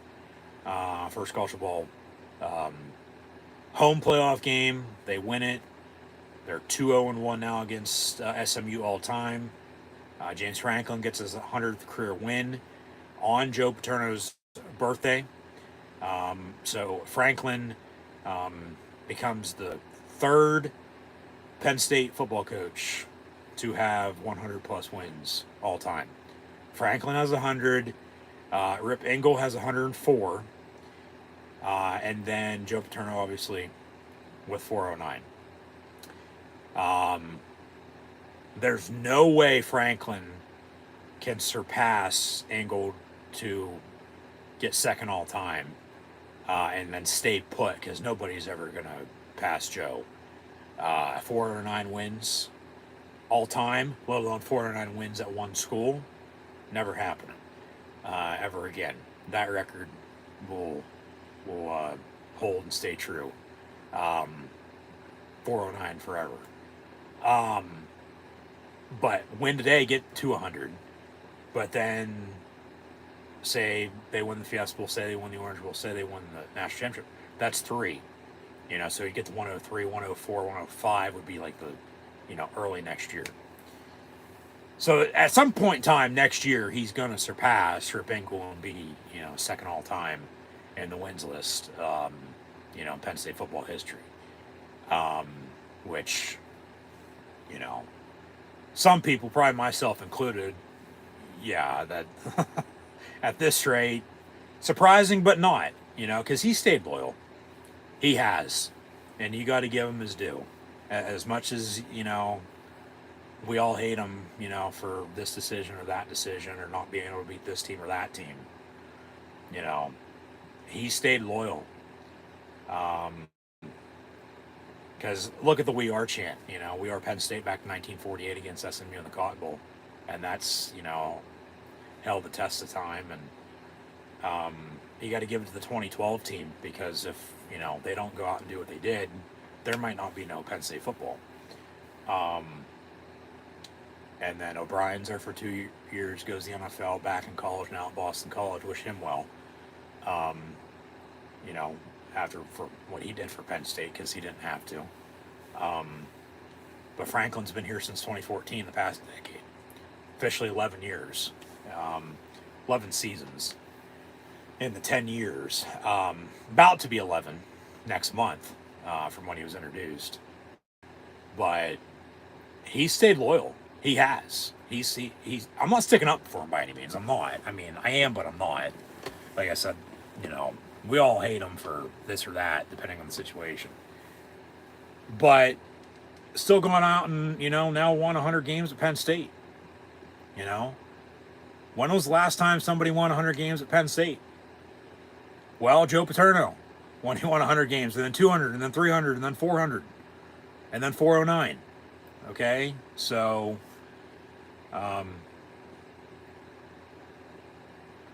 wouldn't be surprised if he gets another extension, to be honest with you. At some point in time, over the next, couple months, by the time next season starts. But he stayed loyal. He said no to all these, other programs.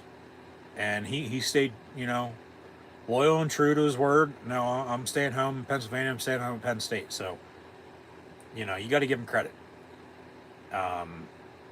From, okay, yeah, car salesman-esque, being able to recruit, but then sometimes it's on-field wise, in-game decision-making. That's what, has fucked him over at some points in time. No doubt about it. Like, I'm not going to sit here and bullshit for you that either. Like, we all know. Or else, maybe there's a couple more wins. He would have already surpassed 100 wins. But just a little, side note with, the win today. Yeah, James Franklin, 100 wins at Penn State.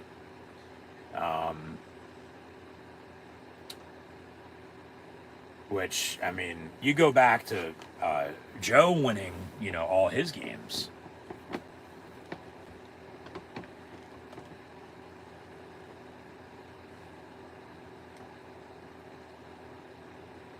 On his birthday, I might add.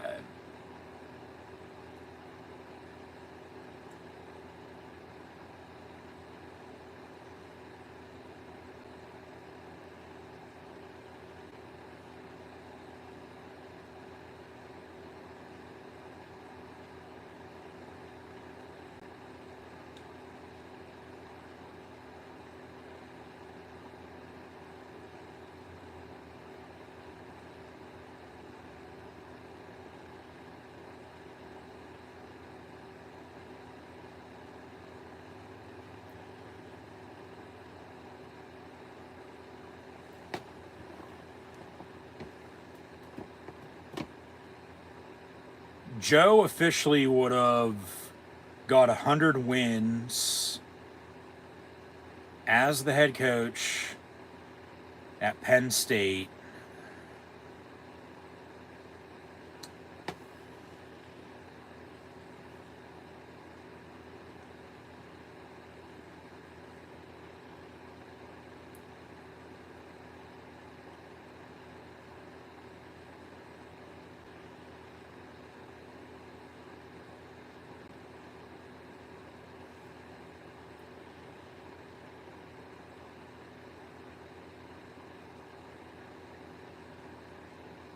what, 1977? Yeah, about. And guess what? Penn State went and won the Fiesta Bowl here. I ain't making this shit up.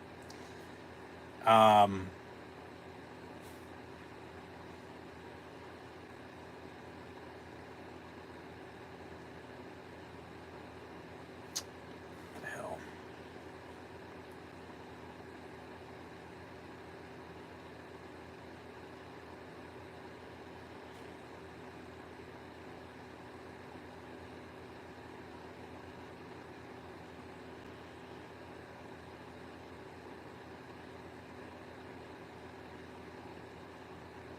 It was actually November of 1976. Penn State beat NC State for Joe's 100th win.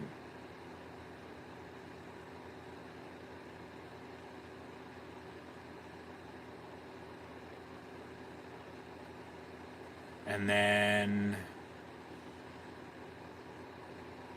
200 was against, as 300 was, right, against Bowling Green.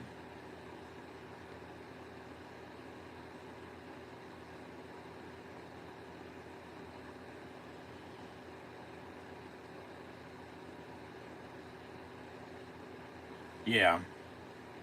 Yep. Okay, 100 for Joe was against NC State in 1976. 200 was against Bowling Green in 1987. And then 300 was also against Bowling Green about a decade later. And then obviously 324 against Ohio State in 01 to surpass Bear Bryant before he won 400 against Northwestern in November of 2010. And then 409 was against Illinois the following October, and then we know what happened from there. But yeah, happy birthday to Joe Paterno on his heavenly 98th birthday. Meantime, though, Penn State gets the win 38-10 over SMU, and James Franklin gets his 100th career win as the Penn State head football coach. Now third all-time in program history behind Rip Hingle and Joe Pott at 409.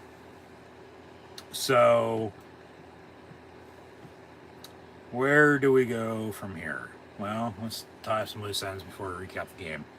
I just wanted to check on that real quick. I mean, obviously Franklin had already won 100 career games because he won 20 plus at Vanderbilt before he did come to Penn State, but today is 100 at Penn State. So congrats. So Indiana's eliminated, SMU eliminated, Clemson, Texas coming up, Tennessee, Ohio State to follow. Clemson, Texas winner plays Arizona State, Tennessee, Ohio State winner plays Oregon. And now Penn State will play Boise State in the Fiesta Bowl, and Notre Dame will play Georgia in the Sugar Bowl. Winners to advance into the Final Four after New Year's Eve and New Year's Day. But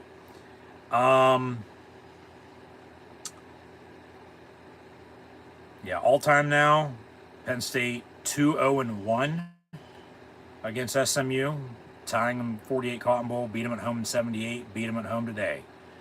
And win in the college football playoff, and win at home in the college football playoff for the first time ever.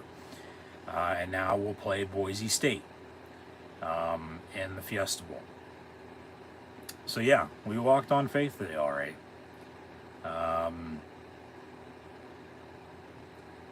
It was cold.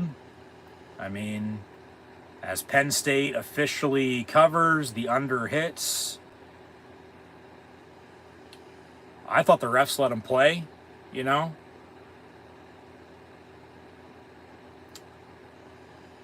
And now, with the, final home game of the season. It wasn't senior day. That was a month ago against Maryland. But the final home game of the season now, following the college football playoff game today against SMU, inside of Beaver Stadium. They'll start renovations. They'll start construction. They're going to tear down the whole west side where the press box is, and rebuild it over the next couple years, renovate the whole entire stadium. So that's the main big thing that they're going to do, and they're going to do that after the new year, at least begin on it. So we'll see how it turns out, but just take a good look at Beaver Stadium, because it ain't going to look like that ever again. So I thought, obviously, you look at, with what I mentioned earlier, as Penn State wins once again, wearing the Generations of Greatness uniforms, I might add.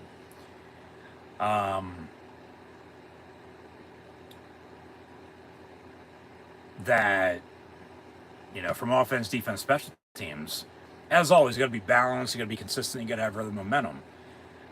It took the offense a while to get going. You had to give SMU credit. They were making stops. Like, it was back and forth. What's going to give? Obviously something will, just a matter of when and what. But it really, as SMU averaged 38, only allowed 21, well, Penn State a little bit more than what they averaged at 34, and a little less than what they allowed at 16, 38-10 your final score. So, I mean, we'll get to the stats, third down, fourth down, and all that, but it really, from being what it was early with Penn State getting the ball, going 3 and out, SMU driving, probably should have kicked the field goal. They would have had an early lead. Penn State's down. But they decided to go for it. Easily could have got the first down, but then threw it. It's incomplete. So nothing. And then Penn State still couldn't do anything anyway. So, like I said, it took the offense a while to get going. It did. But when the defense was making plays and got 1 interception, make it 2, and then 3. But the first 2, as Penn State, yes, offensively, punted a few times and went for it on 4th downs and didn't get it. The defense, Dom DeLuca had an interception, and it was returned for a touchdown. Penn State 7-0. And then Tony Rojas also had an interception, and it was also returned for a touchdown. So 14-0. They had a spark. Beaver Stadium was on fire.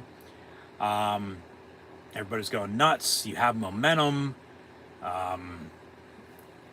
You still probably let 3 points off the board with a field goal that you didn't go at least attempt. I get the wind with the weather the way it was, but I still thought they probably should have, attempted it. If you miss it, okay, they still got the ball at that spot because they still went for it. Didn't get any yardage. They still got the ball back. Okay. And then remember, Penn State had 3rd down, 4th down, their own fucking 20, went for it, didn't get it.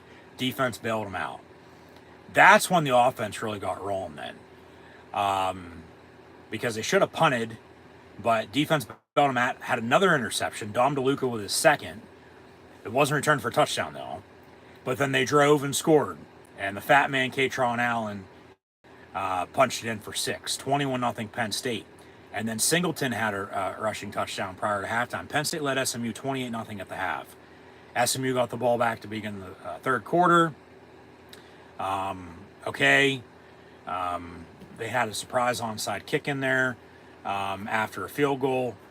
But Penn State evened it with a field goal. So 31-3.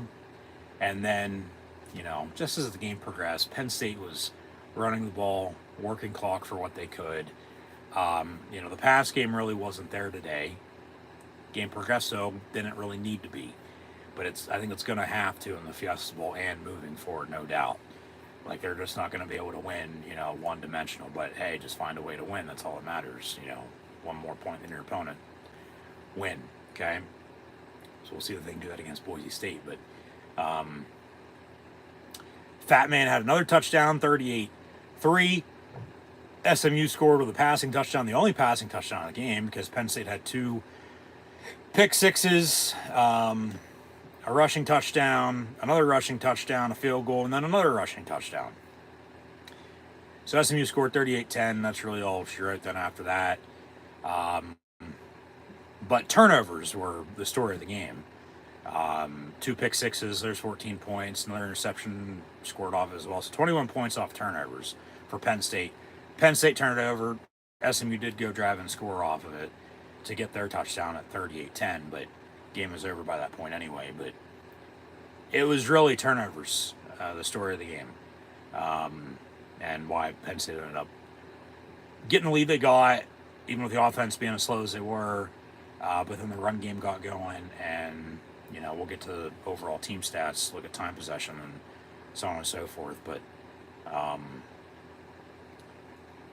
yeah, there were a couple drives. Okay, the punts, the going for it, decision making here and there. Okay, is what it is. But what matters is they won, and now they'll play Boise State for the first time ever. First time meeting with Penn State and Boise State in the Fiesta Bowl on New Year's Eve night. And I'll have live play watch long reactions live here on YouTube. Then so be sure to tune back in.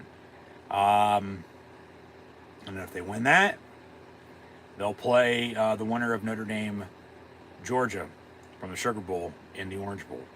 And if they'd win that, they're playing for a national championship. If they'd win that against whoever it might be from the top part of the bracket, Penn State's in the bottom of it, they would then win a national championship here in 2024, 2025, and be crowned college football playoff national champions. And what I would, give to see them in my lifetime win a national championship, man, let me tell you,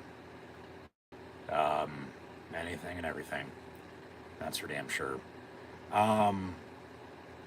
But still a lot of football to be played from now until then. It's one game at a time.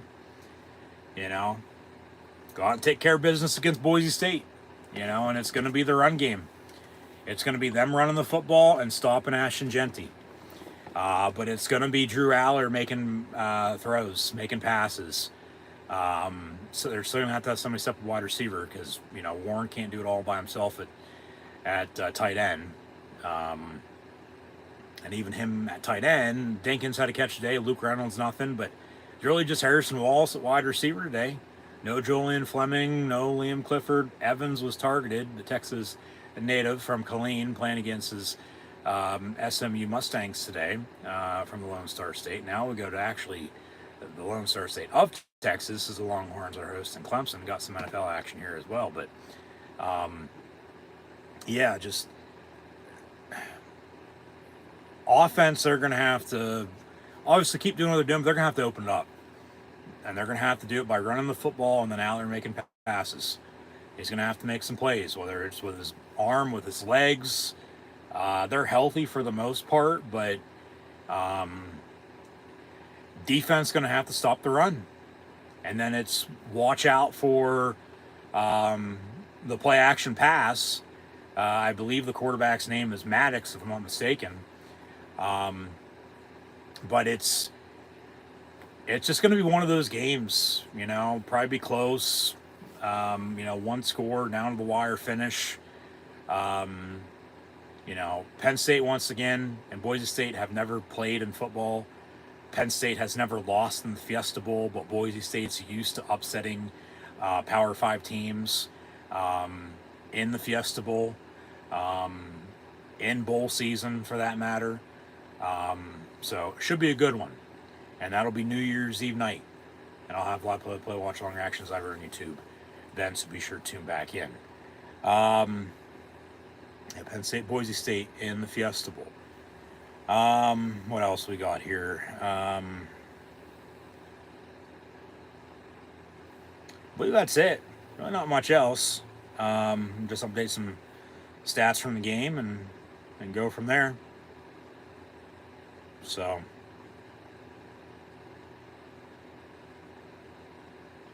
turnover margin now going to be what, +7 for Penn State? Yeah. They had 3 plus 8, but then remember they turned it over. So SMU season's over. But Penn State bounces back after a loss in the conference championship game 2 weeks ago against Oregon for the Big Ten title. Defeat the SMU Mustangs in the first round of the college football playoff today.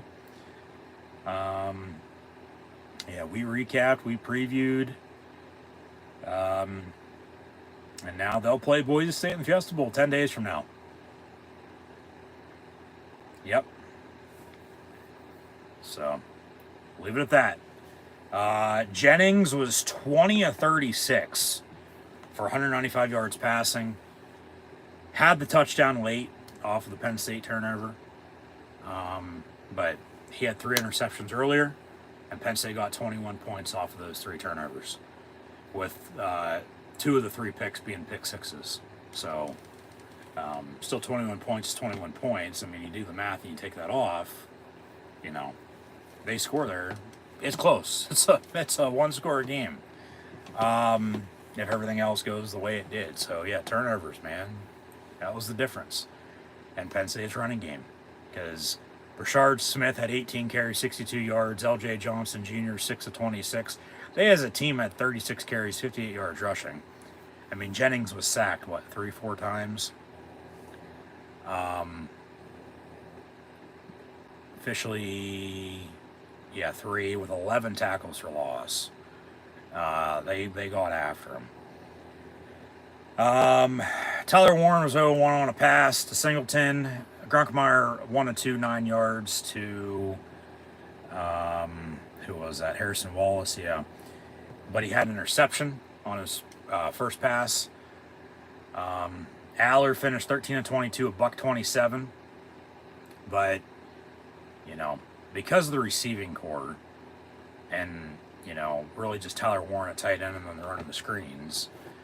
But then a strong running game. I mean, look at this. It's been balanced and consistent for the past 3 years with Singleton and Allen. Every fucking game for the most part. And we'll get to those numbers here in a minute. But Aller was 13 of 22 for 127 yards. Wallace had 4 catches, 48 yards. Warren, 433. Kaytron Allen, 2 of 28 receiving. Singleton, 2 of 7.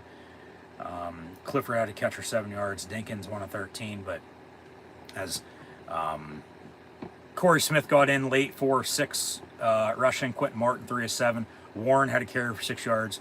Drew Aller, 7 of 10. Turnovers in the run game for Penn State is why the Nittany Lions won. Okay. Kaytron Allen, 11 carries, 70 yards, and 2 touchdowns. Singleton, 14 of 90 and a touchdown. And the defense just fucking played their ass off. Kobe King with 8 tackles. Wheatley was 7 after he returned from an injury earlier. Dom DeLuca probably had his best game of his career. 5 tackles, 2 of them solo, half a sack, and then 2 picks, 1 return for a touchdown to give Penn State the 7-0 lead. Rojas had the other pick 6, and then Dom DeLuca had the 3rd interception, and then they went and scored off it, 21-0. Score off another drive, 28-0, lead at halftime. They kick a field goal, 28-3. You answer that with a field goal, so that cancels out basically, 31-3. And then you score again, and 38-3 before they score, 38-10. So officially, 3 sacks by the defense, 11 tackles for loss, the 3 sacks, 1 by Carter, half by Dom DeLuca, and then 1.5 by DDS tonight and Sutton. 11 tackles for loss. 2 by Abdul Carter, 2 by Cam Miller, 1 by Davian Collins, 1 by Tony Rojas, 1 by Zane Durant, and then 1.5 for DDS and Keziah Izzard, and then Dom DeLuca and Jalen Reed had a half apiece. And then the interceptions, DeLuca had 1 on an interception return for a touchdown. Rojas had the other for an interception return for a touchdown, and then Dom DeLuca had another interception. So they had 3 interceptions off of SMU for 96 return yards and then 2 touchdowns. And then they scored off the 3rd one with a rushing touchdown. And Barker had 8 points, almost as many as SMU had total today at 10. with 5 of 5 on his extra points, and he was good on a 40-yard field goal. And they didn't attempt another one going in the south end zone because of the wind, unless he might have had another kick. So update some overall team stats now if it'll load.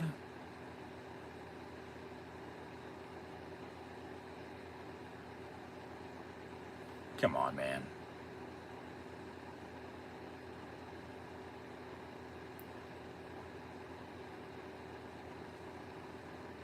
Hate when it does this. It's done this to me a couple times this year, and then every other time it's perfectly fine.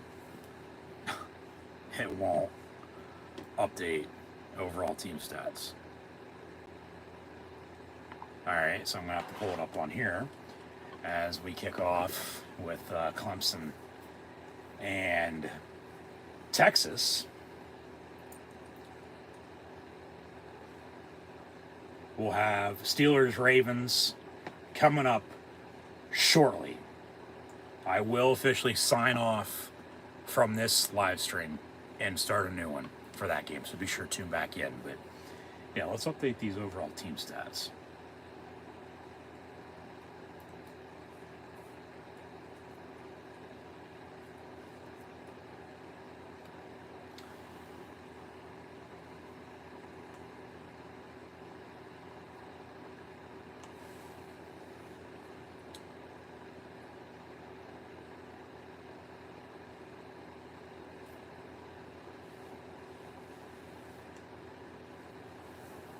Here we go. Overall team stats.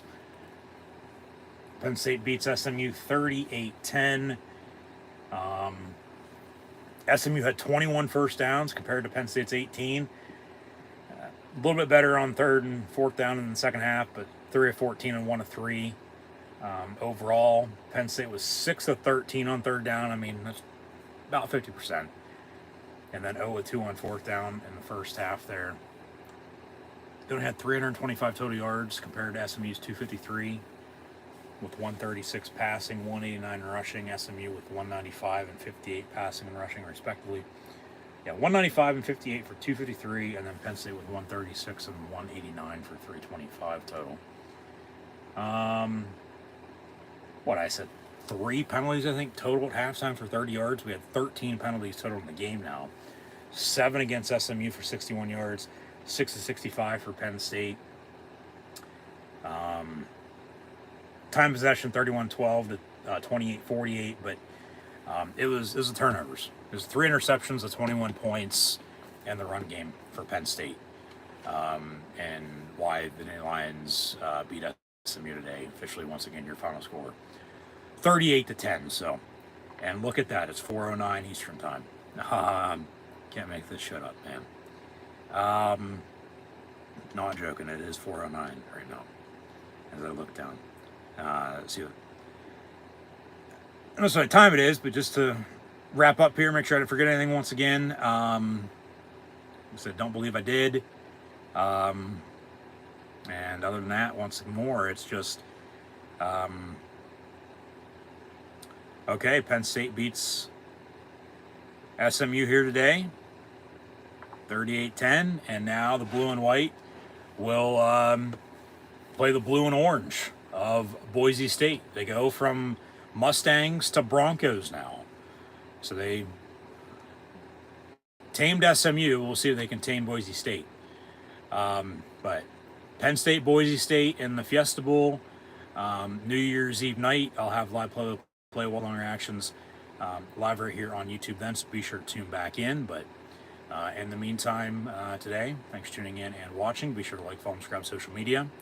Links in the description below, but that'll do it for myself, your host, Encyclopedia Sports, Cool96, live right here on YouTube. And back to where it all started with the We Are chant. SMU in the 1948 Cotton Bowl, yes, winning at home in 1978, but winning today at home in the college football playoff to advance in the bracket. Now play Boise State in the Fiesta Bowl New Year's Eve night. Penn State beats SMU 38-10, but I only got one thing to say, and that's we are Penn State.